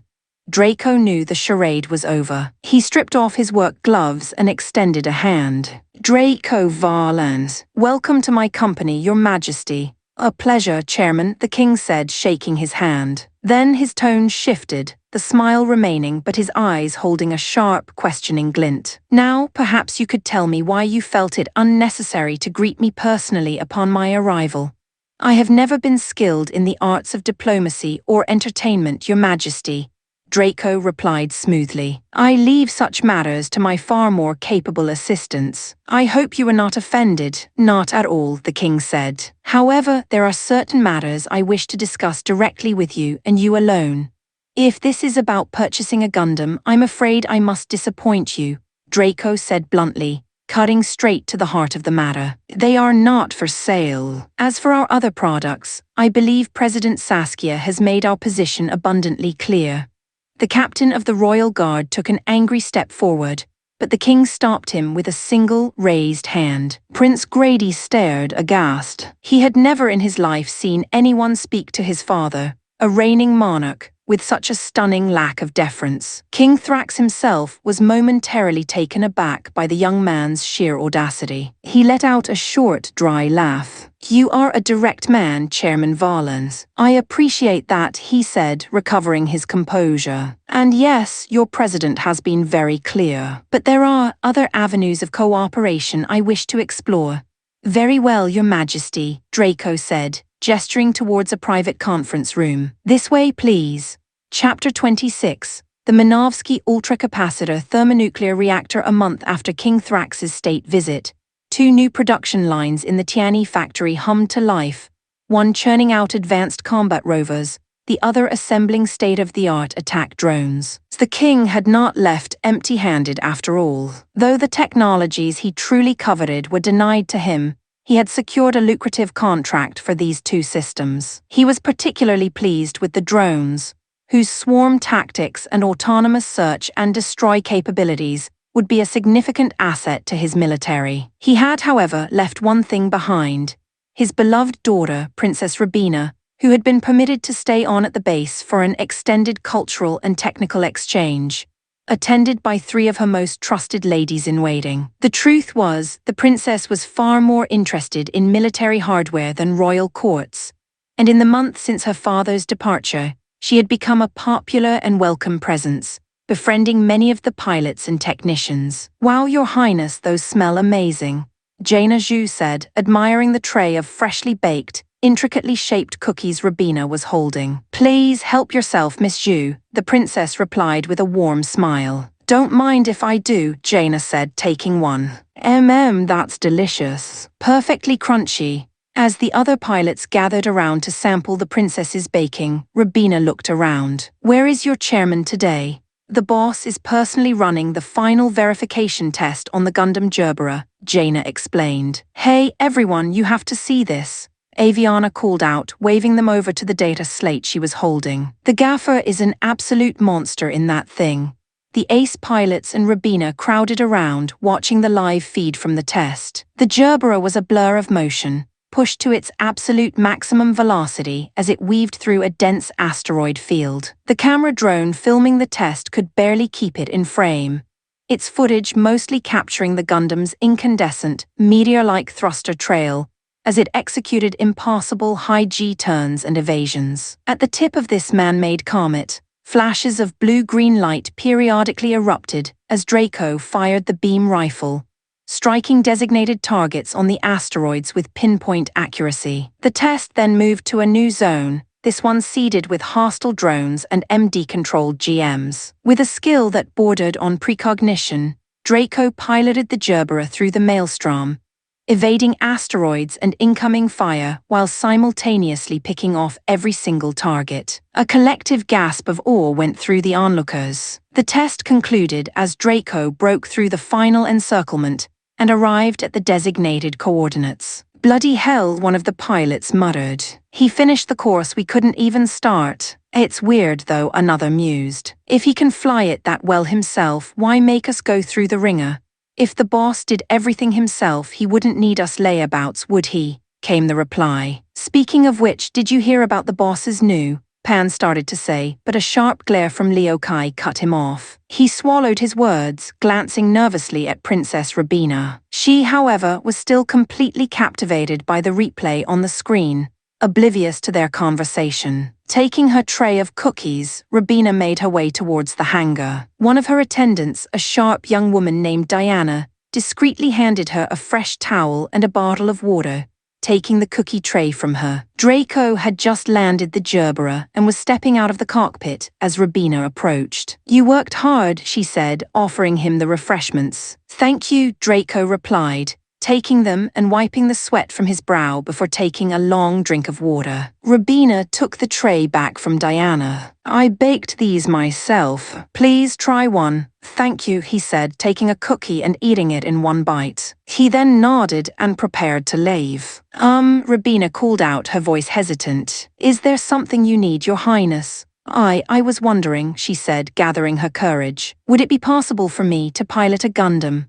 Draco looked at her, then glanced past her to where the Zhu sisters were blatantly watching, their faces alight with gossip. He sighed and beckoned them over with a single, crooked finger. When they arrived, he pointed to a nearby prototype Gundam, looked at Rabina, and then gave the sisters a meaningful jerk of his head. They understood immediately. "This way, Your Highness," Jaina said with a grin. Draco, his part in the matter concluded, left for his office to analyze the Gerber's test data. The sisters escorted Rabina to the Gundam's cockpit. After a brief word with the hangar chief, Jaina gestured for the princess to climb aboard. Once inside, Rabina produced her own personal data chip and inserted it into the control console's card slot. She had earned it a few weeks prior, after a stunning performance in the combat simulators had convinced the staff to generate a pilot profile for her. As the prototype Gundam launched, Rabina marveled at the difference. The thrust, the responsiveness,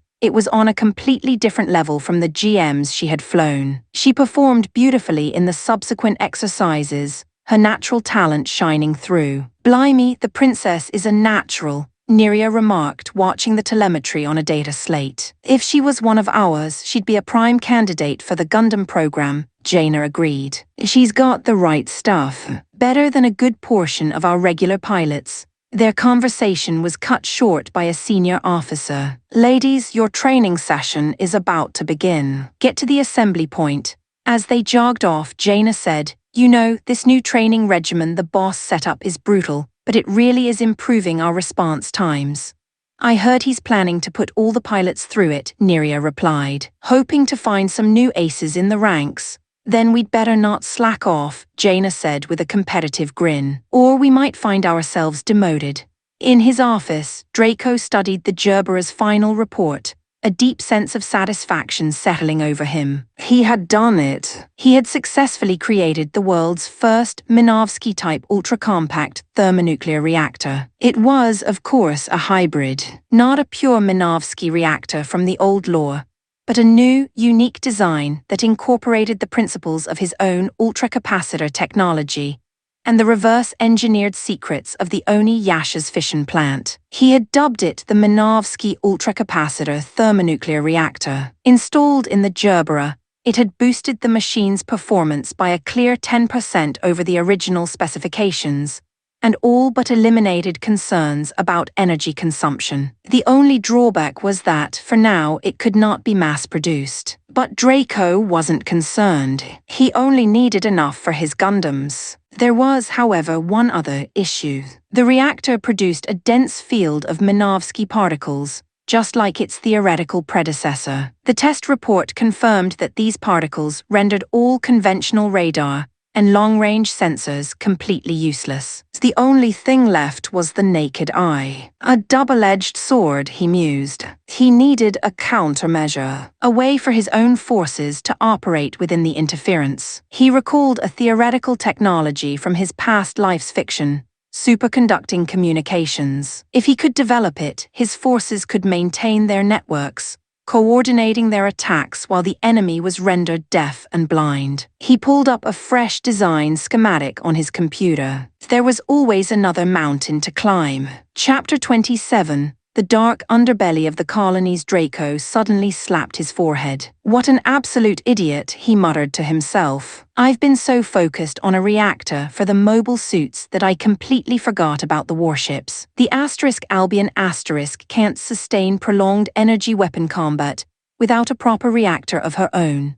He shelved his research on superconducting communications and immediately began drafting plans for a capital ship-grade Minovsky ultracapacitor thermonuclear reactor. A chime from his desk terminal announced an incoming priority call from Jaren Lee. Knowing it must be important, Draco quickly saved and secured his work. The office door slid open, and the commander-in-chief entered, sitting down opposite him. "Boss, this is the final list of the new recruits." Jaren placed a surprisingly thick file on the desk. Draco began to flip through the pages, his expression neutral until he paused, frowning at one of the profiles. "Some of these recruits are from the asteroid belt." "What's this about?" "It's a grim state of affairs, boss," Jaren began, his voice low. "In many of the colonial states, the tax burden on ordinary citizens is crippling. On top of income, housing, and consumption taxes, many of them even have to pay an air tax."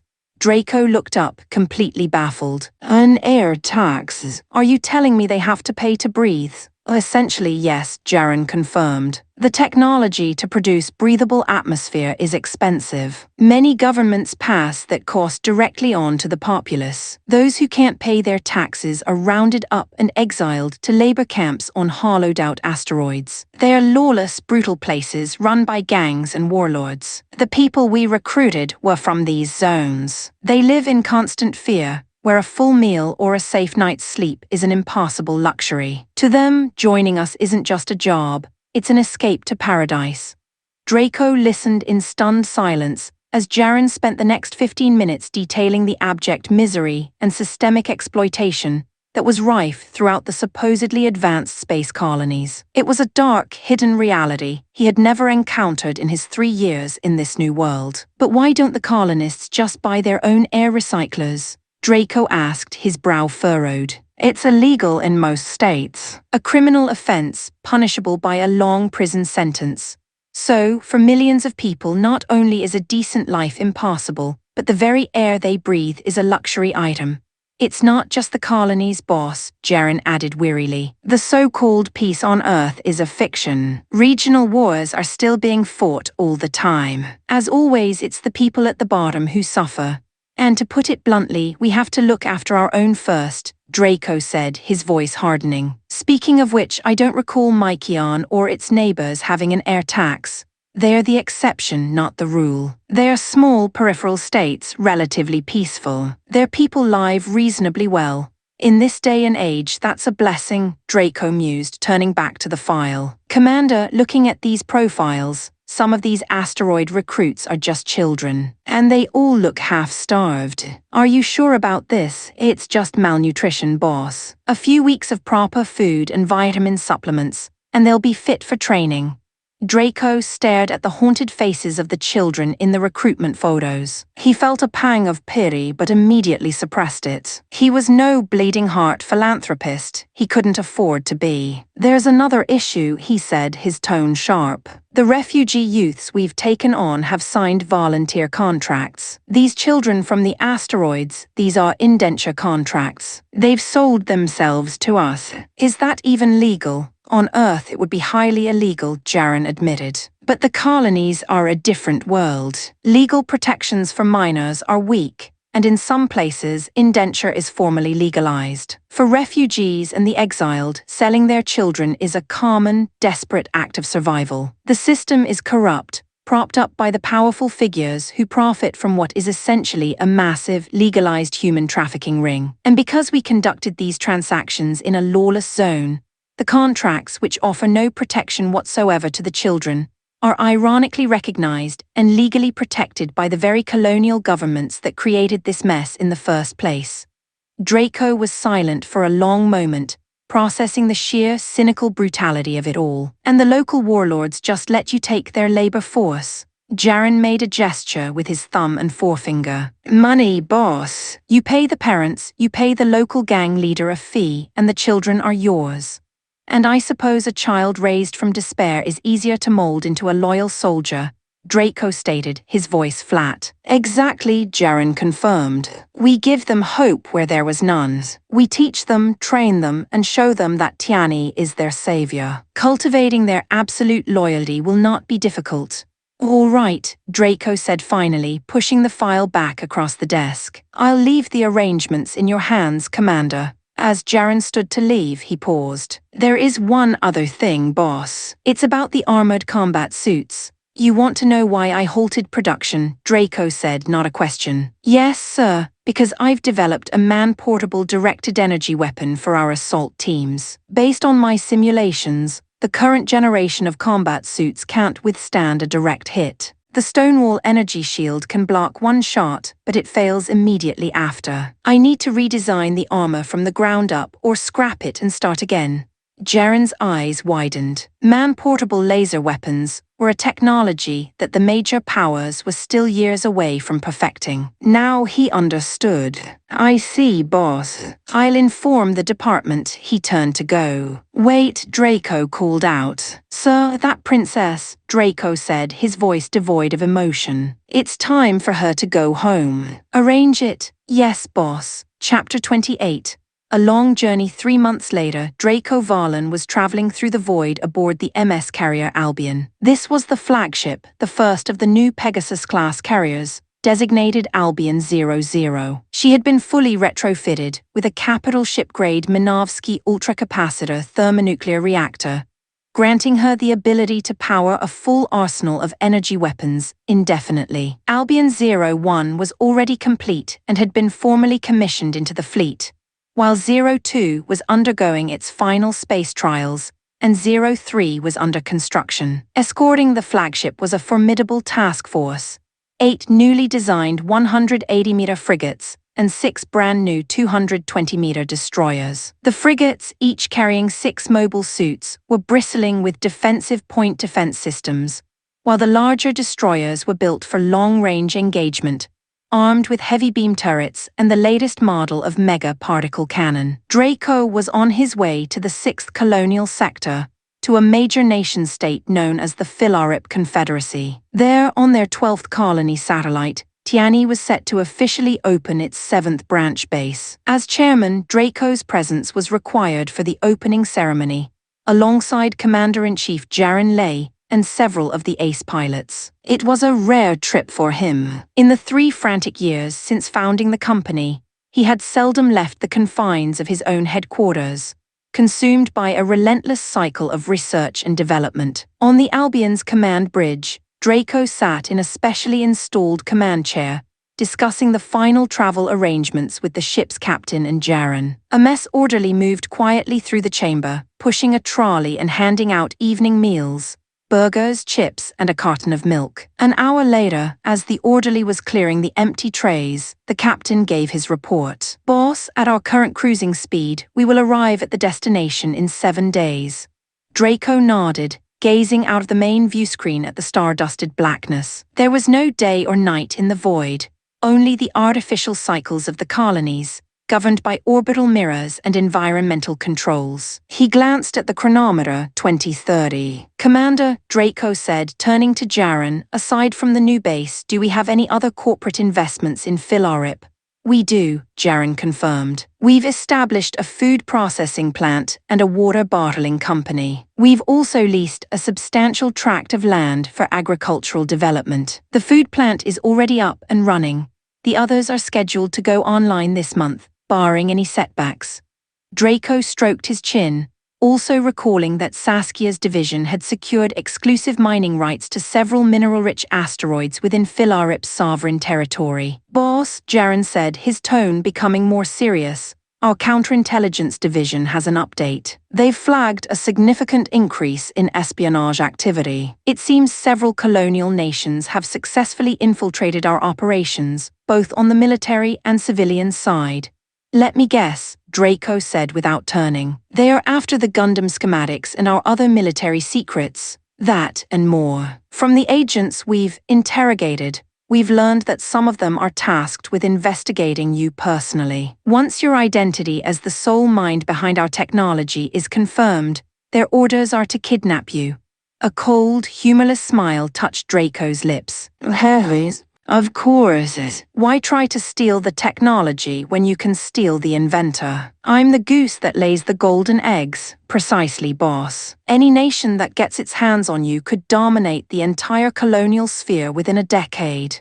Leave it with counterintel. Root them out, Draco ordered. Anything else? Just a progress report, Jaren said, his mood brightening. The new Minovsky reactors in the Gundams have been a game changer. Pilot efficiency and combat effectiveness are through the roof. And the new superconducting communication systems are performing perfectly. On our last few escort missions, we tested the Minovsky particle interference. The effect on the enemy was total. Complete sensor blackout. They were deaf and blind. We wiped them out without taking a single hit. Excellent, Draco said. The best technology in the universe is useless if it's not battle-proven. It's more than that, boss. Your innovations have dramatically increased the survival rate of our frontline troops.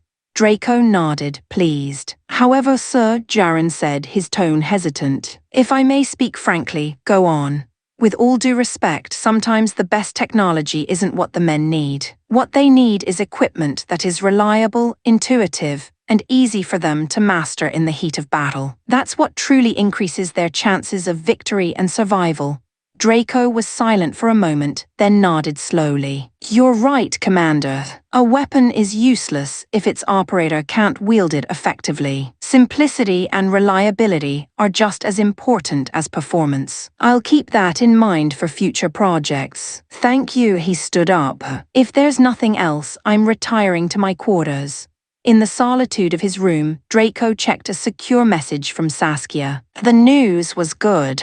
2 more Minovsky reactors had been completed, ready to be installed as the power source for the GP-03 Orkai's mobile armor system. The I-field generator was now ready for its first live-fire test. Sol Yu, the designated pilot, would begin docking tests with the Orkais in the coming days. The report concluded with an update on the ACE pilot training program. The new physical enhancement regimen had been a resounding success. The pilot's reflexes and G-force tolerance had improved dramatically. The Gerbera, the untamable beast that had broken them just a few months ago, was now a machine they could finally master. Chapter 29. A visit from the guild. 3 hours out, the ship's internal comms chimed. Boss, we are approaching the final destination. Ida is 3 hours. Understood, Draco replied from his bed. He rose, showered, and dressed in a tailored purple-black trench coat ensemble before making his way to the bridge. Boss, on the bridge, the call went out and the entire crew snapped to attention. Through the main view screen, the elegant, curved structure of the No. 12 colony satellite was now clearly visible,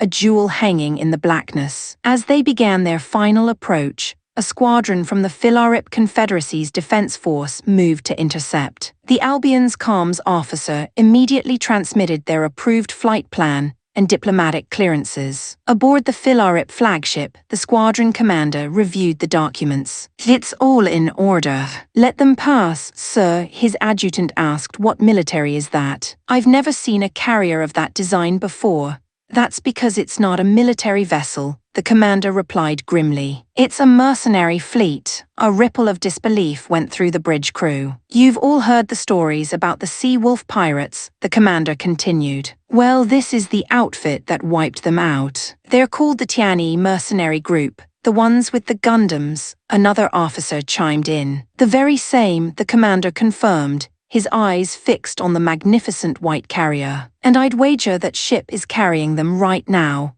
The Tiani fleet passed through the military cordon without incident and proceeded to the colony's main port. Draco traveled in his personal armored limousine, with Jaren Lee in a second vehicle, the small convoy flanked by a heavy escort of combat rovers. The procession turned heads all along the transitway to their new headquarters. The 7th branch base was a sprawling coastal facility, built alongside one of the colony's vast, artificially created oceans. From the car, Draco could see several of Tiani's new multi-role warships already docked in the harbor. As they arrived, they were greeted by a full honor guard. Ranks of mercenaries in immaculate dress uniforms stood before lines of gleaming GM mobile suits, all waiting in perfect formation. As Draco, Jaren, and a surprisingly present Princess Rabina stepped out of their vehicles, the men and machines saluted as one, a thunderous, perfectly synchronized display of discipline and power. Welcome, boss, commander-in-chief. Draco gave a casual wave of dismissal. Colonel, see your troops back to their posts. All this ceremony is unnecessary.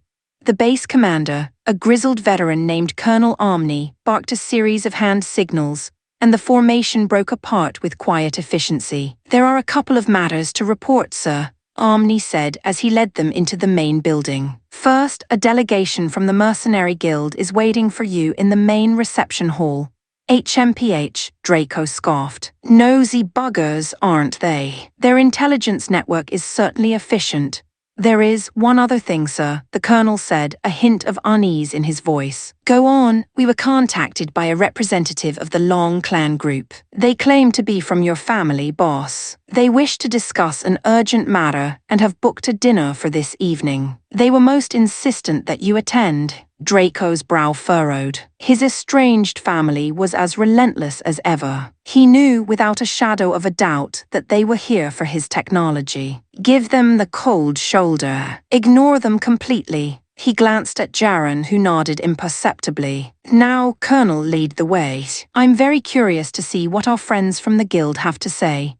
As they walked, Draco gave Jaren a subtle look. The Commander-in-Chief understood immediately, discreetly pulling out a specialized comms device and tapping out a coded message. In the opulent reception hall, 3 men sat waiting. They were the senior representatives from the Mercenary Guild. On the left sat Taiga, a man with long blue hair who, despite his youthful appearance, was well past 50. On the right was Good, a sharp-featured, red-haired man of a similar age. And in the center, his eyes closed in quiet contemplation, was Yagbu, a distinguished, grey-haired man who radiated an aura of calm, calculating authority. This Tiani group has risen far too fast, Taiga said, his eyes scanning the room's expensive decor. Their Gundams have allowed them to completely upend the market. They're nicking contracts from every established guild member. The real kicker is that they produce their own hardware, Good added, glancing at the still motionless Yagbu. A single owner for both the mercenary company and the arms manufacturer. An unprecedented concentration of power.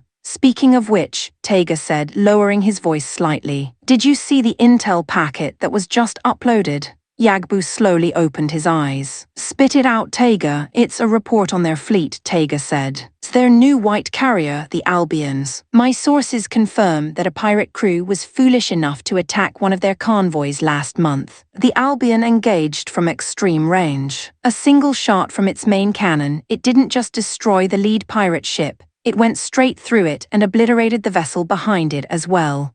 Good's jaw tightened. Yagbu's eyebrow twitched, the only outward sign of his shock. Internally, his mind was racing. He knew that only a full-sized battleship should possess that kind of firepower. For a mobile suit carrier to be armed with such a weapon, it changed everything. He would have to completely rethink his strategy for dealing with this upstart organization. At that moment, the grand doors to the reception hall swung open. Chapter 30. A polite refusal. The two groups sized each other up across the polished table before formal introductions were made. Yagbu, it turned out, was not only a member of the Mercenary Guild's board of directors, but also the president of the entire Ulai sector branch. Taiga and Good were senior executives from the guild's headquarters, assigned to support his operations. Chairman Valen, Yagbu began, his voice a smooth, sincere baritone. On behalf of the Mercenary Guild, I would like to formally and sincerely invite Tiani to join our organization.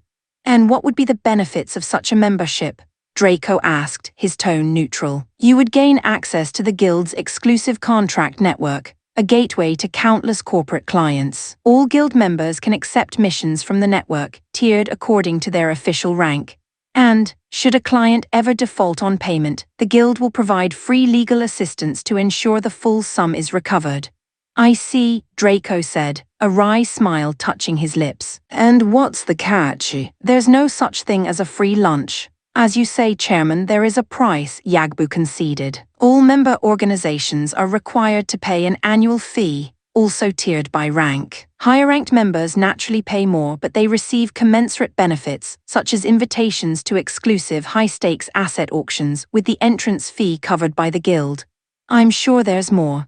For any contract secured through the Guild network, Yagbu said, finally getting to the point, we require a 10% commission on the final payment. However, for any private contracts you secure yourselves, provided they are legal, the Guild will neither interfere nor demand a share. Draco listened, his expression unreadable, but his mind was already made up. The Guild wouldn't show up on his doorstep on his opening day out of the goodness of their hearts. Their motive was transparent, they were after his technology. Tiani's rise had been meteoric. They were the talk of the sector, and businesses were now approaching them directly, signing lucrative, long-term exclusive contracts. This was not only making other mercenary companies jealous, It was actively hurting the guild's bottom line, particularly here in the Ulai sector. As the local president, Yagbu saw Tiani's independent success as an existential threat. If a powerful mercenary group could not only survive but thrive outside the guild, their influence would crumble. His plan was obvious: absorb Tiani into the organization, then use the guild's bureaucracy and regulations to stifle their growth. But Draco's personal philosophy was one of absolute self-reliance. Rely on others and you will eventually be let down. True strength came from within. President Yagbu, Draco said, his voice polite but firm. I am truly grateful for your generous offer. However, I have always been accustomed to operating independently. At this present moment, I have no plans to join the mercenary guild. That is not to say my position won't change in the future. Should that day come, I will be sure to contact you personally. Taiga and Good exchanged a look not of surprise, but of pure, unadulterated fury. They understood the polite, diplomatic phrasing for what it was: a flat-out rejection. The guild was secretly controlled by the 4 great families of the colonial sphere. No one refused their invitation. The few who had dared had all met with very unfortunate ends. For these 2 men, born into privilege and power, the word no was an insult they could barely comprehend. They were already mentally plotting Draco's downfall and the seizure of his coveted technology. Yagbu, the consummate professional, showed no such emotion. He simply smiled and rose to his feet. Our visit was perhaps a little abrupt, he said smoothly. It was wrong of us to impose. Should you ever reconsider, Chairman, the doors of the guild will always be open to you. He extended a hand. Draco stood and shook it, before doing the same with the 2 seething executives. After Colonel Omni had escorted the delegation out, Jaren turned to Draco, his face etched with worry. Boss, are you sure that was wise? To refuse them so directly? They'll be out for blood now. If we had joined, they would have simply tried to strangle us with red tape from the inside.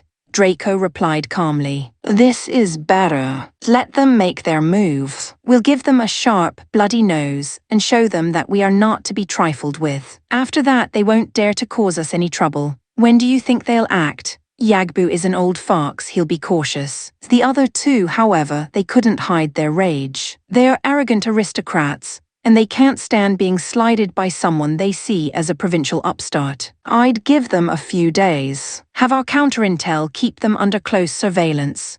That evening, as the base's opening ceremony banquet was in full swing, Taiga and Good were in their separate limousines, holding a secure video call. That arrogant little prick needs to be taught a lesson, Taiga snarled. I agree, Good replied. I was thinking perhaps we could.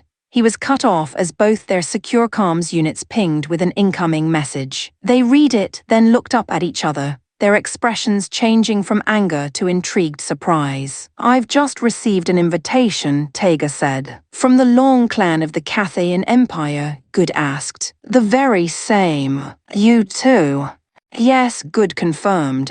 Now, why on earth would one of the great Cathayan families be contacting both of us at the same time? What are you going to do? Taiga asked. The question is, what are you going to do? Are you accepting? I'm intensely curious to find out what this is all about, Taiga said with a wolfish grin. I'm going, right then, Good replied. If you're in, so am I. Chapter 31. Capturing Draco Varlan, the city's most exclusive restaurant, a place typically electric with the city's elite, was cloaked in an unnatural silence. The usual weeknight buzz of clinking glasses and hushed, important conversations was conspicuously absent. Tonight, the entire establishment had been reserved by a single patron, and the air hung thick with anticipation. Outside, a perimeter of stone-faced bodyguards in sharp, black suits scanned the streets, their presence a silent testament to the wealth and power being wielded within. Inside, seated at the best table, was Tiberius Long. Sight-start dressed in designer brands that screamed new money, he was the eldest son of Yingxiao Long Sight, 16 Sight Start, and the 3rd grandson of the family patriarch Valerius Long Sight, 15. Thanks to his father's influence, Tiberius helmed one of the Long family's subsidiary corporations, a company whose assets soared into the hundreds of billions. He swirled a glass of vintage red, a smug curl to his lips as he waited. "Draco, you fool," he muttered to himself, the words a low hiss. "I extend an olive branch, a personal invitation, and you have the audacity to ignore me. You forget your place." He took a sharp sip of wine. "You've forgotten who you are, cousins. Don't blame me for what comes next. You brought this on yourself." Sight start, the doors opened, and two men, Taiga Sight, 19 Sight start and Good Sight, 13, were escorted in. They were leaders in the mercenary world, their reputations preceding them. They greeted Tiberius with practiced handshakes, their eyes taking in the empty, opulent room. "Mr. Long," Taiga began, his voice smooth as silk. "You asked for us. How can we be of service?" Tiberius leaned back, enjoying the feeling of command. "Service? No, gentlemen, I'm not asking for a favor. I'm offering you a business proposition." The word business sharpened their focus. Their gazes became more intense. "I've heard," Tiberius continued, "that your families command a number of private military corporations." "You heard correctly," Good confirmed. "What kind of deal did you have in mind?" Tiberius said nothing, instead sliding a high-resolution photograph across the polished mahogany table. Sight start, the man in the picture was Draco Varlan Sight. 1. Taiga and Good exchanged a quick, knowing glance. "And what do you want us to do with this man?" Good asked, his tone carefully neutral. "This man," Tiberius began, a venomous edge to his voice. "I need you to." He laid out his demands in precise, cold detail. When he was finished, he produced two sleek, anonymous bank cards and pushed them across the table. "These are untraceable, a down payment for your troubles. Each holds 200 million Cathayan dollars. Once the job is done, you will each receive another 800 million. Without hesitation, Taiga and Good each pocketed a card. The deal was struck with another round of firm handshakes. As they left the restaurant, the two mercenaries climbed into their separate armored vehicles. Immediately, a secure communication line opened between them. "I can't believe it," Taiga said, his voice laced with surprise. "Draco Varlan and Tiberius Long are cousins." Good let out a cold, cynical laugh. "What's even more unbelievable is that the Long family doesn't have its hands on any of the tech Draco developed. It's all his." "What makes you say that?" Taiga asked, intrigued. "Think about it," Good explained. "If Draco and his work truly belong to the Long family, do you really think a lightweight like Tiberius would dare to make a move against him? The technology Draco controls represents an endless fortune. If Tiberius genuinely offended him, he wouldn't just be angering Draco, he'd be angering the entire Long clan. His own father would beat him senseless before the patriarch even had to lift a finger." The realization dawned on Taiga. "You're right," he mused. "So Tiberius is just a pawn. The family sent him to us to do their dirty work. They want us to grab Draco, drag him back to the family compound, and force him to hand over everything." "Exactly," Good confirmed. "So," Taiga proposed, a greedy glint in his eye, "should we perhaps acquire Draco's technology for ourselves before we deliver him to Tiberius?" "Absolutely not," Good shot back immediately. "Don't even think about it. Combined, our organizations are still no match for the Cathayan Long family. Right now, it's not worth making an enemy of them over Draco." Miles away, Draco Varlan was enjoying a steak at a bustling diner. He seemed perfectly at ease, but he was not alone. Seated at surrounding tables were members of his elite Tiani mercenaries, all in casual attire, their relaxed postures belying a razor-sharp vigilance. Outside, more agents were blended into the evening crowds, watching every shadow, every passing car. Suddenly, a clatter and a series of loud shouts erupted from the kitchen, turning the heads of several diners. The Tiani operatives inside exchanged subtle hand signals. Kitchen compromised. Asset neutralized. Staff pacified. A moment later, a female mercenary dressed as a waitress approached Draco's table with his order. As she set the plate down, her index and middle fingers tapped a discreet pattern on the ceramic, a coded message for her boss. Draco, whose right hand was resting on the table, responded with 2 light taps of his own index finger on the polished surface. He picked up his knife and fork and began to eat, his movements unhurried. He was halfway through his meal when his phone buzzed. Sight start, he pulled it from his pocket and read the detailed intelligence report from his commander-in-chief, Jaron Lee Sight, 2. As he scrolled, his expression grew colder, the warmth in his eyes replaced by an icy resolve. A humorless smirk touched his lips. He put the phone away and calmly returned to his steak. In a presidential suite at a long family-owned hotel, Tiberius lounged on a chaise, sipping expensive wine and basking in the glow of his own perceived brilliance. A sharp knock came at the door.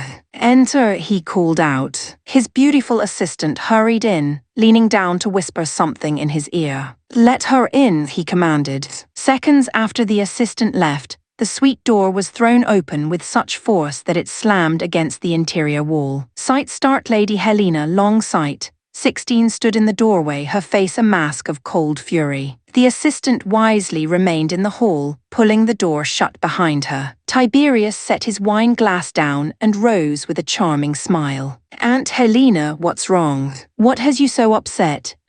Crack. The sound of her hand striking his face echoed through the silent room. A red welt instantly appeared on his cheek. "Tiberius," she roared, her voice trembling with rage. "Who gave you the authority to kidnap Draco?" Tiberius clutched his stinging cheek, his smile vanishing. "Grandfather approved it, Auntie," he spat. "If you have a problem, take it up with him. Don't take your frustrations out on me." Helena's eyes blazed. "You're all going to regret this," she seethed. "Sooner than you think." "Regret what?" Tiberius sneered, his tone dripping with disdain. "That we're finally dealing with a mongrel who's tainted with inferior blood. We gave him the honor of the Long family name, and what does he do? He hoards his creations for himself. We extended an invitation, acknowledging him as one of us, asking him to contribute to the family that gave him everything. But he was arrogant enough to ignore us. We have no choice but to respond in kind." The more he spoke, the more his face twisted into a grotesque snarl. Helena let out a sharp, bitter laugh. "An invitation. Don't flatter yourself. You weren't welcoming him. You were preparing to squeeze him dry like a dish rag. The moment you extracted every last drop of his value, you would have cast him aside without a second thought. Then that's his own fault for only having that much value to begin with," Tiberius retorted dismissively. "That much value?" Helena's voice rose in disbelief. "His little value is more than enough to crush this entire family under his heel. You, Tiberius, are nothing without your father and the family name propping you up. You're a waste. Compared to Draco, you are nothing." She turned on her heel and stormed toward the door. Pausing with her hand on the handle, she looked back at him, her eyes filled with a mixture of pity and contempt. "Here's a piece of advice, Tiberius. Cool it off. End this foolish plan right now. If you don't, you will live to regret it." With that, she was gone. Tiberius, shaking with rage, snatched his wine glass and hurled it against the wall, where it shattered in a spray of crystal and crimson. "Regret," he screamed at the empty room. "You overestimate him, Aunt. That half-breed mongrel. How could he possibly shake the foundations of the Long family? Challenging us is like an ant trying to stop a carriage. I can't wait to see him try. I can't wait to watch him fail, to see him groveling at my feet. I will crush him just like I crush all the other common filth." Ha ha ha ha. Outside the suite, Lady Helena heard her nephew's unhinged, furious laughter. She shook her head sadly as she stepped into the elevator. That boy, she thought, is completely oblivious to his own weakness. Without the family's power, if he were to challenge Draco on his own merits, he wouldn't just lose. He'd be utterly humiliated. Chapter 32. A study in Gundam evolution. 2 days later, the fleet carrying Draco Varlan sliced through the silent void, having departed the vicinity of the No. 12 colonial satellite. They were on a direct course for their home base, the heavily fortified Aegis asteroid 1 septillion 111 sextillion 111 quintillion 111, quadrillion 111 trillion 111 billion 111 million 111,111. In the quiet solitude of his personal quarters, Draco was lost in thought. The low, ambient hum of the warship's life support system was the only sound as he stared at a wall of shifting holographic schematics. His mobile suit development had, until now, been almost entirely focused on the universal century timeline. It was time to diversify. It was time to explore other possibilities. He stroked his chin, his mind a whirlwind of engineering specs and combat data. With our current tech base, he mused, we could definitely branch out. The Gundam Sade universe, for instance. The Strike, Duel, Aegis, all of them are within reach. We can replicate phase shift armor, no problem. The Wing series, I was never a fan of the original TV designs, but the Master Katoki's redesigns are beautiful, far more aesthetically pleasing. Manufacturing the 5 initial Gundams wouldn't be an issue, and modifying them for space combat is straightforward. The real question is practicality. Suits like the Sandrock and Shenlong are melee specialists. I don't have many pilots with that specific skill set. The Heavy Arms and Wing Gundam, however, are a different story. The Wing's Buster Rifle could be modified to draw power directly from a Minovsky reactor. The Gundam 00 series is a hard pass for now, he thought, dismissing a set of blueprints with a wave of his hand. Solar furnaces are beyond us. We can't even find the materials to create a substitute. And the Iron-Blooded Orphans series, nanolaminate armor, is another production nightmare. And the Animeanalysis system is something I need to consider far more carefully. I'll table both for now. He paused, a new line of thought emerging. And what about the pilots themselves? The new type spatial awareness, the coordinator's seed mode, do humans in this world possess that kind of potential? As someone who crossed over from another reality, could I have some latent ability I'm not aware of? He shook his head, pushing the metaphysical questions aside. No, focus. Let's stick to the hardware. For the next few days, Draco barely left his room, immersing himself in the data. He re-examined the Gundams he'd chosen, searching for weaknesses to correct, for systems to improve. The Seed series Gundams, the Strike, the Astray, ran on batteries. His first instinct was to swap them out for Minovsky ultra-compact fusion reactors. But a critical flaw in that plan gave him pause. That universe has neutron jammers, he remembered. A technology that completely neutralizes nuclear fission. I have no idea if a Minovsky reactor would be affected, but I can't risk it. If someone here develops a similar technology, my entire MS roster would be dead in the water. Nothing but scrap metal. And while anti-neutron jammers exist, I can't build either technology yet. The Astray's foamed metal armor is too weak for my standards, but using phase shift armor would be a massive power drain. Gundanium alloy is the logical choice. As for the Strike and Duel, their standard batteries need a serious upgrade. They'd be drained after a few shots from any high-output energy weapon.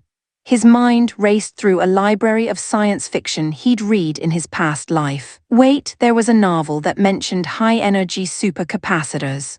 If my calculations are right, fully charged, they're 3 times more durable than the batteries from Seed. They offer significantly higher energy output and longer operational times.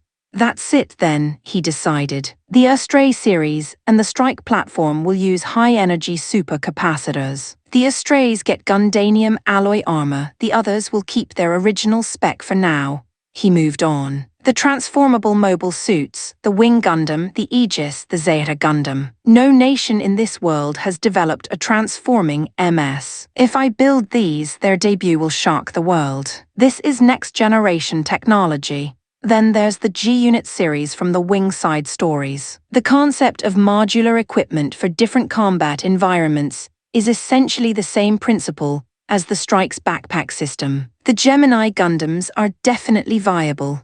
He brought up a file on a more dangerous technology. The Zero system, it's incredibly powerful. It enhances a pilot's abilities and has a processing speed fast enough to predict an enemy's every move. In a duel or a fleet action, It would grant an almost insurmountable tactical advantage. But the mental strain, I don't think I, or anyone under my command, could handle it. Not yet. We'll shelve it, but the PX system, he continued, a glint in his eye, that's a different story. It's a derivative of the Zero system's tech. It pushes both the pilot and the mobile suit beyond their absolute limits for a short burst, about 2 minutes. Exceed that and you risk a catastrophic breakdown of both pilot and machine. It's dangerous, yes, but far safer than the Zero system. With proper control, it's a weapon. The PX system is a go. With his path set, Draco began the work. He modified the original designs, patched weaknesses, and streamlined systems. If he succeeded, these Gundams wouldn't just be replicas. They would be superior to their source material. As he was deep in a complex energy schematic, the comms panel on his desk chimed. It was a priority request from his commander-in-chief. He accepted the call. Jaren, what is it? Boss, they're making their move. Jaren Lee's voice was calm but taut. A cold, thin smile touched Draco's lips. Patch me through to them. No, on second thought, just send them a message. Tell them to drop the act. We've been watching their every move. Yes, sir. Aboard the flagship of a pirate fleet, the bridge was a hive of activity. Though their ships flew slightly different flags, all variations of a skull motif, they were a unified force. Commander, a comms officer shouted. Our lines have been hacked. They sent a message. Read it, the commander grunted. The officer's voice grew increasingly strained as he read the text aloud. To my dear colleagues of the Storm Mercenary Corps, you can drop the pirate charade. Our intelligence network has been tracking your every move from the beginning. That goes for your friends in the other fleets too. And while you're at it, please pass a message along to your employer, Mr. Good. Tell him that if he wants a piece of me, or if he's just taking someone else's money to do their dirty work, he can come at me head on. There's no need for these childish games. A heavy, stunned silence fell over the bridge. The commander's face was a mask of disbelief and fury. They had been exposed. Back in his quarters, Draco disconnected the call. He rose from his chair, the holographic blueprints dissolving around him. With deliberate, calm movements, he began to put on his pilot suit. Chapter 33, A Battle Against Odds, a heavily encrypted channel flickered to life, connecting the command bridges of 4 separate mercenary fleets. On the main screen, the face of Commander Crane of the Storm Corps materialized. Mike, he said, his tone grim. Did you get the message from our target? Commander Mike of the Shadow Ghosts appeared in another window, his expression soured. I did, Crane. You too, affirmative, Crane replied. And I'd wager Franklin and Melon got the same lovely greeting. As if on cue, 2 more windows opened. One showed Franklin, the portly commander of the killer whales, his face beaded with sweat. The other revealed Melan, the red-haired, scar-faced leader of the White Rose mercenaries, her expression as hard as Durasteel. Let's cut to the chase, Crane began. Have you all spoken with your employers? What are the new orders? Melon spoke first, her voice raspy. Don't play coy, Cranes. Your boss and my boss, Tega One, gave us the same directive. The target, Draco Varlan, is to be taken alive. Crane nodded slowly. So it's a kill order on our careers if we fail. They want him captured no matter the cost. Screw this up and our employers will have our hides. Franklin of the killer whales shifted nervously. But the Tiani group has those Gundams, he stammered. The legends say a single one of those machines can take on 100 mobile suits. Our target is going to be protected by one at least. Our conventional MS and fighters, are we sure we can pull this off? Mike scoffed, his sunken eyes flashing with irritation. Franklin, if you're scared, you can quit. Go tell your boss you don't have the stomach for it. But don't sit here killing our morale with ghost stories. 100 to 1 is just an excuse cooked up by losers to explain why they got their arses kicked. The Gundams might be better than our hardware, but that's just absurd propaganda. Haven't you seen the combat footage? Franklin shot back, his voice rising. I've seen it, Mike retorted dismissively. I saw a high-spec machine tearing through retrofitted engineering suits and black market junk flown by a bunch of untrained pirates. You can't compare that rabble to our pilots. We're seasoned professionals. Enough, Crane interjected, his voice cutting through the argument. We've made our decision. It's time to stop talking and start fighting. All ships prepare for combat. On the bridge of the Tianyi flagship, a communications officer turned to Jaren Lee. Commander-in-Chief, we have an incoming hail from the Storm Mercenary Corps. Put him through, Jaren ordered. Commander Mike's face appeared on the main viewscreen. Commander Lei, he began, his tone deceptively polite. We'd like to invite your boss, Mr. Draco Varlan, to accompany us. A mutual acquaintance is very eager to meet with him. Jaren's expression remained impassive. Our boss will not be going with you. I see, Mike said, the pretense of courtesy evaporating. Then I'm afraid we'll have to resort to more forceful methods. My apologies, the screen went blank. Jaren turned to his tactical officer. Signal Neria, Jaina, Aviana, and Pan to prepare for battle. All custom GM units launch immediately. 2. The ship shuddered as magnetic catapults engaged. From the motherships, cruisers, and destroyers of the fleet, streams of advanced mobile suits were fired into the black. These were the GM Customs, heavily upgraded machines designed specifically for ace pilots and squad leaders 3. Their performance and armament far outstripped the standard GM. Each suit boasted a larger thruster backpack, a distinctive sunglass-style visor covering its optical sensors, and an extended antenna for superior search and track capabilities. Their loadout was formidable.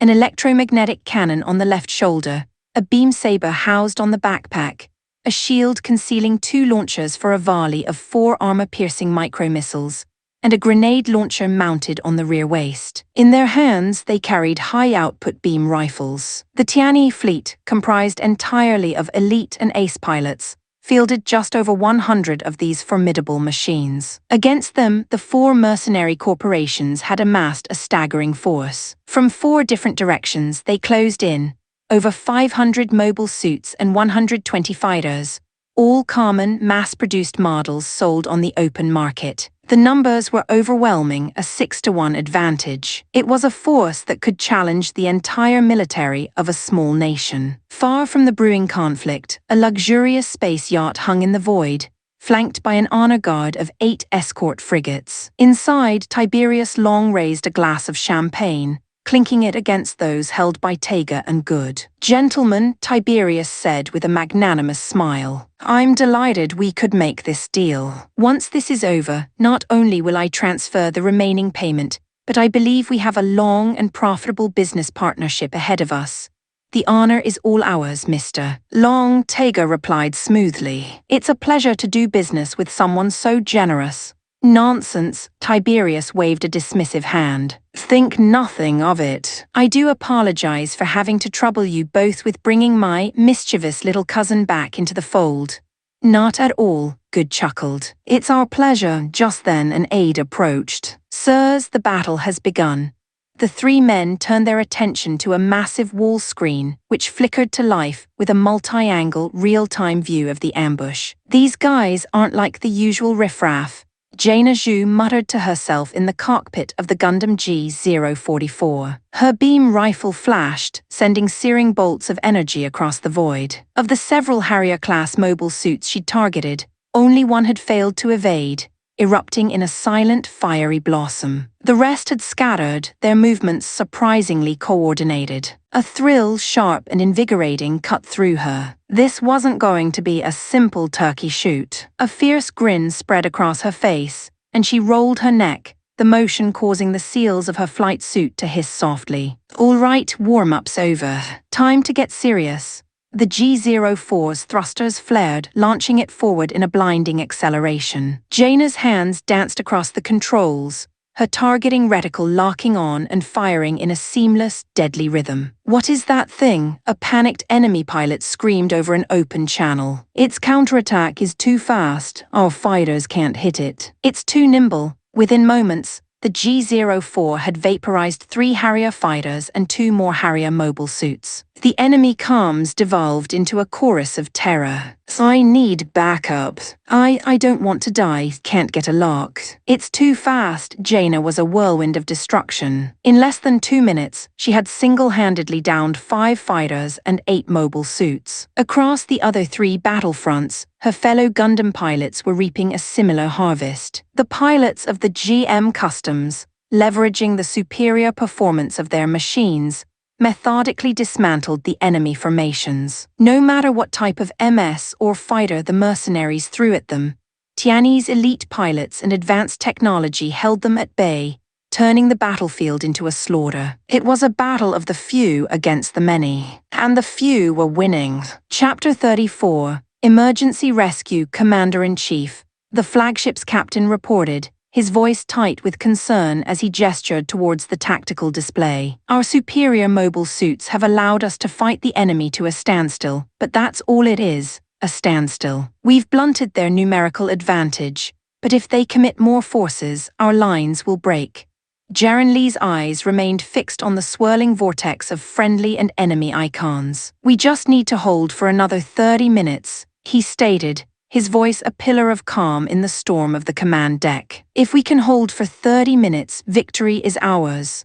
On the battlefield, that half-hour felt like an eternity. Too many of them. We can't kill them fast enough, requesting immediate support. We're surrounded, they're trying to wear us down with sheer numbers. They're just throwing bodies at us. The comms channels were a cacophony of desperate pleas. Tiany's elite GM custom pilots were being swarmed, hunted by packs of enemy mobile suits and fighters. One GM custom was in full retreat, its legs and one of its arms sheared away in a hail of fire. 2 wingmen flew a frantic rearguard action, trying to shield their crippled comrade as it limped back toward the fleet. But the enemy smelled blood. Dozens of mobile suits and fighters broke off from the main engagement, converging on the single, damaged unit. The 2 escorts fought valiantly, their beam rifles lancing out to destroy one attacker after another, but they too were being overwhelmed. The only reason the crippled GM custom hadn't already been reduced to scrap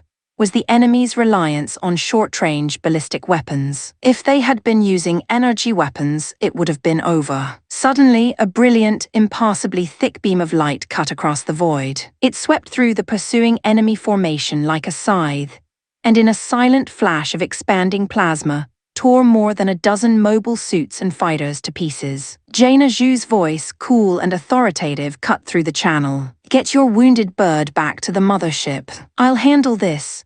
Her Gundam G-04, now wielding its massive mega beam launcher, fired again, clearing a path for the 2 embattled escorts. With the immediate threat neutralized, Jaina swapped the cannon for her beam rifle, and in a series of precise shots, vaporized another 7 enemy units. The survivors scattered like startled birds. Seeing the 2 escorting GMs were also heavily damaged, she ordered them to fall back immediately. As they disengaged, another powerful beam shot passed her cockpit view, engulfing a distant Harrier MS. Jaina knew instantly it wasn't from a GM custom. They didn't mount weapons that powerful. A small screen popped up in her HUD, showing the source, the sleek, heroic form of the Gundam GP-01 Zephyranthes. Another window opened, revealing the face of its pilot. Second Lieutenant Keegan, Jaina acknowledged the new ace. Lieutenant, Keegan replied, his voice steady. I'll hold this position. Go where you're needed. Acknowledged. Jaina pushed the G-04's thrusters to their limit, rocketing toward another raging firefight on the far side of the battlefield. On the bridge of the White Rose flagship, Commander Melan listened to the damage reports, her knuckles white as she gripped the arms of her command chair. 7th MS team is gone. Wiped out, 4th Fighter Squadron, total losses. 2nd MS team has sustained heavy casualties. They are operating at less than 30% strength. All contact lost with the 6th MS team. Presumed destroyed. She had grossly underestimated the Tiani mercenary group. She thought a coordinated, four-pronged attack would be more than enough. She had been wrong. She glanced at a picture of the Gundam G-07 that had been transmitted earlier. According to the reports, that one machine had annihilated an entire MS squad by itself. What are our confirmed kills against the enemy? she demanded of the comms officer. The officer flinched, then answered, his voice barely a whisper. "We have destroyed 6 enemy GM customs, Commander."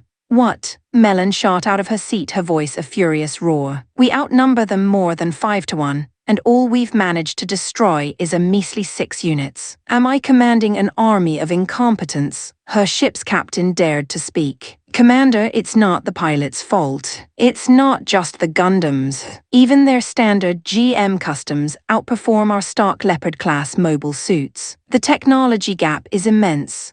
Melon took a deep breath, trying to rein in her fury, but the next report sent a chill down her spine. "Commander, another Gundam has appeared on the battlefield. What's its designation? Do you have a visual?" An image flashed onto her screen. It was the hulking, intimidating silhouette of the Gundam GP-02, Physalis II, armed with a beam rifle, its massive shield, and a terrifying 6-tube rocket launcher mounted on its back. "Has any of our units, or any from our allies, broken through their defensive line?" she asked, a sliver of hope in her voice. "The Storm Mercenary Corps reported several fighters broke through, ma'am, but they were quickly shot down by the enemy's warships and their close defense GMs.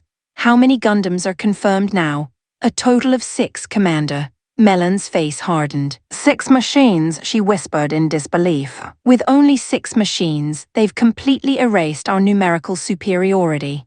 Pan gripped his controls, the cockpit of his Gundam G-07 flashing with proximity alerts. The space around him was a graveyard of Leopard MS wreckage, but the fight was far from over. He had become a lightning rod. After destroying 24 enemy units in the first few minutes of his sortie, he had been designated a Priority 1 target, and now it felt like the entire enemy fleet was gunning for him. He fired his shoulder-mounted laser cannon, the beam obliterating 4 more Leopards. His ballistic weapons were empty. If it weren't for the G-07's Minovsky reactor, which provided a seemingly limitless supply of energy for his beam weapons, he would have been powerless long ago. "Is that thing's energy infinite?" an enemy pilot shrieked. "It's fired that cannon a dozen times and it's still going. Watch your flanks. Those sunglass-wearing GMs are picking us off while we're distracted." It was true. The GM custom pilots were expertly exploiting the chaos,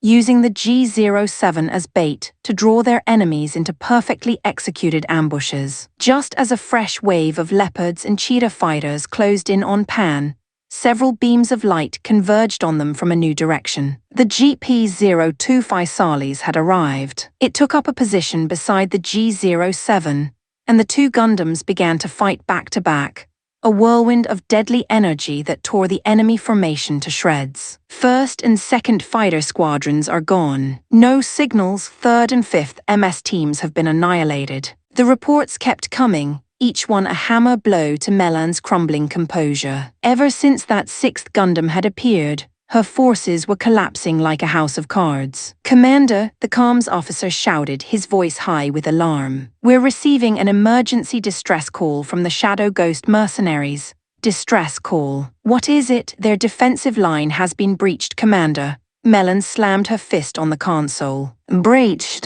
By what?" "A whole damn fleet." The officer looked up from his screen, his face pale. "No, Commander. They say their entire line was broken by a single, unidentified Gundam."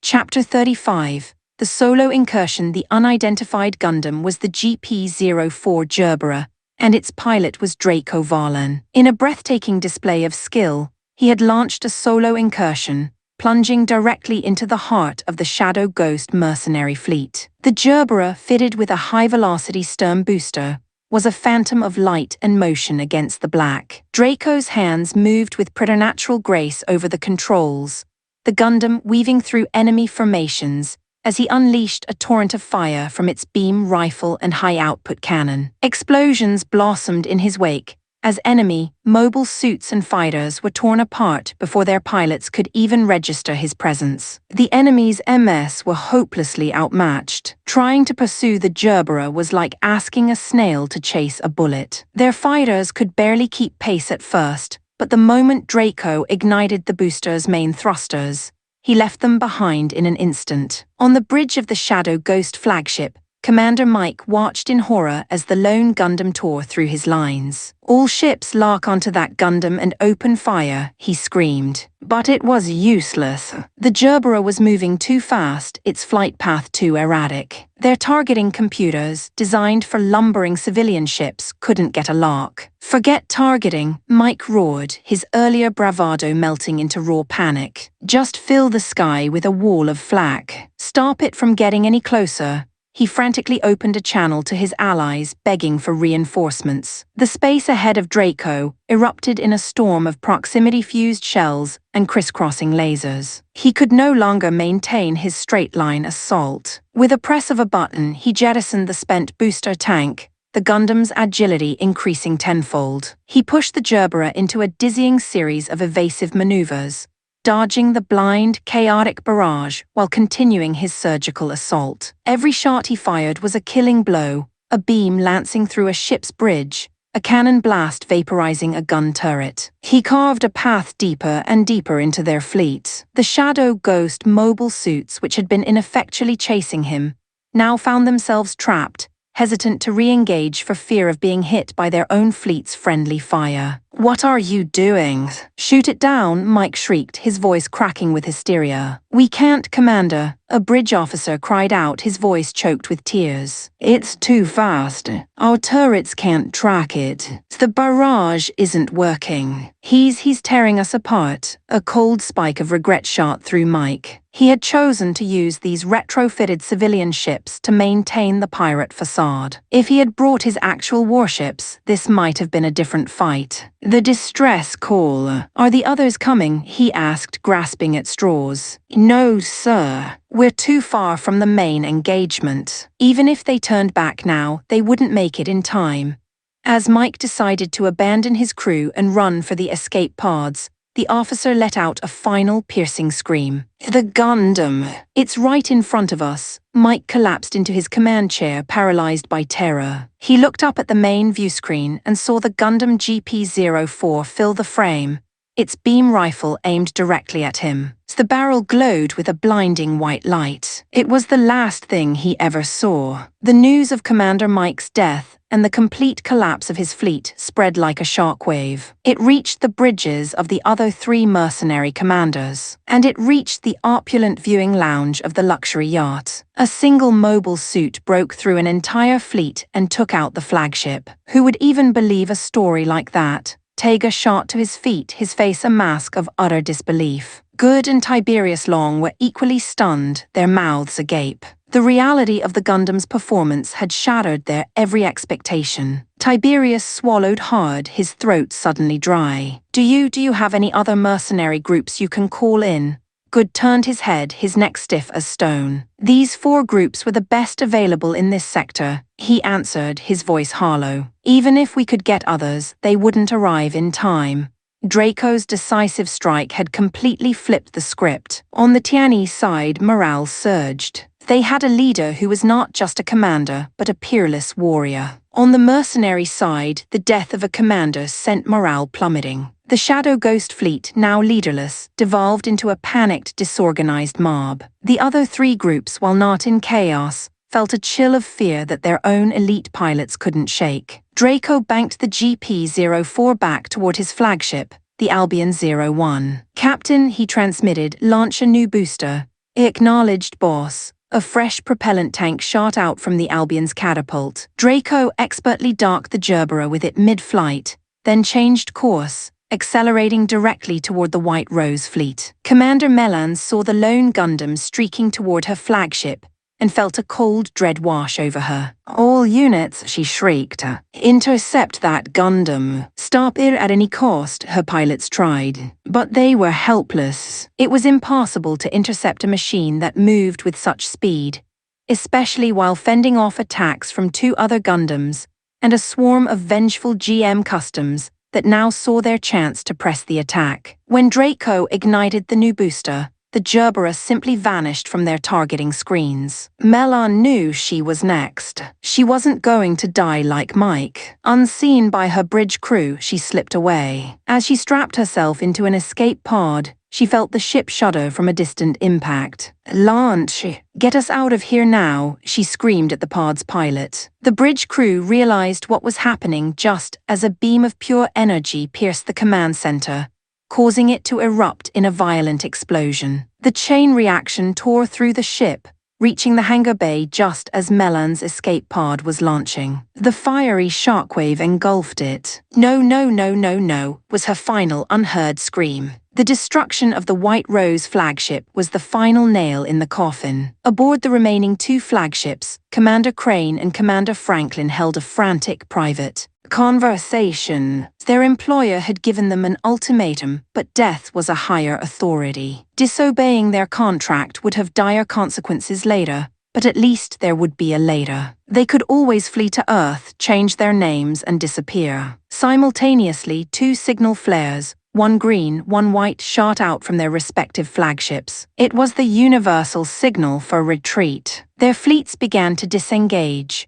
recovering what forces they could, and abandoning the leaderless remnants of the White Rose and Shadow Ghost fleets, who promptly began broadcasting signals of surrender. "They dare retreat. They dare defy our orders," Tega raged, pacing the lounge of the yacht. "They'll pay for this. When I get my hands on them." Good said nothing, his brow furrowed in deep, troubled thought. Tiberius Long trembled with a mixture of fury and humiliation, his hands clenched into white-knuckled fists. He had been so certain of victory. This was supposed to be his moment to prove his worth, to earn his father the position as the next head of the Long family. Instead, it was an unmitigated disaster. The money was gone and his prize had slipped through his fingers. He had failed. Suddenly, the door to the lounge flew open. A bodyguard stumbled in, his face pale with panic. "Sirs, it's bad. There's another Tiani fleet. They came out of nowhere right behind us. They have a Gundam and dozens of mobile suits were trapped." Chapter 36. Humiliation from the cockpit of his Gundam Thunderbolt, Leo Kai watched the last of the enemy's obsolete mobile suits detonate in silent, brilliant flashes. "The Long family, cold-blooded to the last," he said, his voice a low growl over the open comms. "They treat Draco and his sisters like outsiders because their mother wasn't from some high-born family. Now that they see what he can do, they try to snap their fingers and call him back to the fold. And when he refuses, they pull this stunt." He banked the Gundam, its sensors sweeping the field of debris. "They are going to pay for this. They'll all pay." He addressed the cowering figure on the luxury yacht's bridge via a direct channel. "Tiberius Long, even if these were your family's newest mobile suits, they'd be no match for a standard GM. And you brought these 10-year-old Brave Tiger models. What a joke!" Within minutes, Leo's GM squads had disabled the yacht's remaining escorts and boarded the vessel. Tiberius Long collapsed into his command chair, the fight completely gone from him. The bravado, the arrogance,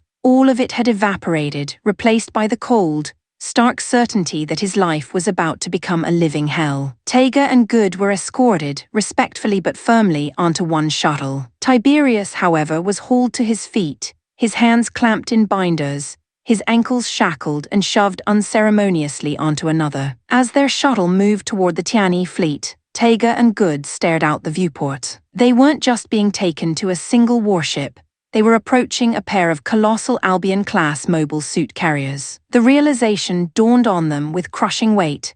Tiani didn't just have superior mobile suits, they had the industrial might to build their own capital ships. They had both made a terrible, terrible mistake. The shuttles docked inside the cavernous hangar of the Albion 01. The 2 mercenary brokers were led by armed guards to a private room. When the door slid open, they saw Draco Varlan sitting calmly on a sofa preparing tea. "Please," Draco said with a slight gesture toward the sofa opposite him. Tega and Good exchanged a nervous glance before taking a seat, their backs ramrod straight, their hands clenched in their laps. Draco poured 3 cups, the fragrant steam rising in the quiet room. He pushed 2 of the cups toward them. "I trust you'll be able to stomach the tea of the Cathayan Empire," he asked, his voice even. Yes, Good managed to reply. Of course, Taiga added, his voice strained. There's no need to be so tense, Draco said with a disarming smile. He lifted his own cup, blew gently on the surface, and took a small, deliberate sip.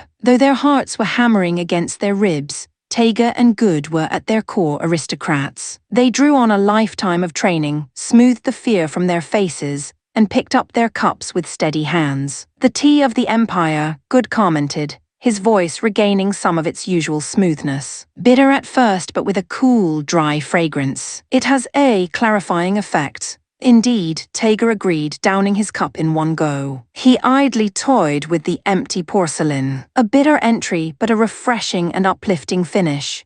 To an outsider, it would have looked like a friendly meeting, a business discussion between peers. No one would have guessed that just an hour earlier, their private armies had been trying to slaughter one another. Draco poured them another cup. Well said. Different cultures have different ways of appreciating tea. He paused, letting them take another sip. I invited you here to thank you. The mercenary groups you provided gave my own forces an excellent sparring match. This tea is a small token of my appreciation for your enthusiasm. Their brows twitched. The message was unmistakable. This was their one and only chance to walk away. We three are in agreement then, Good said quickly. Gentlemen, you are busy men and I wouldn't want to keep you, Draco said, standing. He then picked up the teapot and filled both of their cups to the absolute brim. Both Taiga and Good understood the gesture from their study of Cathayan etiquette. A full cup was a polite but firm dismissal. They drank the tea, thanked Draco for his hospitality and stood. See our guests out, Draco commanded. A mercenary guard escorted them from the room and onto separate shuttles that would return them to what was left of their command. A few moments after they departed, Jaren Lei entered the room. Boss, what about Tiberius Long? Do you want to see him? Draco's pleasant demeanor vanished, replaced by a chilling coldness. Oh yes, he said, rising from the sofa. I'm very much looking forward to it. Have you extended him our full hospitality? I believe, Jaren said with a grim smile, that he's had an unforgettable experience. Tiberius was in a grey, metallic holding cell. He was stripped to his underwear, his body a canvas of angry purple and blue bruises. Two large, grim-faced mercenaries were standing over him, holding tools. He was on the floor, groveling, the arrogant young master completely gone, replaced by a pathetic, whimpering wreck. Please, he begged, I'm sorry, please don't. One of the guards pinned his right leg to the floor. The other raised a heavy industrial wrench, preparing to bring it down on his kneecap. The door hissed open. The two guards immediately stopped and snapped to attention, saluting as Draco entered, Jaren Lei following behind him. Another guard brought in a chair and placed it behind Draco. Draco sat, crossing his legs, and looked down at the battered, weeping form of his cousin. Draco, you can't do this to me. Tiberius sobbed, his voice a mixture of rage and terror. Grandfather will never let you get away with this. He'll kill you. If he wants to try, I'll be waiting, Draco replied, his voice flat. But I'll have to be careful with an old man like that. It wouldn't do for him to die after just a little persuasion. He stood up and walked over, placing the sole of his boot on the back of Tiberius's head, grinding his face into the cold deck plating. Look at you. This pathetic creature isn't the great Tiberius Long of the Long family, the man who despises commoners and loves to crush them under his heel. Draco applied more pressure. This is exactly what you love to do to others, isn't it? Only now the roles are reversed. It's me, the mongrel with tainted blood, as you call me, standing over the high and mighty pure blood. Tell me, cousin, how does it feel? Go to hell, Tiberius spat, a final futile act of defiance. Draco laughed, a harsh, humorless sound. There's that fire. A bit of backbone, is it? It's funny, I could have sworn I heard you squealing like a pig out in the hallway. Or were you just trying to maintain your precious pride for me? He lifted his foot and nodded to the guard with the wrench. As the guard moved to break Tiberius's leg, Draco held up a hand. "Stop," he looked down at his cousin. "Get him on his feet. Don't let him kneel. It's beneath his station." The guards hauled Tiberius up. He could barely stand, his legs trembling violently. Draco stepped forward and drove his fist deep into Tiberius's stomach. Tiberius let out a choked, agonized scream and collapsed, vomiting bile onto the floor as he clutched his midsection. Draco crouched down, his face inches from his cousin's. "Why are you kneeling, Lord Tiberius? You're a master of the great long family. You should be standing tall, looking down on everyone else with that disdainful glare of yours, treating us all like ants. You can't look down on anyone from your knees." Tiberius looked up, his eyes burning with pure, undiluted hatred. "Yes," Draco whispered.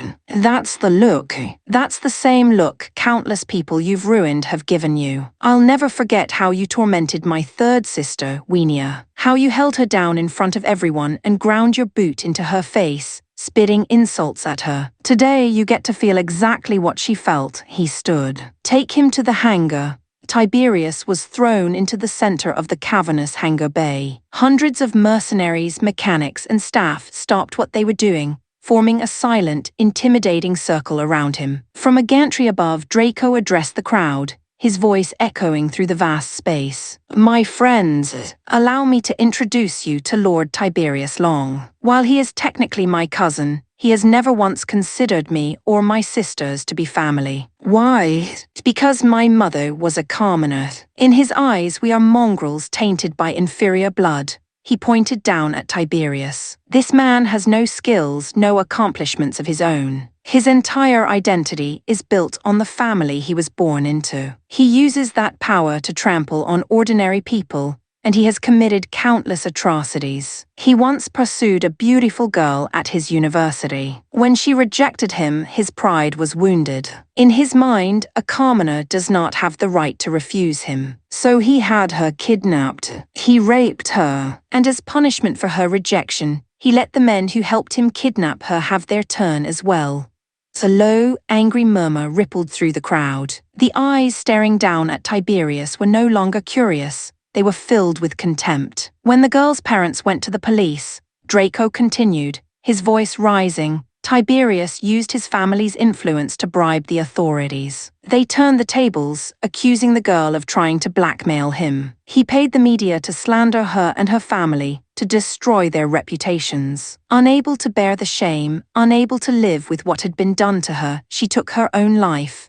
The hangar exploded in a roar of fury. "Scum, bastard, animal." One by one, Draco listed more of his cousin's crimes. With each revelation, the crowd's anger grew harder, their gazes more murderous. The two guards from the holding cell looked at each other, their only regret now being that they hadn't hit him harder. Tiberius trembled uncontrollably on the floor, feeling the crushing weight of hundreds of people wanting him dead. He regretted it all. He regretted trying to capture Draco. He regretted not listening to his Aunt Helena. But he still didn't understand. His fate wasn't sealed because he had tried to kidnap Draco. His fate was the culmination of every evil act he had ever committed. If he had been a decent person, if he hadn't tormented Draco's family, his punishment would have been a simple beating and a stern warning. But he wasn't, and this was his reckoning. Chapter 37, Just Deserts Everyone. Draco's voice cut through the hangar, cold and sharp as breaking ice. "You've all heard his crimes. Tell me, would simply killing a man like this be letting him off too easy?" A roar of agreement surged from the crowd. A quick death was a mercy this monster didn't deserve. They wanted him to suffer, to feel an ounce of the pain he had inflicted on so many others. "Then here is my order," Draco commanded. "Find creative ways to entertain him, but under no circumstances are you to kill him." The reality of his situation crashed down on Tiberius. He scrambled forward on his knees, his face a pathetic mask of tears and snot. "Draco, I'm begging you, please. Let me go. I'll do anything. I'll change, I swear, I'll be a new man." Draco looked down at him, his expression one of pure contempt. "You only beg for mercy when you're cornered, Tiberius. You've committed a lifetime of atrocities in the Cathaean Empire, trampling over anyone you pleased, using the family's money and power to escape every consequence. Since the law cannot touch you, I will. I will act on behalf of heaven and hold my own court. This is your sentence. This is your atonement. He waved his hand, a gesture of dismissal. The mercenaries needed no further encouragement. It started with fists. Several of the larger men took turns, their punches heavy and methodical. Then one of them paused, a vicious grin spreading across his face. "This bastard's done so many filthy things," he called out to the others. "Why don't we take him to the toilets and wash his sins away with some holy water from the bowl?" A momentary silence fell over the hangar, followed by a wave of savage, gleeful cheers. "Oh, that's brilliant. He's earned a bloody baptism." The thought of him, Tiberius Long, a noble son of a great house, being subjected to such a vile, debasing act, snapped something in his mind. "Devils!" he shrieked, his voice thin and reedy. "You're all devils!" "Monsters!" A female mercenary stepped forward and slapped him hard across the face, the sound cracking through the air. She crouched down, jabbing a finger in his face. "You dare call us devils," she snarled. "Think about what you've done. You drove drunk, killed an innocent person, and instead of compensating the family, you had the witnesses disappear. You who spits on the law and treats human life like trash have no right to judge us. What's happening to you today isn't cruelty. It's a reckoning." They dragged him, kicking and screaming, to the nearest lavatory. One of the mercenaries hit the flush button. As the water swirled, they shoved Tiberius's head into the toilet bowl. The cold shock of it stole his breath. He couldn't speak, couldn't breathe, his struggles only making them hold him down tighter. "Why is this happening?" His mind screamed. "I am alonged. How can I be subjected to this humiliation? If I survive this, I swear I will repay this shame 1,000 times over." Someone was filming it all with their datapad. After 30 seconds that felt like an eternity, they yanked him out by his hair. He gasped and sputtered, sucking in ragged breaths of air. "Doesn't look like his soul is clean yet," one of the guards observed dryly. "Then we'd better give him another rinse." They shoved his head back into the bowl and flushed again. "MMMPHGRRRRR. I will have my revenge for this. Mark my words." The threats were drowned in a gurgle of toilet water, his defiant rage lost on his tormentors. "Wow, he's still cursing at us. He's got some backbone," one of them said with mock admiration. A flicker of hope ignited in Tiberius's mind. "Maybe if I act tough, they'll get bored and leave me alone." That hope was immediately extinguished. "Good," another mercenary chuckled. "We love the ones with backbone. There's nothing more satisfying than watching a tough guy finally break and beg for mercy. It's a real sense of accomplishment. GRRRMMMPH, you demons. You devils." He tried to scream, but the words were garbled nonsense. Another mercenary placed his boot on the back of Tiberius's head, forcing it deeper into the bowl. Minutes later, they pulled him up again. He was barely conscious, limp and shuddering. They repeated the process again and again. The cycle of rage, defiance and humiliation continued until something inside him finally shattered. His anger bled away, replaced by a silent, soul-crushing despair. The thought of the video being uploaded online, of his rivals and peers seeing this, it was a fate worse than death. Suddenly, one of the mercenaries snapped his fingers. "Wait a minute. This bloke's a serial rapist, isn't he?" All eyes turned to him. "Some countries still use caning, right? As a punishment, yes, some on the back, some on the arse. I think the Cathayan Empire abolished it," someone else offered. "Well," the first merc grinned, "this ain't the Cathayan Empire." A female mercenary's eyes lit up. "I'll go find a whip." That was the final straw. A primal animal terror seized Tiberius. He lost control of his bladder, a warm puddle spreading on the cold floor beneath him. He tried to scramble away, to crawl, to escape, but it was pathetic. His body, weakened by a lifetime of debauchery and the recent abuse, had nothing left. A guard grabbed him effortlessly. Well, what's this? Our young master seems to be a bit out of shape. Did all that time in the bedroom wear you out?" "Pathetic," another sneered. "I've got him with one hand and he can't even struggle." The female mercenary returned, and in her hand was a long, cruel-looking whip. Tiberius's eyes widened in horror. The sight of it sent another wave of terror through him, and he soiled himself completely. The lavatory filled with the sound of mocking, derisive laughter. "Look at that!" He's pissed himself in fear. Without another word, one of the women ripped his trousers down, exposing his pale, trembling flesh. "Ready? 1, 2, 3, the woman with the whip swung it with all her might. Crack! The sound was as loud as a gunshot. It was followed by a scream so high and piercing it barely sounded human. A long red welt instantly appeared on Tiberius's skin, quickly welling up with blood. Crack! Another scream. Another bloody lines. Another woman took the whip. She too brought it down without hesitation. From the doorway Draco watched, his face a mask of cold indifference. Beside him Leo Kai was grinning, a look of vicious glee on his face. He had always despised Tiberius, but had never had the power to challenge the Long family. To him this wasn't torture, it was justice served hot and bloody. Jaren Lei stood a little behind them, his brow furrowed. Under normal circumstances he would have intervened. This was beyond the pale. But he knew what Tiberius had done. This wasn't a soldier being punished. It was a monster getting its just desserts. He was repulsed by the scene, but he couldn't bring himself to say it wasn't deserved. Chapter 38. Conditions. A ping from the command console drew Jaren Lei's attention. He turned to Draco. "Boss, a fleet of spaceships is requesting permission to approach and dock. They say they need to discuss something with you."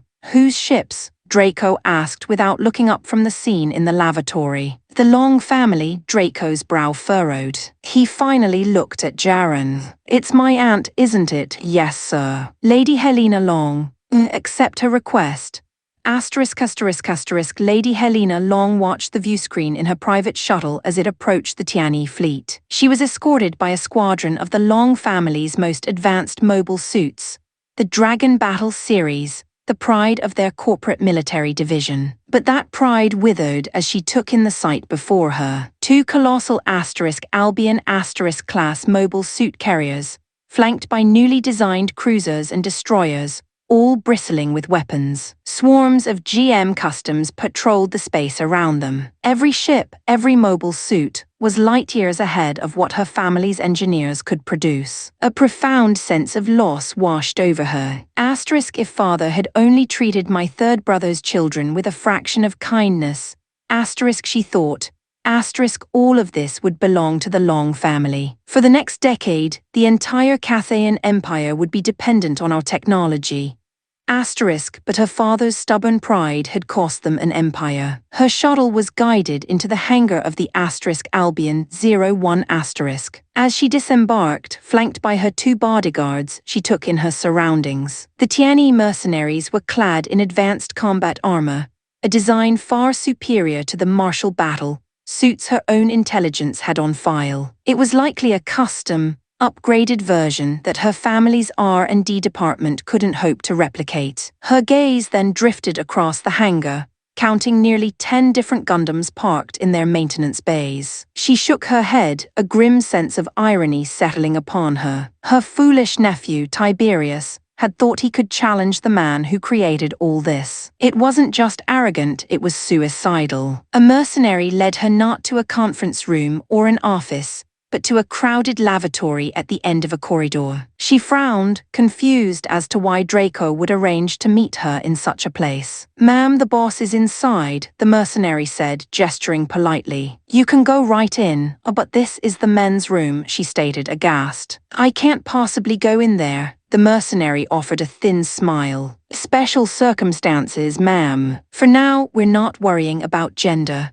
Helena's frown deepened, but she noticed several female mercenaries inside the lavatory among the crowd. "What on earth is going on?" "As I said, special circumstances," he repeated, maintaining his welcoming gesture. With a heavy sigh, she entered the noisy, humid room, her bodyguards close behind. The air was thick with jeers and laughter. She saw Leo Kai, who spotted her and waved. "Lady Helena, over here."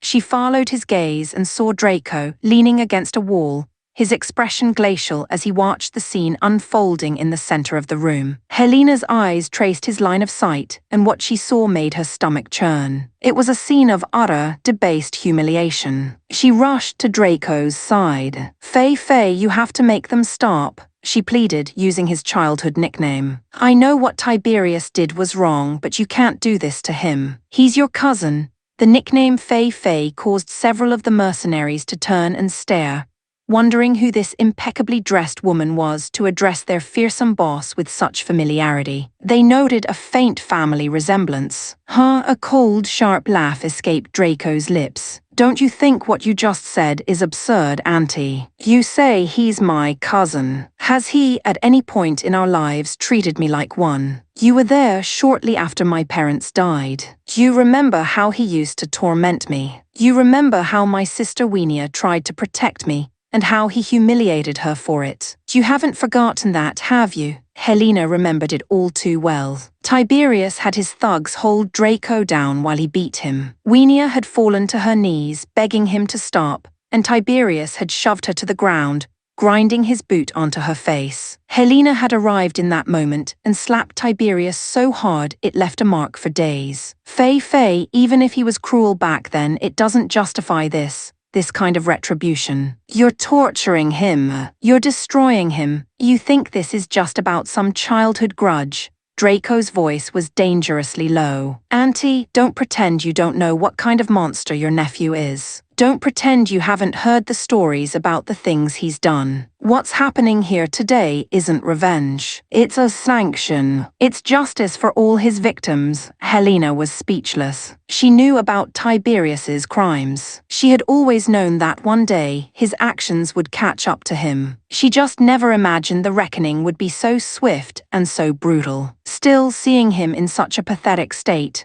a flicker of familial duty stirred within her. "Fei, please. Just let him go," she begged, her voice soft. "Name your price. Whatever you want, if it's within my power, I will give it to you." Draco's eyes narrowed. "All corporate assets and companies under Tiberius's control transferred to me for the price of $1, and a ransom of 10 billion to buy him back." Helena's face paled. That's impossible. The assets he manages are family property, not his own. And while 10 billion is a drop in the ocean for the Long family's total assets, it's not something we have in liquid cash. We'd invest that much in a new venture without blinking, but to ransom a single person, that's a different story. She looked Draco in the eye. To the outside world, Tiberius is a noble of the Long family. But within the family, he has very little standing. If you were asking for the patriarch, we'd pay 50 billion without a second thought. But for Tiberius, the elders wouldn't even approve 1 billion. There are dozens of branch family members more capable than he is. Fei, the conditions you've set, I can't agree to them. And even if I took them to your grandfather, he wouldn't agree either. He would probably tell you to just go ahead and kill him. HMPH. Valerius Long is certainly ruthless, Draco said, using his grandfather's full name with disdain. Everyone has a price tag in his eyes. If Tiberius were more useful, he might consider it. So since my offer is off the table, what's your counteroffer? Helena took a deep breath. All Long family investments in the Republic of Philips, transferred to you for $1. And I will pay a ransom of 1 billion for Tiberius. Draco considered it. The assets I'll accept, but 1 billion is too little. I want 50, 20, she countered instantly. 40, 25, 35, 30 billion, she said, her voice firm. That is my absolute final offer. That is the highest I can go. If you can't agree to that, then this entire negotiation is over. She had laid her cards on the table. Draco knew she was telling the truth. If he pushed for more, he would be jeopardizing her own position within the family. The elders would not tolerate such a loss, and not even the patriarch's affection for his daughter could protect her from their wrath. This was the best deal he could get. Done, he agreed. He had won. He had extracted the maximum possible benefit without harming the one family member who had ever shown him kindness. Helena's bodyguards moved forward and gently lifted the limp, broken form of Tiberius, getting his clothes on before carrying him out. Helena said her goodbyes to Draco and turned to leave. She took a few steps, then paused and looked back. Faye, she said, a curious glint in her eye. I saw your new Gundams in the hangar. That being the case, would you consider selling me your earliest model? Name your price. I'll pay anything. Draco looked at his aunt, the woman who had just negotiated for her other nephew's life, and slowly raised his hand, extending only his middle finger. Helena stared at the vulgar gesture for a moment, her eyes wide with surprise. Then a genuine, amused smile spread across her face. She chuckled softly, shook her head and walked away. Chapter 39, An Ace in the Whole Crack. The sharp, ringing sound of a slap echoed through the luxurious suite. Now, Lady Helena Long said, her arms crossed as she stared down at her nephew. Do you finally understand the difference between you and him? Tiberius hung his head in shame, his hands clenched into tight fists, his heart still burning with a bitter, impotent rage. You still refuse to face the facts, Helena said with a sigh. She sat down on the sofa. If there is a next time, no one will be able to save you. Her phone chimed. Seeing the caller ID, she accepted the call and switched it to speakerphone. Father, you called. Helena, I can't reach Tiberius. His locator signal is gone. Have you found him? What's the status of the operation? The voice of Patriarch Valerius Long was hard as iron. Tiberius's head snapped up. He opened his mouth to speak, but a sharp, warning glare from his aunt silenced him. Tiberius failed, father, Helena said, her voice calm and measured. She then proceeded to explain everything that had transpired. The capture, the humiliation, the ransom. That wretched boy, the patriarch roared over the speaker. A mongrel is a mongrel. He dares to bring such shame upon the Long family. Father, may I ask you a question? Ask. Let's imagine a hypothetical. If Fei's mother had been a noblewoman with his abilities, would he qualify as a candidate to be the next head of the family? That's an absurd hypothetical. It's not worth answering, please, father. Hypothetical or not, answer the question.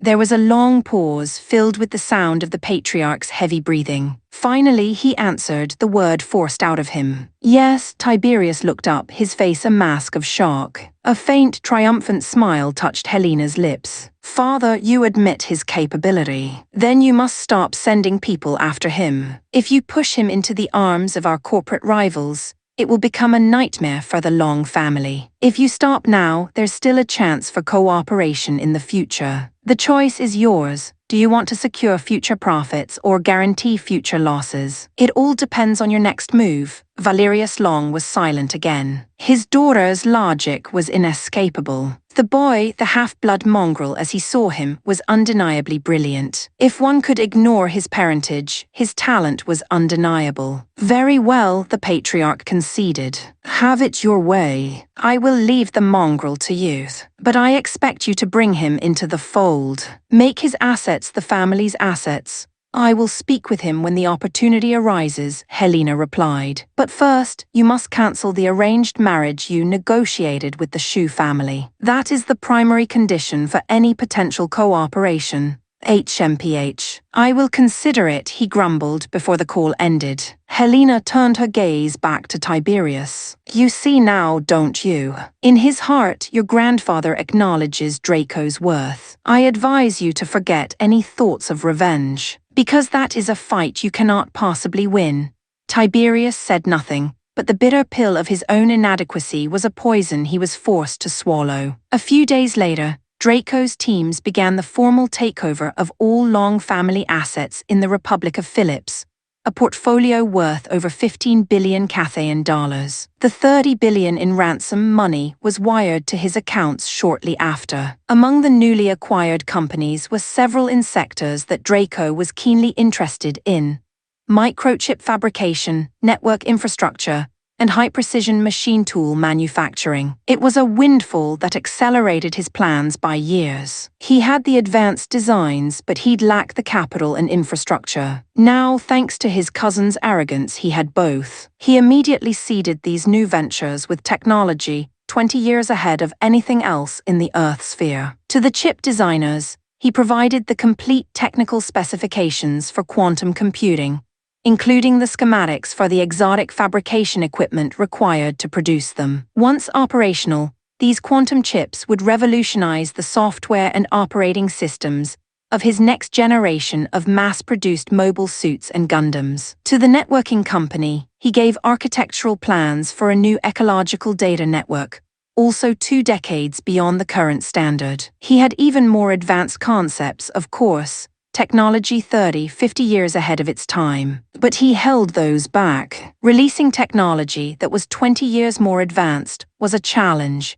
The existing material science and manufacturing base could just barely meet the minimum requirements. To release something 30 years ahead would be impossible to build. Worse, if word of such revolutionary technology leaked, every major power in the Earth sphere and the colonies would be after him. They would stop at nothing, kidnapping, assassination, to get his secrets or to ensure no one else could. Such power would completely upend the global order, and he wasn't ready to play that hand yet. A month later, Draco stood with Leo Kai in a vast manufacturing workshop. Before them stood 4 newly completed machines: the Strike, the Duel, the Astray Red Frame, and the Zeta Gundam. Draco, Leo said, circling the Strike, "These are different from the other Gundams you've built. The Strike, the Duel, the Astray, they run on batteries, not nuclear reactors." What's the thinking there? Especially with the Strike and Duel, their phase shift armor is a massive energy hog. Won't their batteries be drained in minutes? Draco looked at his oldest friend. "It's a contingency plan, Leo. I'm worried about something. A theory I have. I believe it's possible to neutralize nuclear power." Leo's eyes went wide. "Are you kidding me? How is that even possible? Is this some kind of joke?" Draco turned to him. "Years ago, if someone had told you that mobile suits would replace fighters as the kings of the battlefield, would you have believed them?" Leo was silent. "I may not think much of most of the world's scientists," Draco continued, "but there are a few brilliant minds out there. I myself have already designed a theoretical device, a neutron jammer. According to my calculations, it could neutralize most forms of nuclear fission and fusion currently in use. Even our Minovsky reactors." Leo asked, shocked. "I'm no scientist, but I know our reactors are far more advanced than standard fusion. You're telling me this thing could shut them down too?" "There's a 50% probability that it would," Draco stated plainly. The realization dawned on Leo's face. "So that's it. The Strike, the Duel, they're your insurance policy. Your ace in the hole." "Exactly," Draco confirmed. "I've always operated on a simple principle. If I can think of it, there's a chance someone else out there can too. I'm just preparing for that eventuality." He clapped his friend on the shoulder. "All right, enough theory. Let's schedule some test flights. It's time to see what these new machines can do." Chapter 40. Draco's 3 Sisters, a luxury sedan, flanked by escort vehicles bearing the Long family crest, moved smoothly through the city traffic. Inside, Lady Helena Long studied a stack of high-resolution photographs. Each image was of a different Gundam: the Strike, the Duel, and others she didn't recognize. Fei, you never cease to amaze me," she murmured to herself. "In just over a month, you've developed even more Gundams. Entirely new designs, modular weapon packs, even a transformable model." She lingered on the final photo, an image of the sleek, airborne Zeta Gundam. Her personal assistant, seated opposite her, looked on with curiosity. "My lady, is the mobile suit this Mr. Draco has developed, is it truly that powerful?" "Powerful doesn't even begin to describe it," Helena said, her voice a mixture of pride and frustration. "It completely eclipses all current military technology. The scientists my family keeps on the payroll, compared to Fei, they are children playing with mud." "We've arrived, my lady. President Kalia, I look forward to a productive partnership." "As do I, Chairman Jin. I'm certain this will be a long and fruitful collaboration." The beautiful and poised Kalia Varlan shook hands with a sharply dressed middle-aged man, seeing him out of her executive office one. As the door closed, she returned to her desk. A moment later, her younger sister, Xylia, entered with a stack of files. As Xylia began to report on the company's current operations, the office door opened again. It was their youngest sister, Wienia. "Kalia, Xylia," she said, "Aunt Helena is here, my 3 beautiful treasures. Have you missed your dear old auntie?" Lady Helena swept into the room with a brilliant smile. "Of course we have, Auntie," the 3 sisters replied in unison. "What brings you here so suddenly?" Kalia asked, her professional demeanor softening. "Well, I have something I need to show you," Helena said, her smile turning mysterious. She placed the stack of photographs on Kalia's desk. The 3 sisters gathered around, their curiosity piqued. They picked up the photos, their expressions shifting from interest to shock, their brows furrowing deeper with each image they saw. "These mobile suits, these warships," Kalia murmured, her eyes wide. "Aren't these the things Fei used to draw when he was a boy?" 2 her sisters were thinking the exact same thing. They all remembered their little brother, always quiet, always sketching these fantastical machines in his notebooks. "They are," Helena confirmed. "Only now your little brother has made them all real." "What?" The 3 sisters stared at their aunt, their faces a perfect picture of disbelief. Helena then recounted everything, her encounter with Draco, the events of the past few months, the staggering scale of what he had built. "I can't believe it," Kalia said, a sense of wonder in her voice. "Our quiet little Fae, who ran away from home without a word, to think he's accomplished all this." "He has," Helena said, her tone growing serious. "But his accomplishments have also put him in grave danger." The sisters looked at her, confused. "The military technology Fei has developed is revolutionary, at least a generation ahead of its time. It's no surprise that numerous factions are now investigating him in the shadows." "Then why didn't you bring him home?" Kalia asked, a hint of accusation in her voice. "Why didn't you protect him?" Helena gave a bitter smile. "You think I didn't try. Kalia, he watches me as if I were a thief. The best I can do for him right now is to feed false information to those shadowy groups to keep them off his trail." "I'm sorry, Auntie," Kalia said, her voice softening with regret. "You're right. I shouldn't have blamed you. I'm just so worried about him," Xylia frowned. "I understand why he'd be wary of the rest of the Long family, but why you, Aunt Helena? That doesn't make any sense." 3 Xylia, my dear, Fei isn't wary of me," Helena explained patiently. "He's wary of the people around me." Xylia's eyes widened in understanding. "His problem is with your bodyguards. They're the old man's spies, aren't they?" Helena let out a soft, helpless laugh. "On the surface, I am the cherished daughter of the family patriarch. Father insists on surrounding me with his best men to ensure my safety. The result is that he knows my every move. The person your brother truly fears is your grandfather." Wienia, who had been listening quietly, spoke up. "Auntie, I don't think you came here just to chat. It feels like you have something important to tell us." You're very perceptive, Wienia," Helena said, her expression growing grim. "I am handling all family matters related to your brother now. However, key members of the family are aware of his activities. While I can offer you some protection, I can't guarantee that one of our more ambitious relatives won't take matters into their own hands. They might try to use you as leverage to force Fei to hand over his technology. I came here today to tell you to be extremely careful." "We understand, Auntie," Kalia said. Just then her phone rang. The caller ID showed it was their butler. Kalia answered it, and a second later she shot to her feet. "What, Kalia, what is it?" "A group of men," she said, her voice trembling with shock and rage. "They just broke into the house." Helena's expression hardened. She knew instantly what was happening. "Let's go. I'm coming with you." When they arrived, the quiet, luxurious neighborhood was abuzz with activity. Neighbors were gathered on their lawns, staring at the sisters' house,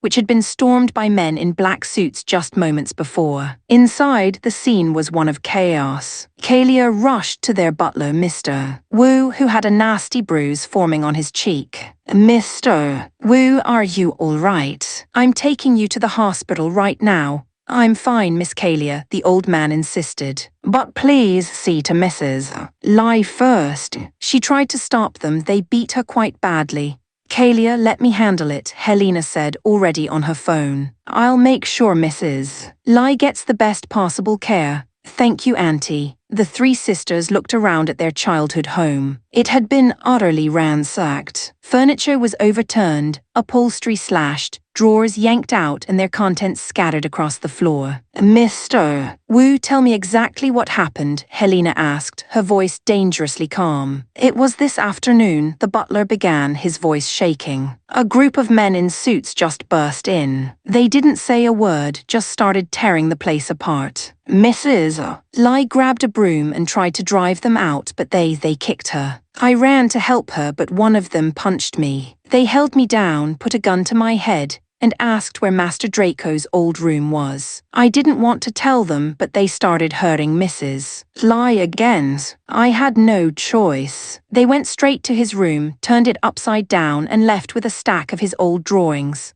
Helena's suspicions were confirmed. She knew exactly who had ordered this. "Kalia," she said, turning to her eldest niece, "you and your sisters are to act as if this never happened. Go about your lives as usual. I will handle this personally." With that, she swept out of the house, climbed into her sedan, and was gone. "Are we just going to let this go?" Xylia exploded the moment her aunt was out of earshot. "Are we just going to let her handle it? What else can we do, Xylia?" Kalia retorted, her voice filled with a weary frustration. "March up to that damned old man and demand justice. With what? What power do we have to challenge him? Even Aunt Helena is limited in what she can do. She'll find a few scapegoats to punish, but she can't touch the man at the top. She's already sticking her neck out to protect us. We can't make things more difficult for her." Xylia fell silent, her hands clenched in impotent rage. "So we're just supposed to let them walk all over us?"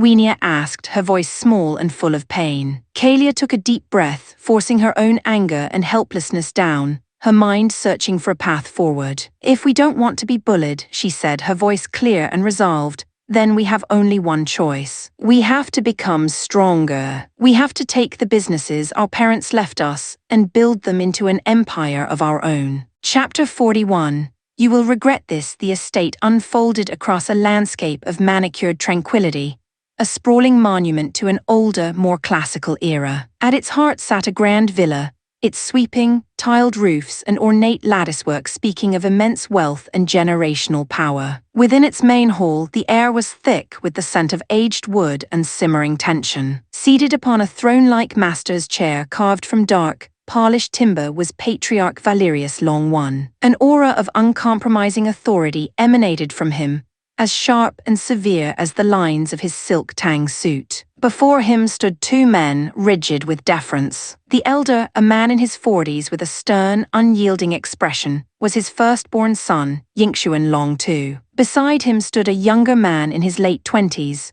whose handsome features were a near-perfect echo of his father's.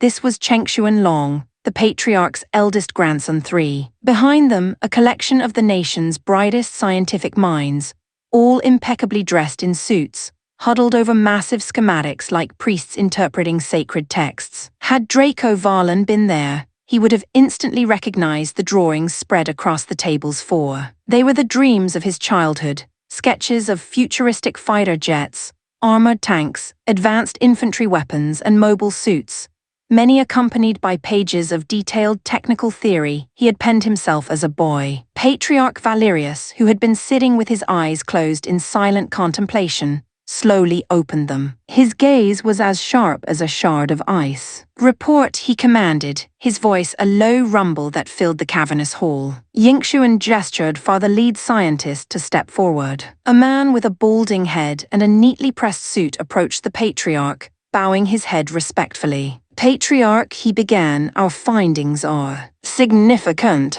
Roughly half of the collection are merely conceptual illustrations, brilliant but lacking technical data. The other half, however, are accompanied by exhaustive design theories, material specifications, and operational mechanics."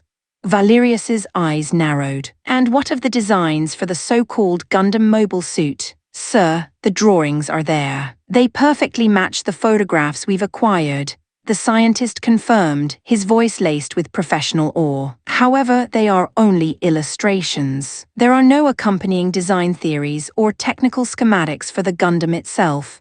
A guttural HMPH escaped the patriarch's lips, a sound of pure, undiluted frustration. The scientist flinched and lowered his head, not daring to make a sound. And the other designs, Valerius pressed. How do they compare to our current military technology? Sir, the scientist replied, choosing his words with care, the technology outlined in these documents is, conservatively, at least 20 years ahead of the current standard-issue equipment used by our nation's military. Even the most advanced projects currently under development at our own violent military technologies fall short of what's detailed here. A dry, mirthless chuckle escaped the patriarch. He leaned back, a look of grim amusement twisting his features. Incredible, he mused aloud. A team of our country's most decorated scientists, each holding multiple doctorates, outclassed by the childhood doodles of a boy. If word of this got out, we'd be a laughingstock. Though a faint blush crept up the scientist's neck, he stood his ground. With all due respect, Patriarch, the genius is undeniable. We have been defeated by your grandson. If you could persuade him to return to the family, I would willingly cede my position as chief scientist to him. In fact, I would beg to be his student.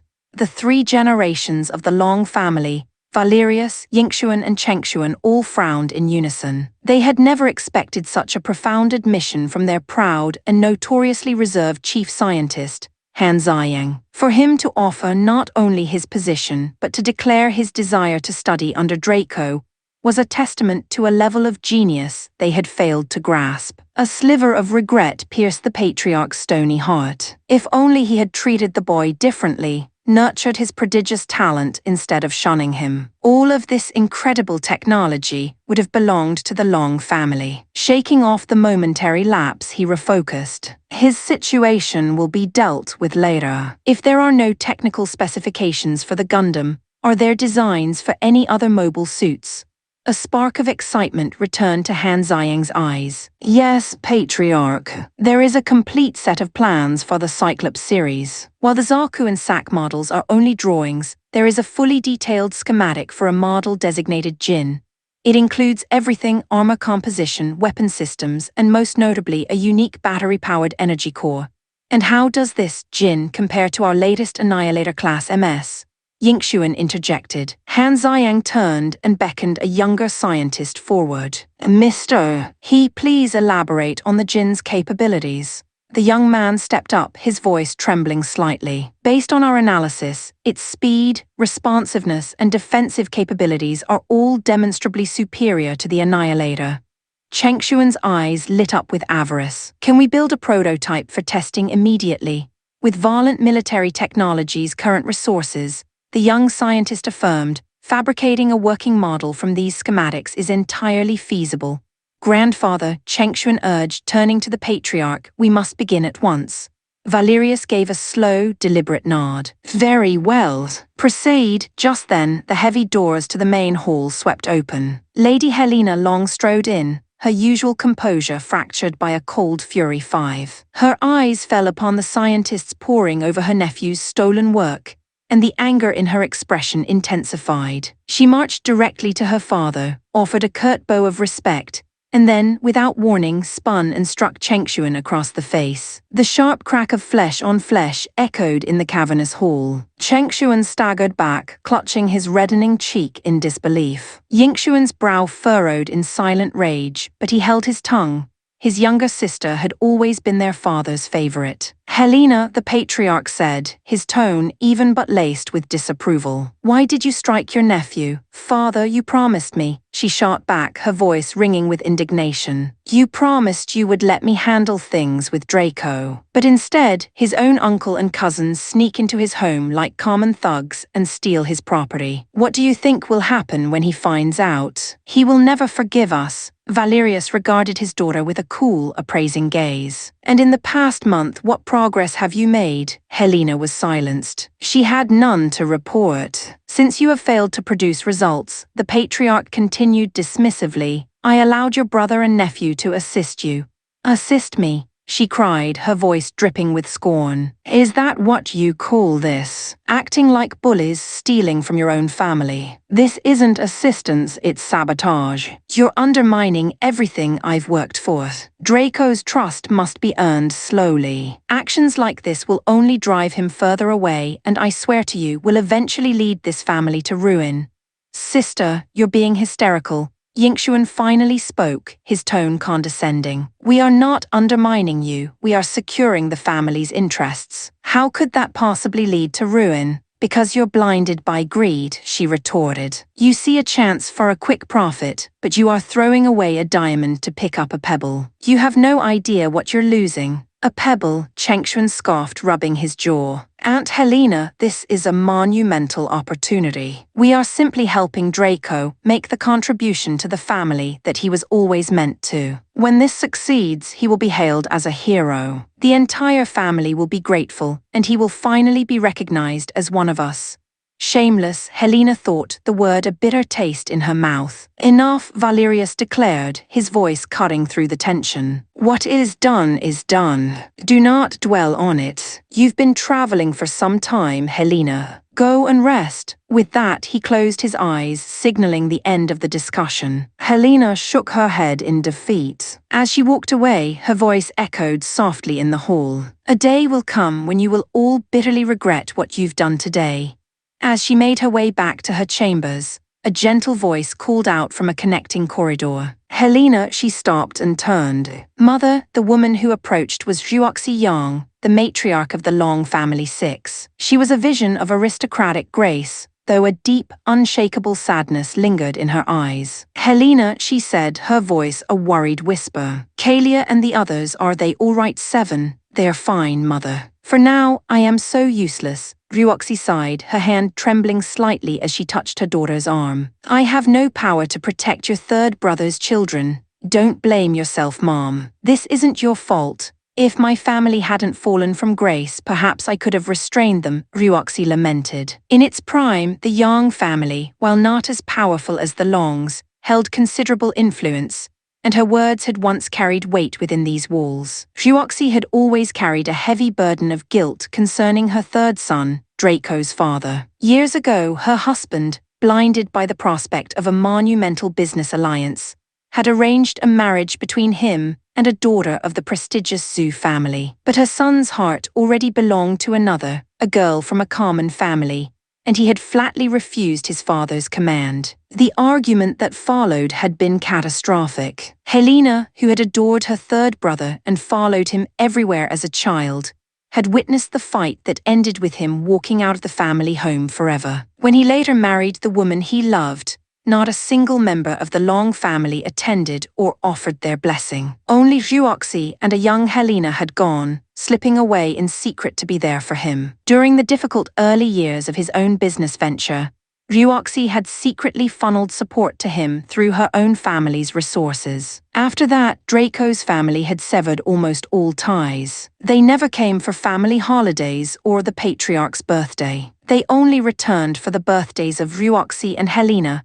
the only two who had ever shown them kindness. Then came the accident that claimed the lives of her son and daughter-in-law. By a cruel twist of fate, Ruoxi's own family was in the midst of its own collapse, and her standing within the Long household plummeted. She was powerless, forbidden from even attending her own son's funeral. Only Helena had been there to help a grieving Kalia handle the arrangements. The patriarch had remained indifferent, his heart still hardened by the memory of the astronomical profits lost when his son had defied him. "Father still resents him," Helena said, her voice thick with emotion. "He resents him for refusing that marriage, and he's taken that resentment out on his children."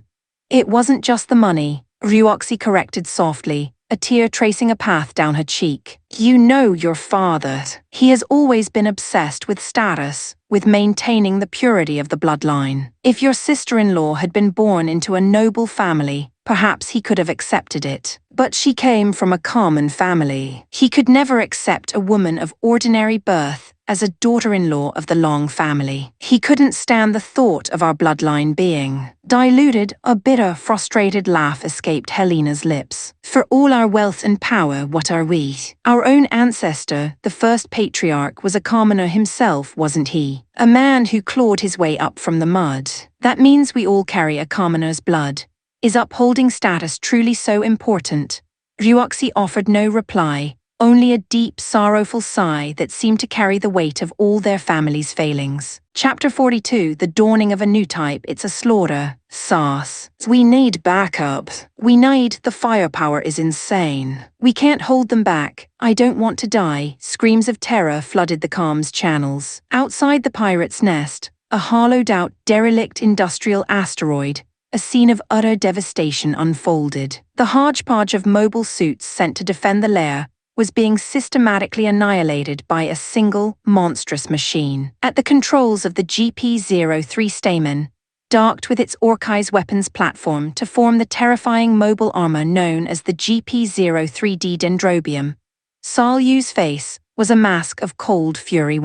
The rage he had suppressed for years finally erupted from his soul. Evil Fang pirates, he snarled, his voice a low growl of pure hatred. I've waited so long for this day. Today I will have my revenge for my parents. I will wipe every last one of you out. His hands flew across the controls. A volley of 108 micro-missiles erupted from their pods, a swarm of mechanical death that blotted out the stars. The pirate pilots, flying patchwork mobile suits crudely modified from civilian engineering models, broke formation and fled in panic. Their machines were slow, clumsy, they never stood a chance. The missiles found their marks, and the void was suddenly punctuated by a chain of brilliant, silent fireballs. Before the debris could even begin to scatter, the Dendrobium's mega beam cannon roared to life. A colossal shaft of incandescent energy tore through the battlefield, vaporizing several mobile suits instantly. It lanced through the hull of a retrofitted transport ship,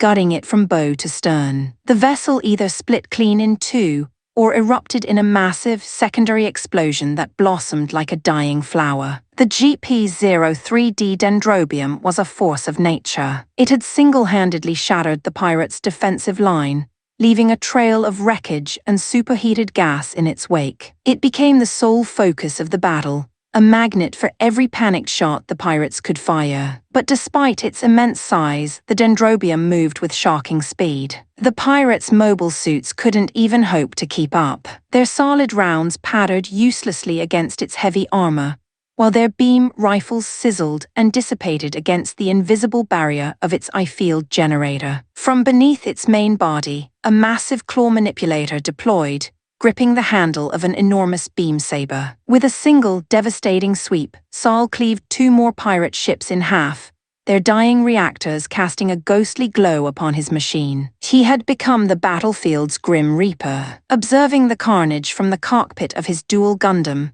Liu Kai could only stare in disbelief too. "You've got to be kidding me," he breathed. "That thing's a monster." A moment later, he added with a sense of profound awe, "A machine that powerful. It shouldn't even exist in this era. He's been out there less than 3 minutes," his tactical officer reported, "and he's already taken out more than half of their mobile suits.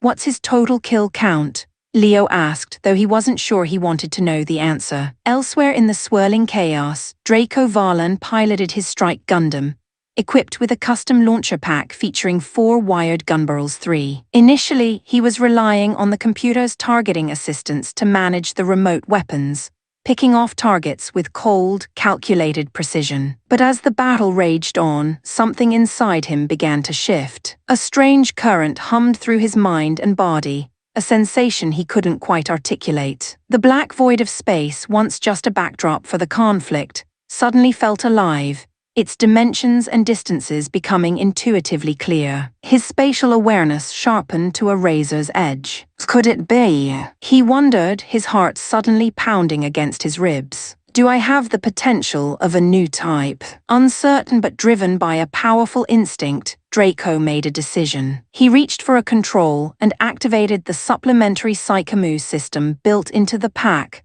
a feature he had designed but never truly tested. The effect was instantaneous and overwhelming. His consciousness exploded outward, as if his mind and body had merged with the fabric of the universe itself. The frantic battlefield fell silent. He could feel everything, the trajectory of every stray bullet, the heat signature of every straining engine, the precise location of every friend and foe. The physical tethers connecting his gun barrels to the strike's backpacks snapped away, leaving the weapons to navigate freely on their own thrusters. Draco closed his eyes. In the sudden, profound quiet of his mind, he felt the battlefield with perfect clarity. A cluster of pirate mobile suits opened fire, converging on his position. Just as the beams were about to find their mark, the strike Gundam moved. It wasn't a pre-calculated dodge. It was a fluid, instinctive motion, a dance of avoidance so perfect it seemed precognitive. As he sidestepped the lethal volley, his 4 gun barrels swiveled and fired in unison, obliterating the pirates who had just attacked him. Draco's eyes snapped open, and a slow, confident smile spread across his face. He didn't need the computer anymore. He could command them with his thoughts alone. While his hands guided the strike Gundam through elegant evasive maneuvers, his mind directed the 4 gun barrels in a complex, 3-dimensional assault, striking targets from impossible angles. One after another, the surrounding pirate mobile suits were torn apart by precisely aimed shots, turning the space around the strike into a kill zone. The remaining pirate pilots, utterly terrified, broke and scattered. But there was no escape. Those who fled the strike Gundam flew directly into the waiting arms of the other Gundams and their GM support units. The unlucky few who blundered into the path of the GP-03D Dendrobium were simply erased from existence. Aboard the pirates' asteroid base, the one-eyed commander watched the tactical display, his face a grim mask of defeat. The battle was lost. His only option was to cut his losses and flee. He gathered his most trusted lieutenants and made for the exit. Just as they stepped out of the command center, a subordinate ran up to them, his face pale with panic. "Captain, it's over. The enemy's suppression teams are inside the base. Their firepower is too much, we can't hold them. Most of the men are already dead." The one-eyed commander's jaw tightened. "Tell what's left of the men to hold on for as long as they can," he ordered grimly. "After that, it's every man for himself. Surrender or run, it's their choice." With his inner circle, he navigated a series of service corridors to a hidden hangar bay containing his personal high-speed escape craft. But as he reached for the control panel to open the cockpit, the cold, black muzzle of a pistol pressed firmly against his forehead. Behind him, his men reflexively reached for their own weapons. "Don't move," a voice commanded from the shadows. Instantly, the dark corridor was illuminated by dozens of laser sights, each red dot painting a fatal point on the pirates' bodies. All around them, soldiers in sleek black combat armor seemed to materialize out of thin air, their stealth fields disengaging with a faint shimmer. They held advanced rifles, all aimed with deadly intent. The commander and his men froze, then slowly raised their hands. One wrong move, and they wouldn't even have the chance to beg for their lives. The commander's face was a storm of disbelief and rage. This escape route was known only to him and the men standing with him. One of them had betrayed him. Knowing he was finished, he had one last question. "Tell me," he said, his voice strained. "Who told you about this passage? Who betrayed me? Let me die knowing the truth." "I can't answer that," the soldier holding the pistol replied, his voice flat and professional. "You're coming with us. Maybe my superior will have an answer for you." Disarmed and defeated, the pirate leadership was escorted to the main plaza of the asteroid base. The commander looked on as the black-armored soldiers efficiently restored order. On the left, his captured crew sat on the ground, heads bowed in despair, some receiving emergency first aid. On the right, the civilians they had kidnapped were being cared for, many of them weeping with gratitude and relief. His gaze then fell upon the soldiers' shoulder pauldrons. He recognized the insignia, the stylized wing of the Tiani Mercenary Group 4. A cold confusion washed over him. He had never crossed paths with this mercenary outfit, never interfered in their operations. He couldn't fathom why they would come here to annihilate him. Across the plaza, another squad of Tianyi soldiers was methodically inventorying the vast stores of plundered goods. "Sit here and wait," one of the soldiers grunted, gesturing to an empty patch of floor. The one-eyed commander sank to the ground, the weight of his total and inexplicable defeat crushing him completely. Chapter 43, A Ghost from the Past Boss. A hesitant voice called out, pulling Draco Varlan from his thoughts. He turned to see Sol Yu-1 shifting his weight, the young pilot's usual confidence replaced by a furrowed brow of confusion. "What is it, Lieutenant Yu?" Draco asked. Sol scratched the back of his head, struggling to find the right words. Well, sir, it's difficult to describe. During the battle, I felt something, a connection to you, I think. It was a feeling I can't quite explain. A single eyebrow rose on Draco's face. He studied the young man for a moment, a new theory clicking into place in his mind. Could this kid have new-type potential too? "Let me guess," Draco said, his voice low and probing. "You felt like you could almost reach out and call to me directly with your mind." "Yeah, that's it," Sol exclaimed, his eyes widening. "It was exactly like that, but—" He trailed off, the words failing him again. "But you didn't know how," Draco finished for him. Right. That's precisely it. What in the world are you two on about?" Liu Kai-2 landed his dual Gundam beside them, its hydraulics hissing as it settled. "I couldn't make heads or tails of that conversation." "It's nothing complicated," Draco said with a faint smile. "This kid here might have the same abilities I do. He might be a new type." "A new type?" Leo echoed, his face a mask of confusion. "What's a new type?" Sol looked on with equal curiosity, having never heard the term before. "Tusk, how to explain it?" Draco mused for a second, then snapped his fingers. "Think of it this way, they are the next stage of human evolution." A flash of worry crossed Sol's face. "Wait, boss. I'm still human, right?" "Of course you are," Draco reassured him. "New types are still human. They are just more. An evolution that grants certain abilities beyond those of an ordinary person." "So, basically," Leo offered, trying to frame it in a way he could understand, "they are like the high IQ individuals of the human race." "That's one way to look at it," Draco conceded. "But a new type's intelligence isn't necessarily higher. What defines them is their powerful psionic potential, their heightened spatial awareness, a razor-sharp intuition for danger, and an incredible ability to adapt."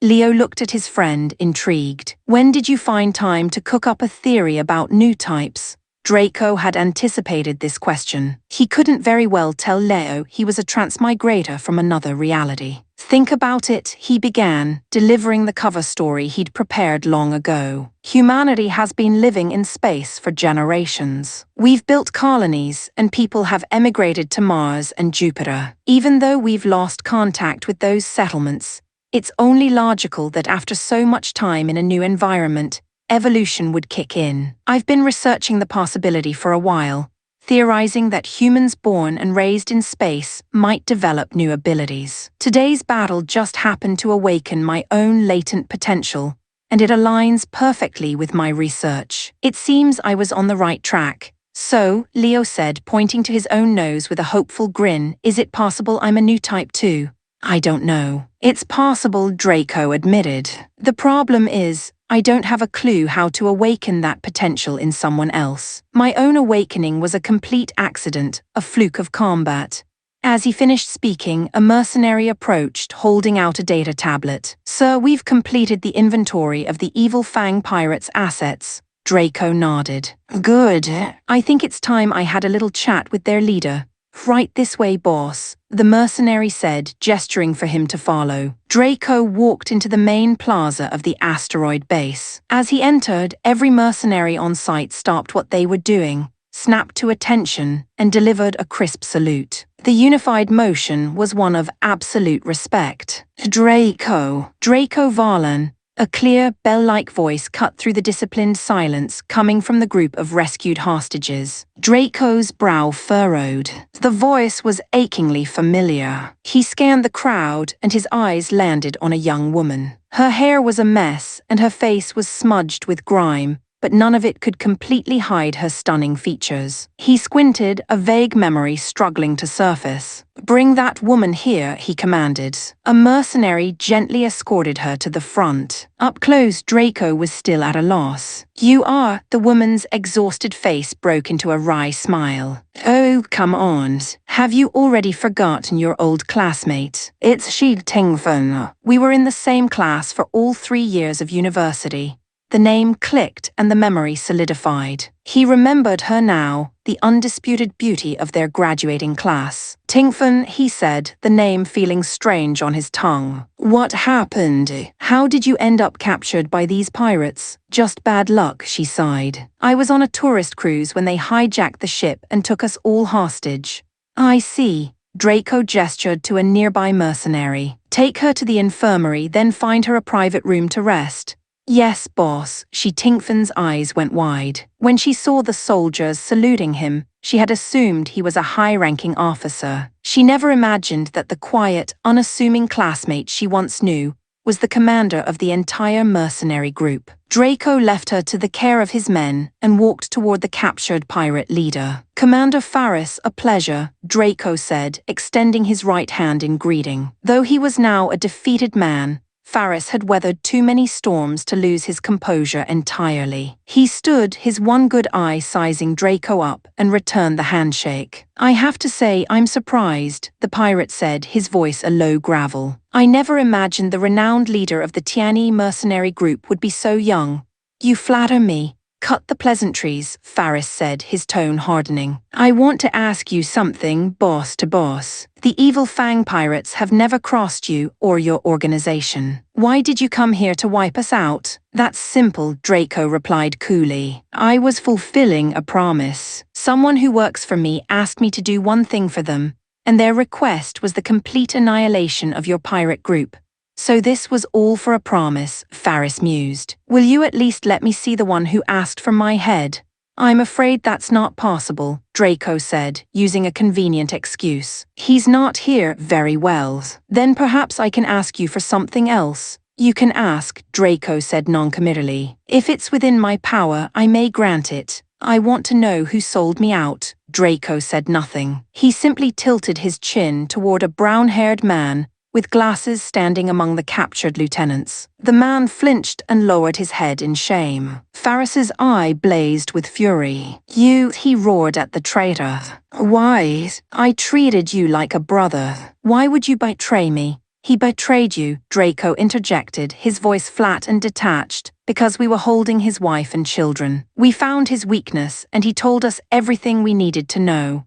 He then pulled out a small photo and showed it to Faris. It was a picture of the pirate leader standing proudly with a beautiful middle-aged woman and 2 smiling children in front of a pleasant-looking house. The pirate's blood ran cold. All the fight went out of him, replaced by sheer primal terror. You stay away from them," he stammered, his voice trembling with rage and fear. "Anything you want, you take it from me." "They are innocent. Relax, Commander," Draco said calmly. "There's no need to get so agitated. In fact, if you do one little thing for me, not only will I let you live, but I'll allow you to reunite with your family and enjoy a peaceful life together."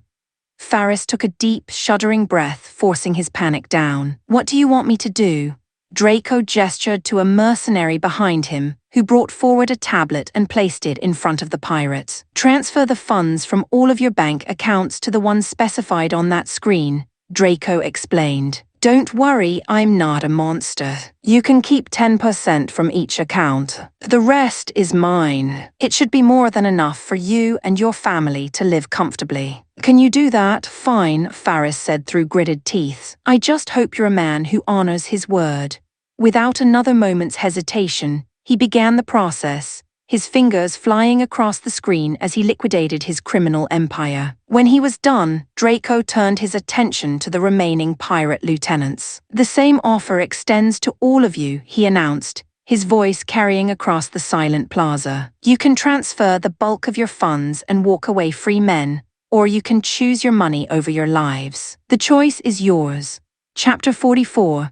An echo of old times, a series of private space shuttles detached from the asteroid base, their engines firing silently as they carried Faris and his inner circle toward their designated points of exile. The rest of his surrendered crew were herded onto stripped-down transport ships, destined for the nearest sovereign territory, where they would be handed over to face national tribunals. This arrangement, however, did not sit well with the rescued civilians. As the news spread, a current of discontent rippled through the crowd, quickly escalating into a full-blown protest. They accused the Tiani mercenary group of a gross miscarriage of justice, of catching the small fry while letting the biggest sharks swim free. In response to their outrage, the mercenary group issued a cold, simple statement broadcast throughout the base. "We are a private military corporation. We fulfill the terms of our contracts." The contract was to neutralize the evil Fang pirates, which has been accomplished. "If you wish to hire us to apprehend specific individuals for trial, we are willing to negotiate a new contract, provided you can meet our fee."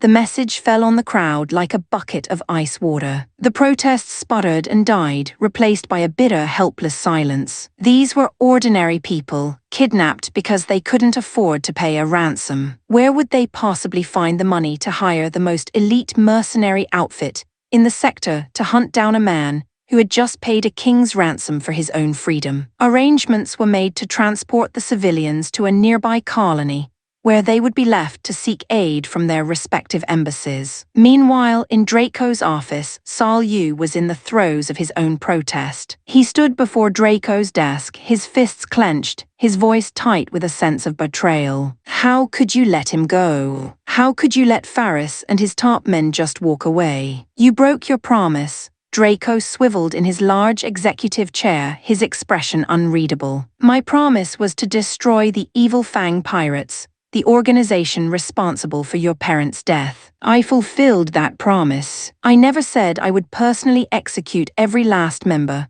but you can't just let the leaders go free." Sol shot back, his voice cracking with emotion. "They didn't go free," Draco corrected him calmly. "They bought their lives with the vast fortunes they'd amassed. It was a transaction, so you should have taken their money and then killed them.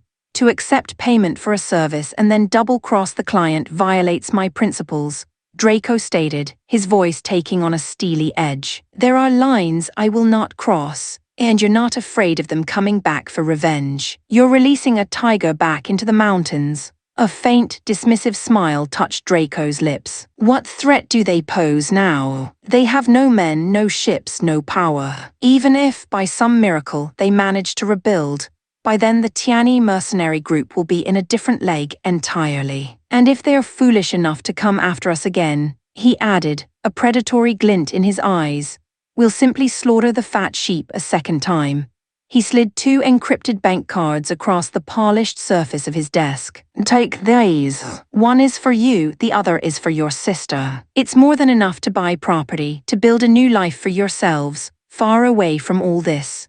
Sol hesitantly picked up the cards and slipped them into his pocket. Draco turned his chair to face the panoramic window overlooking the void. "This is a mercenary group, Sol," he said, his voice softer now, almost musing to himself. "We live and die by the contracts we take. We aren't a national army, funded by taxes and a patriotic public. Without money, I can't pay our peoples. I can't repair our ships or our mobile suits. I can't fund the research that keeps us ahead of the curve. Every battle costs a fortune in repairs, munitions, and compensation for the wounded. Every salary, every expansion, every new piece of tech requires capital."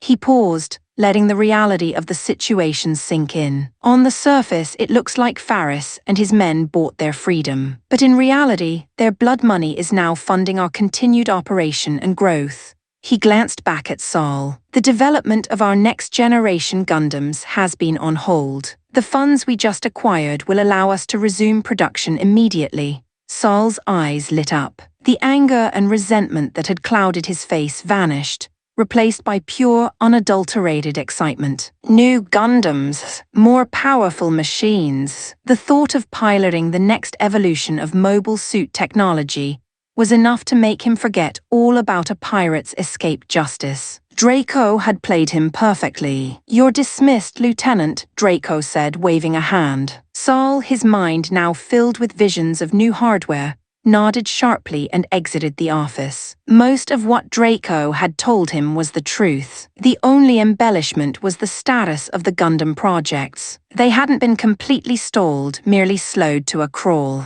Draco had been funneling every spare credit from their monthly net profits into the R&D. But it was a slow, arduous process that was straining the company's other operational budgets. The influx of cash from Faris wouldn't start the projects.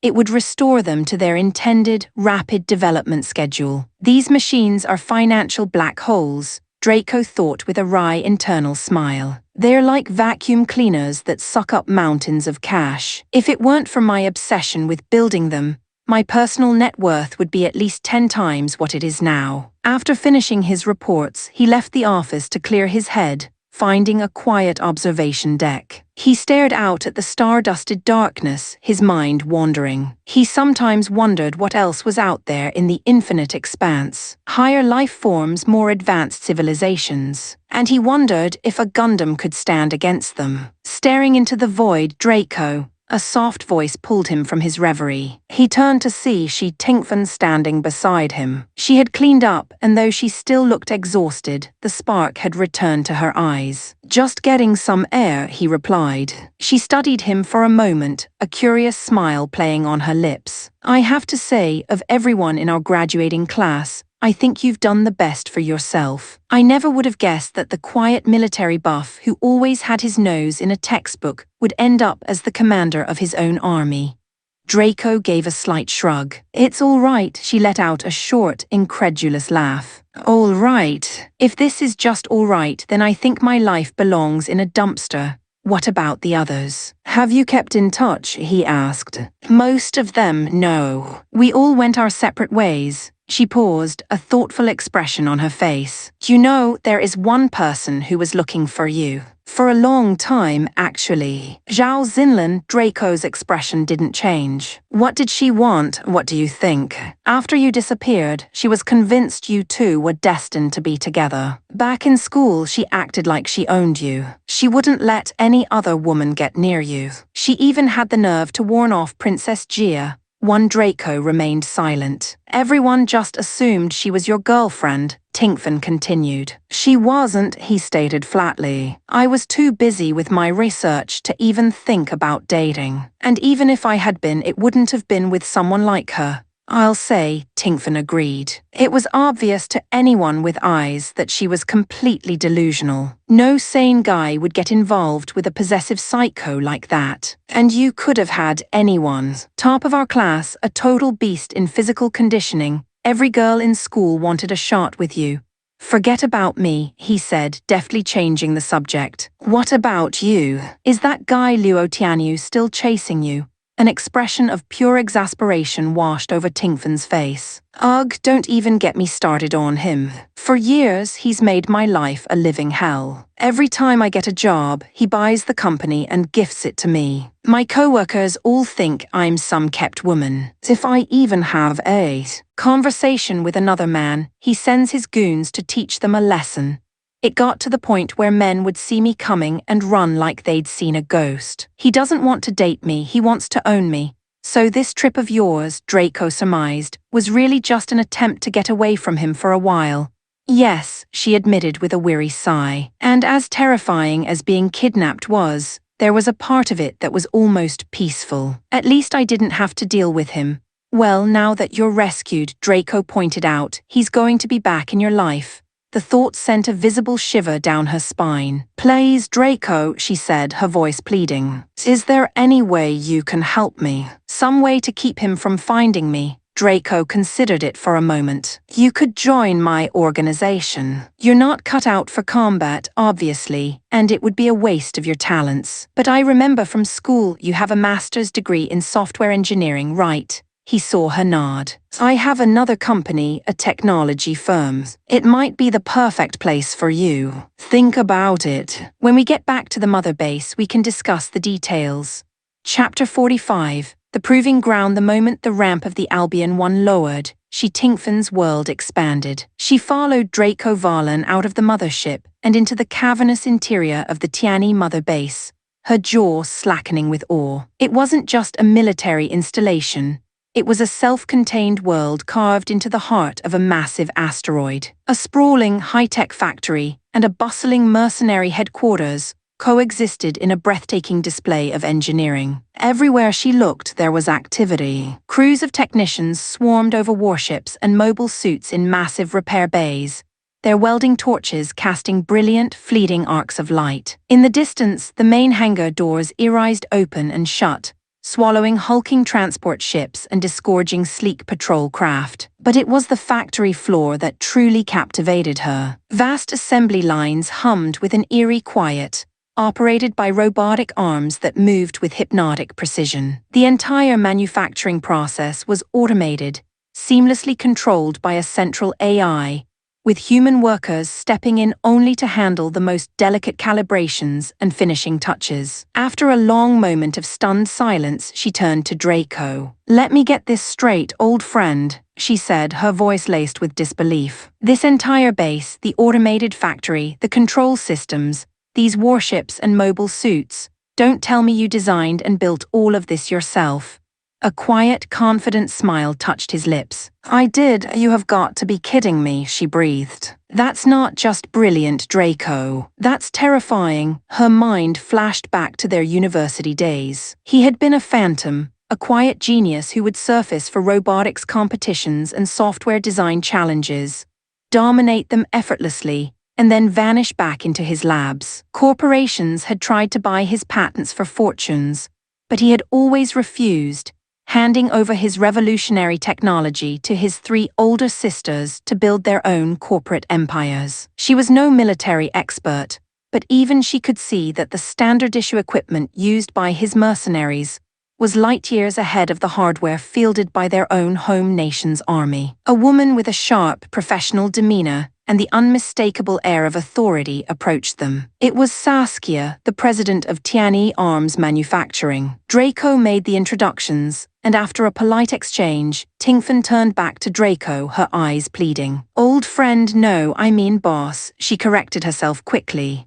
"Can I work here, at this base? Please don't transfer me to some corporate office on a colony." "Of course," Draco said without hesitation. He turned to Saskia. "Find a place for her." "No problem, boss," Saskia replied with a nod, already assessing Tingfen's potential. As the 2 women walked away to discuss the arrangements, Draco headed off alone, his destination deep within the factory's most secure section, the Gundam workshop. The air inside was thick with the scent of ozone and cooling metal. Before him stood the skeletal frames of his newest creations. The Gundam Death Scythe and the Blitz Gundam were the furthest along, their armor plating only partially fitted. Behind them, the Aegis, Heavy Arms, and Buster Gundams were still in the earliest stages of assembly, their development temporarily delayed. Factory Director Simmons appeared at his side, his face etched with the familiar stress of a man chasing an impossible deadline. "Boss," he began, "we might be looking at a slight delay on the completion schedule for these units."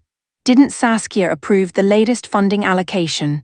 Draco asked, his eyes still fixed on the Death Scythe's frame. "The money came through yesterday, sir," Simmons confirmed. "But it's a procurement issue. Some of the specialized alloys and components we need aren't exactly available on the open market. We have to go through back channels and that takes time." Draco nodded. "I understand." On that note, Simmons continued, "The special anti-radar coating for the Death Scythe is proving difficult to synthesize. It's going to take a while. The hyperjammer, however, is nearly complete. We just need one more shipment of materials and we can finish the installation. And the Blitz, the Mirage Carloid system, is our top priority. We're hoping to have a functional prototype ready for testing within a few days." "Good," Draco said. "Keep me updated." Simmons hesitated for a moment. "Boss, can I ask you something?" "Go ahead." The Death Scythe and the Blitz, they're both designed for stealth and ambush tactics. Why develop 2 different machines using 2 completely different technologies to achieve the same goal? Draco turned from the machines to face his factory director. "Let me ask you, Simmons, which technology do you think is superior?" The director rubbed the back of his neck, a wry smile on his face. Honestly, boss, I have no idea, neither do I, Draco admitted. And there's only one way to find out. Theories and simulations are one thing. Combat is the ultimate proving ground. Right you are, sir, Simmons said with a respectful nod. We'll build them to your exact specifications. It's up to the pilots on the front line to tell us which one works better. Draco's gaze returned to the nascent war machines. The arms manufacturing division of his company was a runaway success, its products constantly in high demand. Under normal circumstances, producing 1 or 2 new Gundams a month would have been financially sustainable. But his recent creative impulse, a sudden, driving need to design and build nearly 10 new models simultaneously, had threatened to bankrupt the entire division. It would have wiped out months of profits and left them unable to make payroll. Saskia had put her foot down, refusing his demands for a massive cash infusion and threatening to resign on the spot. The money extorted from the evil Fang pirates had been a godsend, a timely rain that had saved them from the brink of financial collapse. Still Draco thought. I need a more sustainable model. The mercenary group was also wildly profitable, raking in cash hand over fist. It was only fair that they help foot the bill for the weapons they exclusively used. Back in his office, he summoned Jaren Lei, the commander-in-chief of the Tianyi mercenary group, and laid out his proposal. Jaren agreed immediately and without reservation. It's about time, boss, he said. It was never fair for the manufacturing company to shoulder the entire burden. We're the ones using the Gundams. They are the cornerstone of our military might. But since we don't sell them, they are a bottomless money pit from a business perspective. The mercenary group should absolutely be co-funding the development. And this won't impact your budget for procuring new warships or standard mobile suits, Draco asked. Not at all, boss. We can handle it. I just hope you don't get another brainstorm and demand we triple the investment. Jaren thought to himself. He would never say it aloud, of course. He knew how much pride the boss took in his creations, how he insisted on personally test piloting every new machine that rolled off the assembly line. And despite the astronomical cost, Jaren was a true believer. Every Gundam that joined their ranks tilted the strategic balance of power dramatically in their favor. So the more, the better. Having settled the financial matter, Jaren's expression turned serious. On that note, boss, there is something I need to report to you personally. What is it? One of our fleets was returning from an escort mission when they came across something unusual. A derelict spaceship crashed on a large, rogue asteroid. Unusual how? It's a ghost ship, boss. The design of the vessel, the equipment inside, it's all ancient. At least 60 or 70 years old. The investigative team found the crew, all long dead, still in their vintage spacesuits. Draco leaned forward, his curiosity piqued. The cause of death was mass suicide, Jaren continued, his voice grim. Some in groups, some alone in their quarters. Every one of them had a sidearm with a single round missing. Why did they do it? Draco asked. Based on the ship's logs, they suffered a catastrophic engine failure that left them dead in the water. They drifted for weeks until they impacted the asteroid. With no hope of rescue, they chose to end it. No distress calls. They sent them on backup power, but they were still drifting. By our calculations, they were over 500,000 kilometers from their last known transmission point when they finally crashed. No rescue party would have ever found them. Draco closed his eyes, processing the grim story. Commander, he said after a moment, a ship that old, where was it from? Where was it going? Our analysts have gone through everything they could recover, boss. They believe the ship originated from Jupiter. Jupiter, Draco shot to his feet, his mind racing. Humanity had established outposts in the Jovian sphere decades ago, but all contact with the Earth and the colonies had been lost for over 50 years. It was a blank spot on the map, a lost branch of humanity. Did your team find anything else? He asked, his voice sharp with urgency. Yes, sir. The cargo hold was full of containers. Inside was metal, alloys of a composition unknown to anyone in the Earth sphere. What's the status of the site now? I have a security team on site and have dispatched a crisis investigation unit to conduct a more thorough sweep, just in case there are any unknown dangers. Commander, make arrangements, Draco ordered, his decision made in an instant. I'm going out there myself. I want to see this ghost ship with my own eyes. Boss, that's too dangerous. We don't know what. Draco cut him off with a raised hand. My mind is made up, Jaren. Make it happen. Immediately, yes, sir, the commander replied, recognizing the futility of arguing. Chapter 46. The Jupiter Ghost, a lone destroyer, flanked by a protective screen of 3 frigates and a heavy transport, sliced silently through the black. Within the destroyer's hold rested 3 pillars of Draco Varlan's power: the Strike Gundam, the GP-01FB, and the GP-04. Their destination was a rogue asteroid field, a chaotic graveyard of giants where the smallest celestial bodies measured over 10 kilometers in diameter. They navigated the debris field with practiced ease, their destination a colossal 20-kilometer rock that tumbled slowly through the void. There, resting on a flat, dusty plain, was the ghost ship. It was a relic from a bygone era, its hull scarred and pitted by decades of micrometeoroid impacts. It was immense, at least 500 meters long, but its design was archaic, almost primitive by modern standards. 2 of the advanced team's frigates were already on site, one of them tethered to the derelict by a thick power cable, pumping life back into its dead systems. Draco's destroyer and the transport ship settled onto the asteroid's surface beside the ancient vessel, their landing struts kicking up clouds of fine, grey dust. Above, the 3 escort frigates took up a defensive cordon, their sensors sweeping the area for any unwelcome visitors. Clad in a combat-traded spacesuit, Draco launched in the Strike Gundam, its Ale Striker pack propelling him across the short distance and into the ghost ship's gaping hangar bay. His cockpit monitors flickered to life, revealing a cavern of shadows. The hangar was a tomb, filled with the skeletal remains of antiquated work-type mobile suits and atmospheric craft. The lighting was weak and sporadic.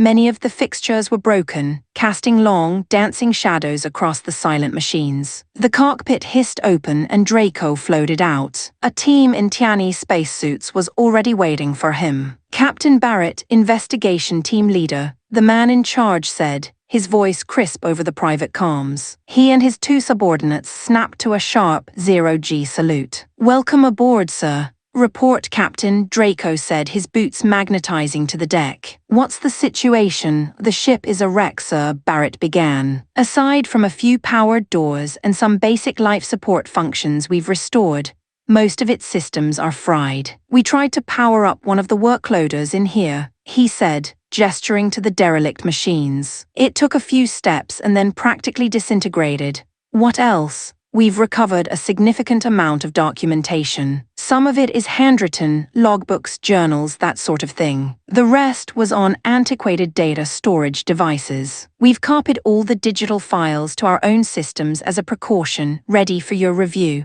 The physical documents are all handwritten. Yes, sir. Where are they? We've secured them in one of the few rooms that was still fully intact. We can take you there immediately. Lead the way. As they moved through the ship's corridors, Draco felt as if he were walking through a museum. The design philosophy, the materials, the very shape of the technology around him screamed of an era 60, maybe 70 years past. Captain, Draco said as they floated down a long, dark corridor. Your initial report stated the engine explosion was likely due to human error. Is that still your assessment? Yes, sir. All evidence points to a cascade failure originating from a neglected maintenance cycle, and the damage to the communications and navigation systems was a result of the impact with this asteroid. That's correct, sir. What have you done with the bodies? They've all been collected and secured in a single compartment, sir. Awaiting your orders. Leave them, Draco commanded, his voice softening slightly. Let the dead rest. They've earned that much. Understood, sir. Have you had a chance to go through the documents you recovered?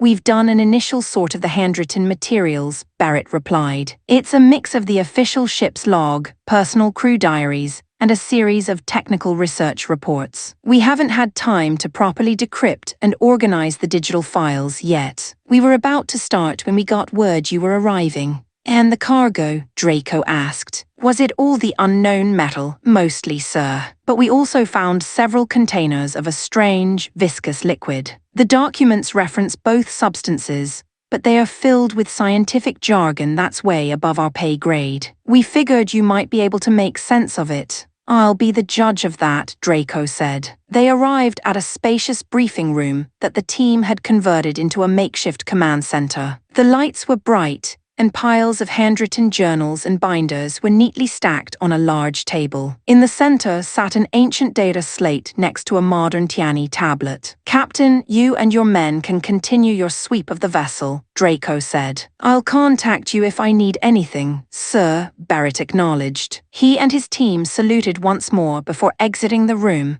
leaving Draco alone with the ghosts of the past. He started with the official reports. As he'd suspected, the ship was a long-range transport vessel. The destination, the Earth sphere. The origin, a human colony in the Jovian sphere, circling Jupiter. The logs told a story of a thriving branch of humanity, conducting research into the rich, unique resources found on Jupiter's moons. They had discovered exotic metals and strange chemical compounds, with unbelievable potential for both military and industrial applications. But the colonies in the Jupiter sphere lacked the sophisticated facilities to fully analyze or exploit their discoveries. This ship, loaded with precious samples, was their one great hope, a mission to reconnect with the Earth sphere and share its findings, ushering in a new era of technological advancement. Then came the tragedy, a catastrophic failure in the nuclear reactor, a deadly radiation lake,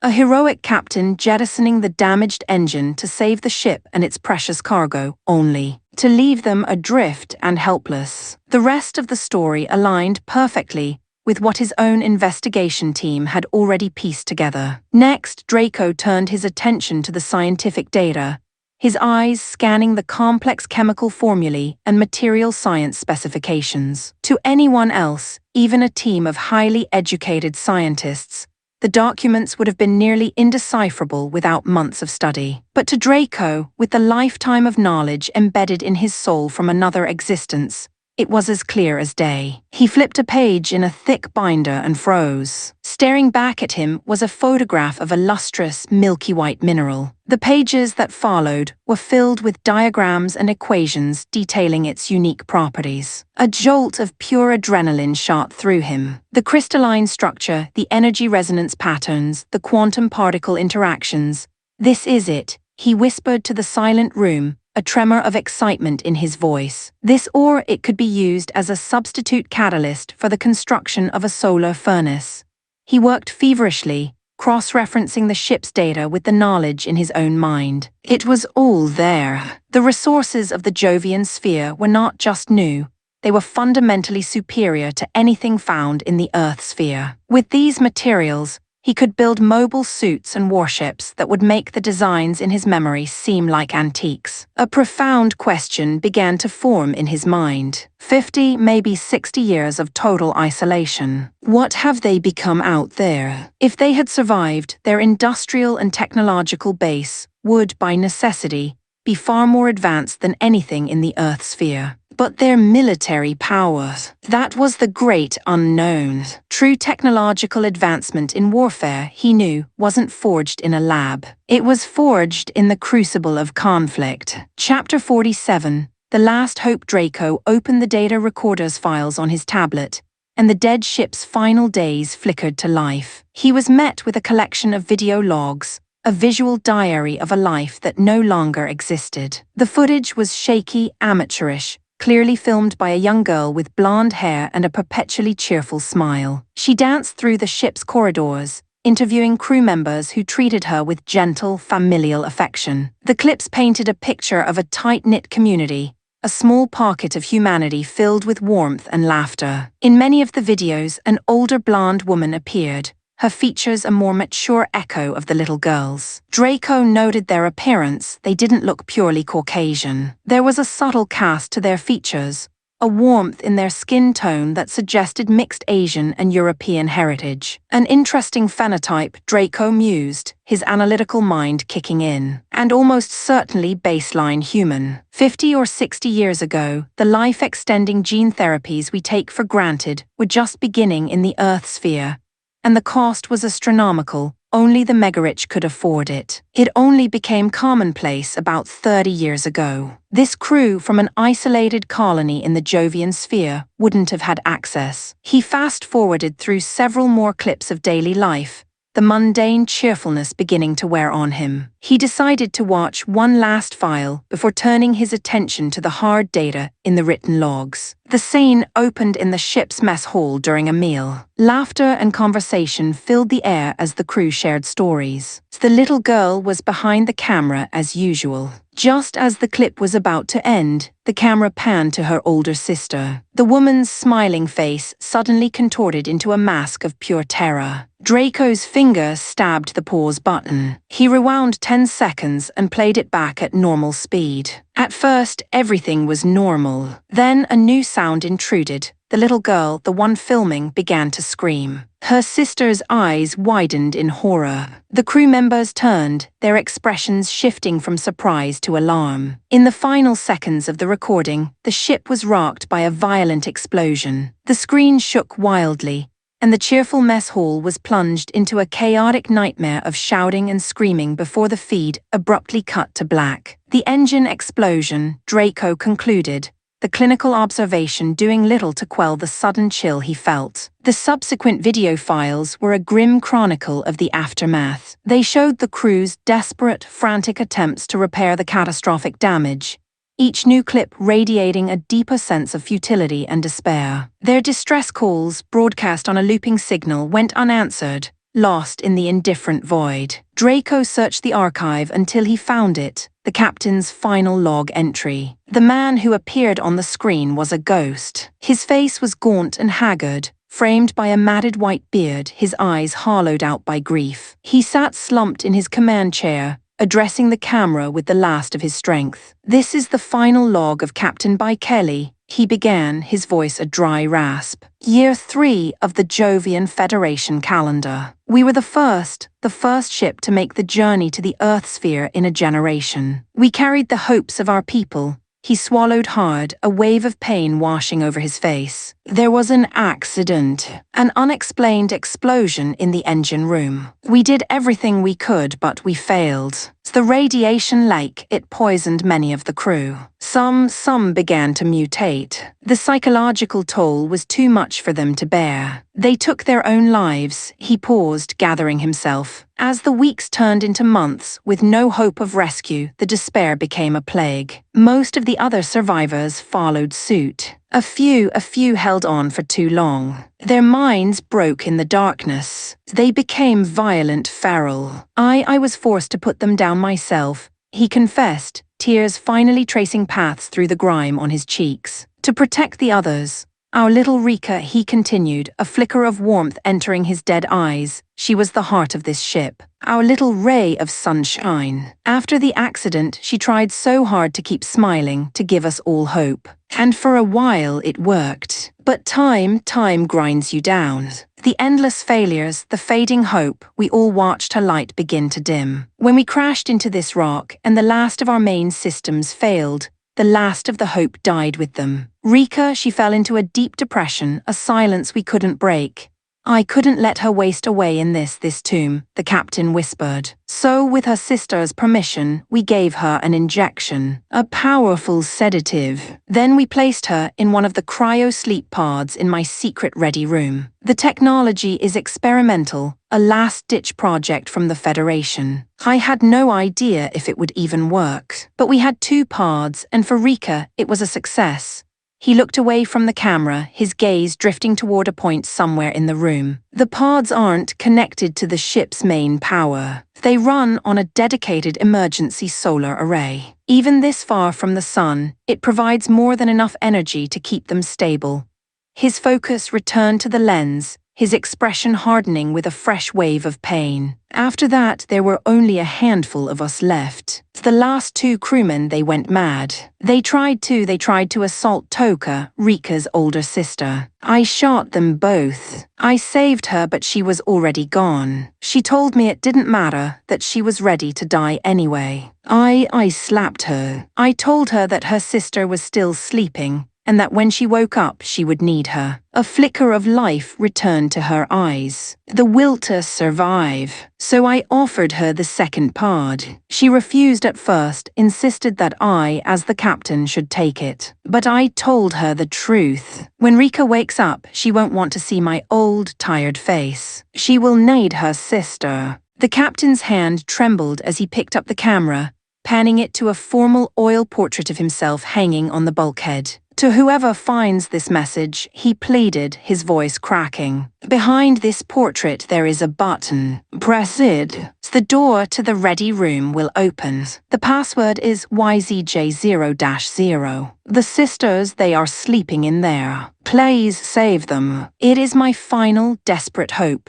He placed the camera back on the console, his own face once again filling the screen. From a drawer, he produced a heavy, old-fashioned pistol. I, Captain by Kelly, have failed in my duty. I could not deliver my crew to the shores of a new world. This tragedy, the fault is mine and mine alone. My only wish now is that my crew can find it in their hearts to forgive me, and that together, wherever we are, we can watch over those two girls and pray for their rescue. With his final words spoken, he raised the pistol to his temple. The screen went black as the sharp crack of the gunshot echoed in the silent room. For a long moment, Draco stood motionless, the weight of the captain's final testament settling upon him. Then, with a newfound sense of purpose burning in his eyes, he strode from the room, determined to find out if, after all this time, the captain's last hope was still alive. Chapter 48, Toka and Rika. Draco keyed his helmet comms. Captain Barrett, when your team swept this vessel, did you locate an external solar array?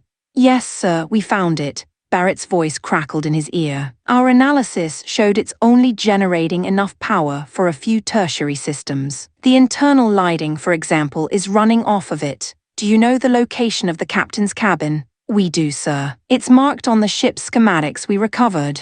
Good, Draco said. I want you to bring a few of your people and meet me there. There may be survivors. He had barely finished the sentence when a loud clatter echoed over the comms, followed by a curse. What was that, Captain? Nothing, sir, Barrett replied, his voice slightly flustered. You just startled me. I bumped into some equipment. What did you mean, survivors? I saw something in the video logs, Draco said cryptically. A few minutes later, Barrett and two heavily armed soldiers met Draco, their mag boots clanking on the metal deck as they led him to the captain's private quarters. Inside, the room was just as it had been in the final video log. Following the dead captain's instructions, Draco lifted the heavy oil painting from the bulkhead. Behind it was a single flush-mounted button. He pressed it. With a low hiss of pneumatics, an entire section of the bookshelf slid away, revealing the dark, yawning maw of a hidden chamber. Barrett and his men stared, their weapons instinctively rising. They had swept this room and found nothing. Draco led the way into the narrow antechamber. Before them was a second, heavily reinforced door with a glowing keypad. Draco keyed in the code from the video, YZJ0-0.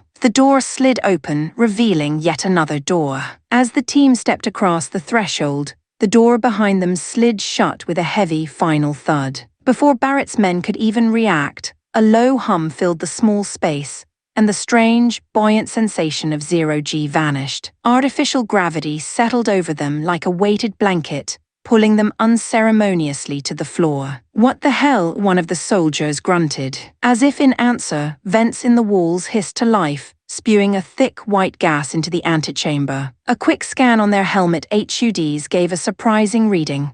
The gas was pure, breathable oxygen. The room was being pressurized. With a final pneumatic sigh, the third door slid open, revealing a dimly lit inner sanctum. Draco gestured forward, and his men took point, their combat rifles raised as they cautiously entered the room. And there they were. Two sleek, archaic cryo-sleep pods, their indicator lights glowing with a steady, life-sustaining pulse. Boss, you were right, Barrett breathed, his voice filled with awe. There are survivors, Draco moved past them, his gaze fixed on the frosted glass of the pods. Inside each, a figure lay sleeping, the two blonde sisters from the videos, their bodies encased in a delicate lattice of ice crystals. Captain Draco asked, his voice low. "What are the risks of opening these pods now?" Barrett's professional demeanor took over. "High, sir. Extremely high. The technology is ancient." A sudden, uncontrolled thaw after this much time in stasis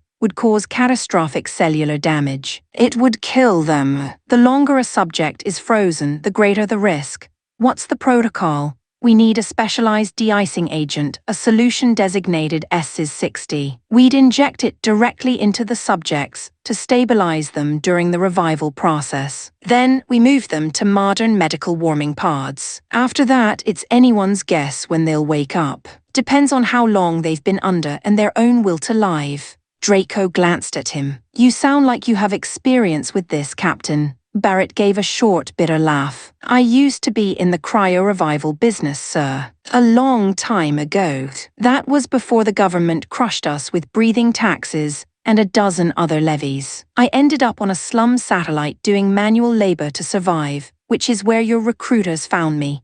"Then you're in charge of this operation, Captain," Draco said. "Make the arrangements." "Yes, sir." As Barrett and his men began to work, Draco approached the pod on the left Tokas. He reached out and placed his gloved hand on the cold glass viewport. The moment his fingers made contact, his world dissolved. He was violently pulled from his own mind and plunged into a chaotic vortex of sensation. He saw through another's eyes, felt another's fear, another's despair. He was on the bridge during the explosion. He was tending to the sick and the dying. He was watching his sister's light fade. He was staring down the barrels of two madmen's guns. A spike of agony lanced through his skull, and he was thrown back into his own consciousness with the force of a physical blow. "Ah," he cried out, stumbling backward and collapsing to the floor. "Boss," Barrett and his men rushed to his side, helping him to his feet. "Sir, are you all right?" Draco raised a hand, his head throbbing, his vision swimming. "I'm fine," he managed to say, shaking his head to clear the dizzying afterimages. As his vision returned to normal, he looked back at the cryopod with a new understanding. "She's a new type."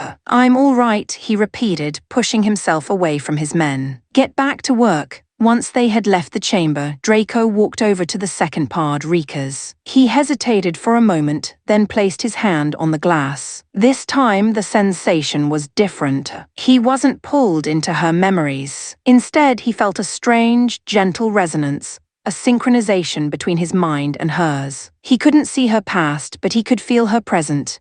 A deep, primal and unending fear trapped with her in her frozen sleep. He pulled his hand away, a grim expression on his face. He would have to get them back to the mother base. It was their only chance. He returned to the briefing room to continue his analysis of the ship's data, leaving the sisters in Captain Barrett's capable hands. As he was deciphering a complex metallurgical report, an incoming call notification flashed in the corner of his eye. It was Saskia. "Boss," she said, her voice all business. "King Thrax of Mykion has formally requested to purchase a shipment of our custom GM mobile suits."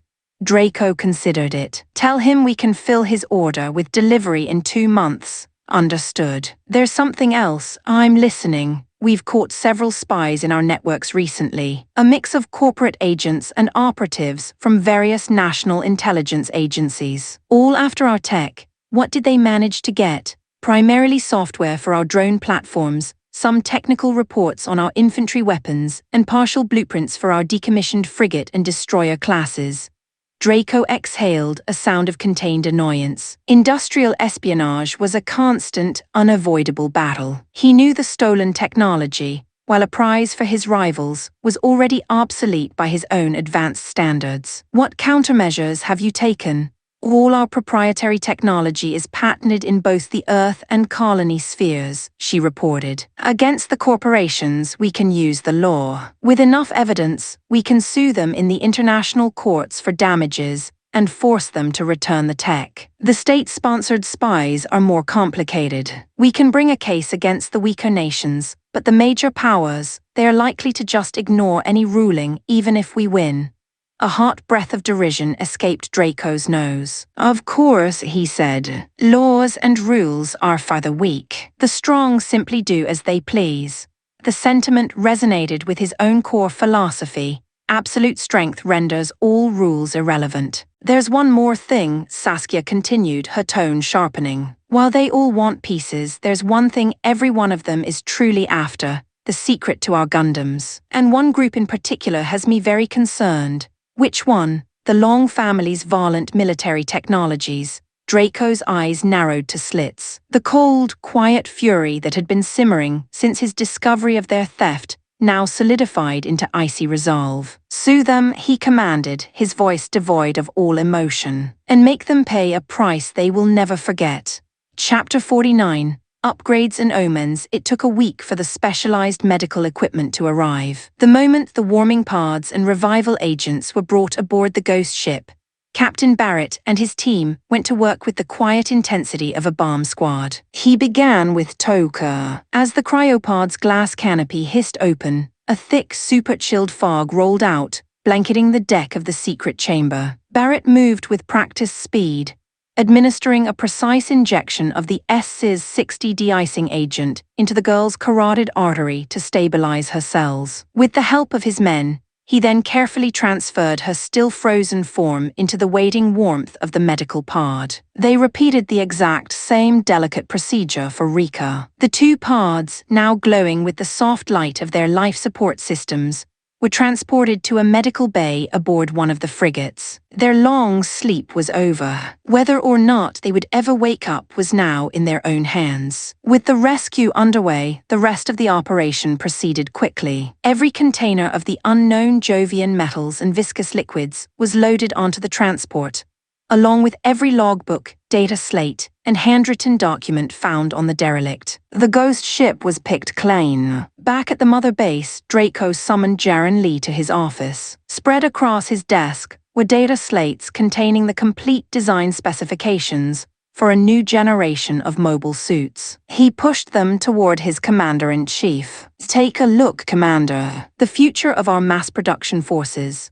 The slates contained schematics for the RMS 179 GM Roman II semi-striker, the designated successor to their entire GM line, as well as a new, more advanced family of machines, the Dagger series. Jaren studied the designs, his expression shifting from professional interest to genuine excitement. The GM Roman II is a solid upgrade, he confirmed, nodding. It's the perfect machine to phase out our current GMs and GM customs. As for the Dagger series, he paused, stroking his chin in thought. Draco waited patiently for his commander's assessment. Jaren pointed to one of the designs. This one, the Strike Dagger, with all due respect, boss. It's an insult to the name of your original Strike Gundam. It's a pale imitation. This one, however, he said, tapping another slate designated GAT-01, this one is worthy. It has the soul of the Strike, and more importantly, it utilizes laminated armor, effective against beam weaponry. That's the direction all future combat is heading. Putting a machine like this on the battlefield would give us a decisive edge.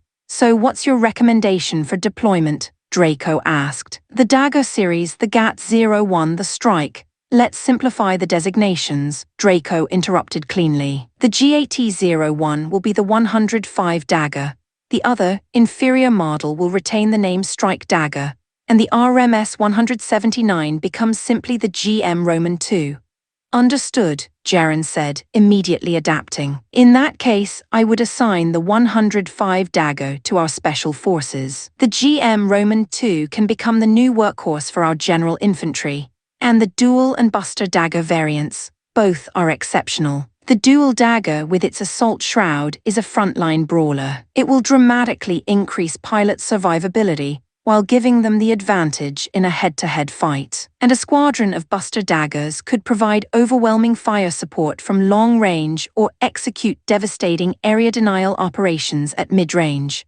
So the entire Dagger series becomes our elite line, Draco concluded. Exactly, Jaren agreed. And there's a logistical benefit. The dagger series is built on a shared frame which will streamline maintenance. The downside is the cost. The laminated armor and the diverse weapon loadouts will be expensive and slow to produce. The GM Roman II, on the other hand, is a manufacturer's dream. Its armor is a standard titanium ceramic composite.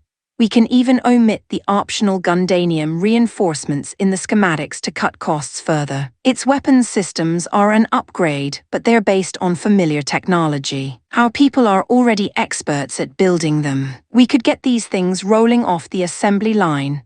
Good analysis, Draco said with a nod. I'm giving you full authority over the production and rollout of the GM Roman II and the 105 Dual and Buster Dagger. You handle the manufacturing schedules and the unit phase-out. It's your project now, sir. Jaren gathered the data slates, but as he turned to leave, Draco stopped him. One more thing, Commander. Boss, what do you think about giving the schematics for the other strike dagger, the inferior one, to Saskia for commercial production and sale? Jaren considered it for a moment, his military mind instantly shifting to a marketing analysis. Its armament is even more basic than our original GM's. A beam rifle, a beam saber, and a shield. Its performance is a mixed bag. Slightly better mobility but worse firepower and armor. However, he added, tapping the slate, your design notes indicate it has an exceptionally user-friendly operating system. If it's marketed correctly, and if the price is right, its low production cost could make it very attractive. Smaller, developing nations with tight military budgets would likely buy them in bulk. My thoughts exactly, Draco said. I never designed it for our forces. It was always intended for the export market. If you're going to do it, boss, Jaren advised, his tone shifting, becoming more serious, I'd do it soon. Get it onto the market as fast as you can. Draco caught the subtle urgency in his voice. You think something is coming, don't you, Commander? The news has been filled with rising tensions, border skirmishes, saber-rattling. It's just my personal assessment, sir, but I believe a major war is inevitable. Possibly within the next few months. I've been preoccupied, Draco admitted. I'll get up to speed on the current political climate. After Jaren left, Draco summoned Saskia. Saskia, he began as she entered. I understand you recently acquired several subcontractor factories from a competitor that went under. That's correct, boss. He pushed the data slate for the strike dagger across his desk. Take a look at this. I want you to consider refitting those new factories to produce this mobile suit. Saskia studied the design for several long minutes, her sharp eyes taking in every detail. Boss, she said finally, give me some time. I'll need to build a prototype and run it through its paces. If it performs as advertised and the cost-to-profit ratio is sound, I'll put my entire public relations division on a campaign to sell this thing to every corner of the Earth sphere. Good. Get it done, Draco said, dismissing her. Once he was alone, he finally opened a secure channel to the public news network. As he scanned the headlines and reports, a grim picture began to form. Jaren was right. The world was a powder keg and the fuse was burning short. A war is coming, he thought, resting his chin on his hand. And somewhere in the shadows, the arms dealers and the capitalists are getting ready to make a killing from it. A deeper, more chilling thought followed. This wasn't random chaos. The pieces were moving too deliberately. A conflict this widespread, this convenient for the military-industrial complex, had to have a hidden hand guiding it. And he had a strong suspicion that hand belonged to a certain powerful faction back in the heart of the Earth sphere. Chapter 50. Preparing for the storm, the colony sphere was a fractured tapestry of power, divided into 10 sprawling districts. The kingdom of Mykian, Draco's primary client and operational base, was a key nation within the 6th district, but the true titans of the sphere resided elsewhere. In District 1, the disciplined monolithic Garthian Empire held absolute sway. In District 8, it was the Viridian Federation. These two nations were the undisputed superpowers of the colonies. The Garthian Empire had spent the last 20 years since its unification in a state of focused, internal growth. It had avoided foreign conflicts, instead pouring its resources into economic development and population expansion. But this peace was merely the sharpening of a sword. The empire was now a teeming, wealthy war machine, its coffers full and its armies restless. It was only a matter of time before it turned its gaze outward, to the fractured states of District 2 or the resource-rich territories of District 10. All it needed was a spark. The Viridian Federation, by contrast, cloaked its ambitions in the language of democracy, freedom, and human rights. In reality, its foreign policy was a masterclass in subversion and manipulation. It covertly funded anti-government movements, used its vast media networks to spread destabilizing propaganda, and, when a target nation was sufficiently weakened, would help install a puppet regime it could control from the shadows. It was a strategy many observers cynically compared to that of the Earth sphere's great hegemon, the Anglo-Saxon Republic. The two powers were spiritual twins, separated only by the void of space. Both preached liberty while practicing a ruthless pragmatism, casting aside their lofty ideals the moment they conflicted with their own self-interest. The fingerprints of one or both nations could be found on nearly every recent conflict, their arms dealers happily supplying weapons to all sides. For them, a destabilized nation wasn't a tragedy. It was a business opportunity, a cause for popping champagne as the profits rolled in. They were careful, however, not to provoke the true behemoths on the board, powers like the Garthian Empire or the Earth sphere's other titans, the Cathayan Empire and the Rossovian Union. As Draco sifted through the intelligence reports, the writing was on the wall. War was coming, likely a series of proxy conflicts funded and supplied by the great powers. And his own backyard, District 6, felt increasingly like the next flashpoint. He rolled his neck, a series of sharp cracks echoing in his quiet office. So be it, he murmured to himself. I need to accelerate my own preparations. The outbreak of war, after all, is the sound of opportunity knocking for men like me. His gaze drifted to a secure data slate on his desk. Time to see what secrets the Jovian sphere has to offer. In the days that followed, the Tiani mother base was a hive of activity. Nearby asteroids were hollowed out and transformed into new manufacturing centers, advanced biodomes for food production, and fortified military outposts. Draco's small foothold in the sector was rapidly becoming an empire. During this flurry of expansion, the first prototype of the strike dagger rolled off the assembly line. Saskia, eager to assess her new product, requested a test pilot from Jaren Lee. Jaren, in a stroke of cunning, didn't send one of his aces. He assigned a pilot with thoroughly average, even mediocre combat scores. The pilot's evaluation was glowing. It's the easiest machine I've ever flown, he reported. Far simpler than a standard GM. You could probably train a teenager to pilot it effectively in a matter of days. Saskia, ever the skeptic, found the report too good to be true. She decided to find out for herself. Despite having zero experience at the controls of a mobile suit, she had the test pilot walk her through the basics. After just a few hours in the simulator, she climbed into the strike dagger's cockpit. The test flight was a revelation. She was clumsy, hesitant, but the machine responded to her fumbling commands with a smooth, forgiving grace. She, a civilian who had never so much as powered on a mobile suit before, was flying it. The intuitive operating system was the work of Shi Tingfen, who now headed her own software development team. She was still in awe of Draco, the old classmate who could single-handedly design a mobile suit and its revolutionary OS from scratch. But she wasn't content to simply implement his design. Seeing room for improvement, she requested a few more days to streamline the code, to make it even more user-friendly. Saskia immediately approved the request. Tingfen's revised OS was a masterpiece of simplicity. The new evaluation from the test pilots was that a reasonably bright kid could master it in an afternoon.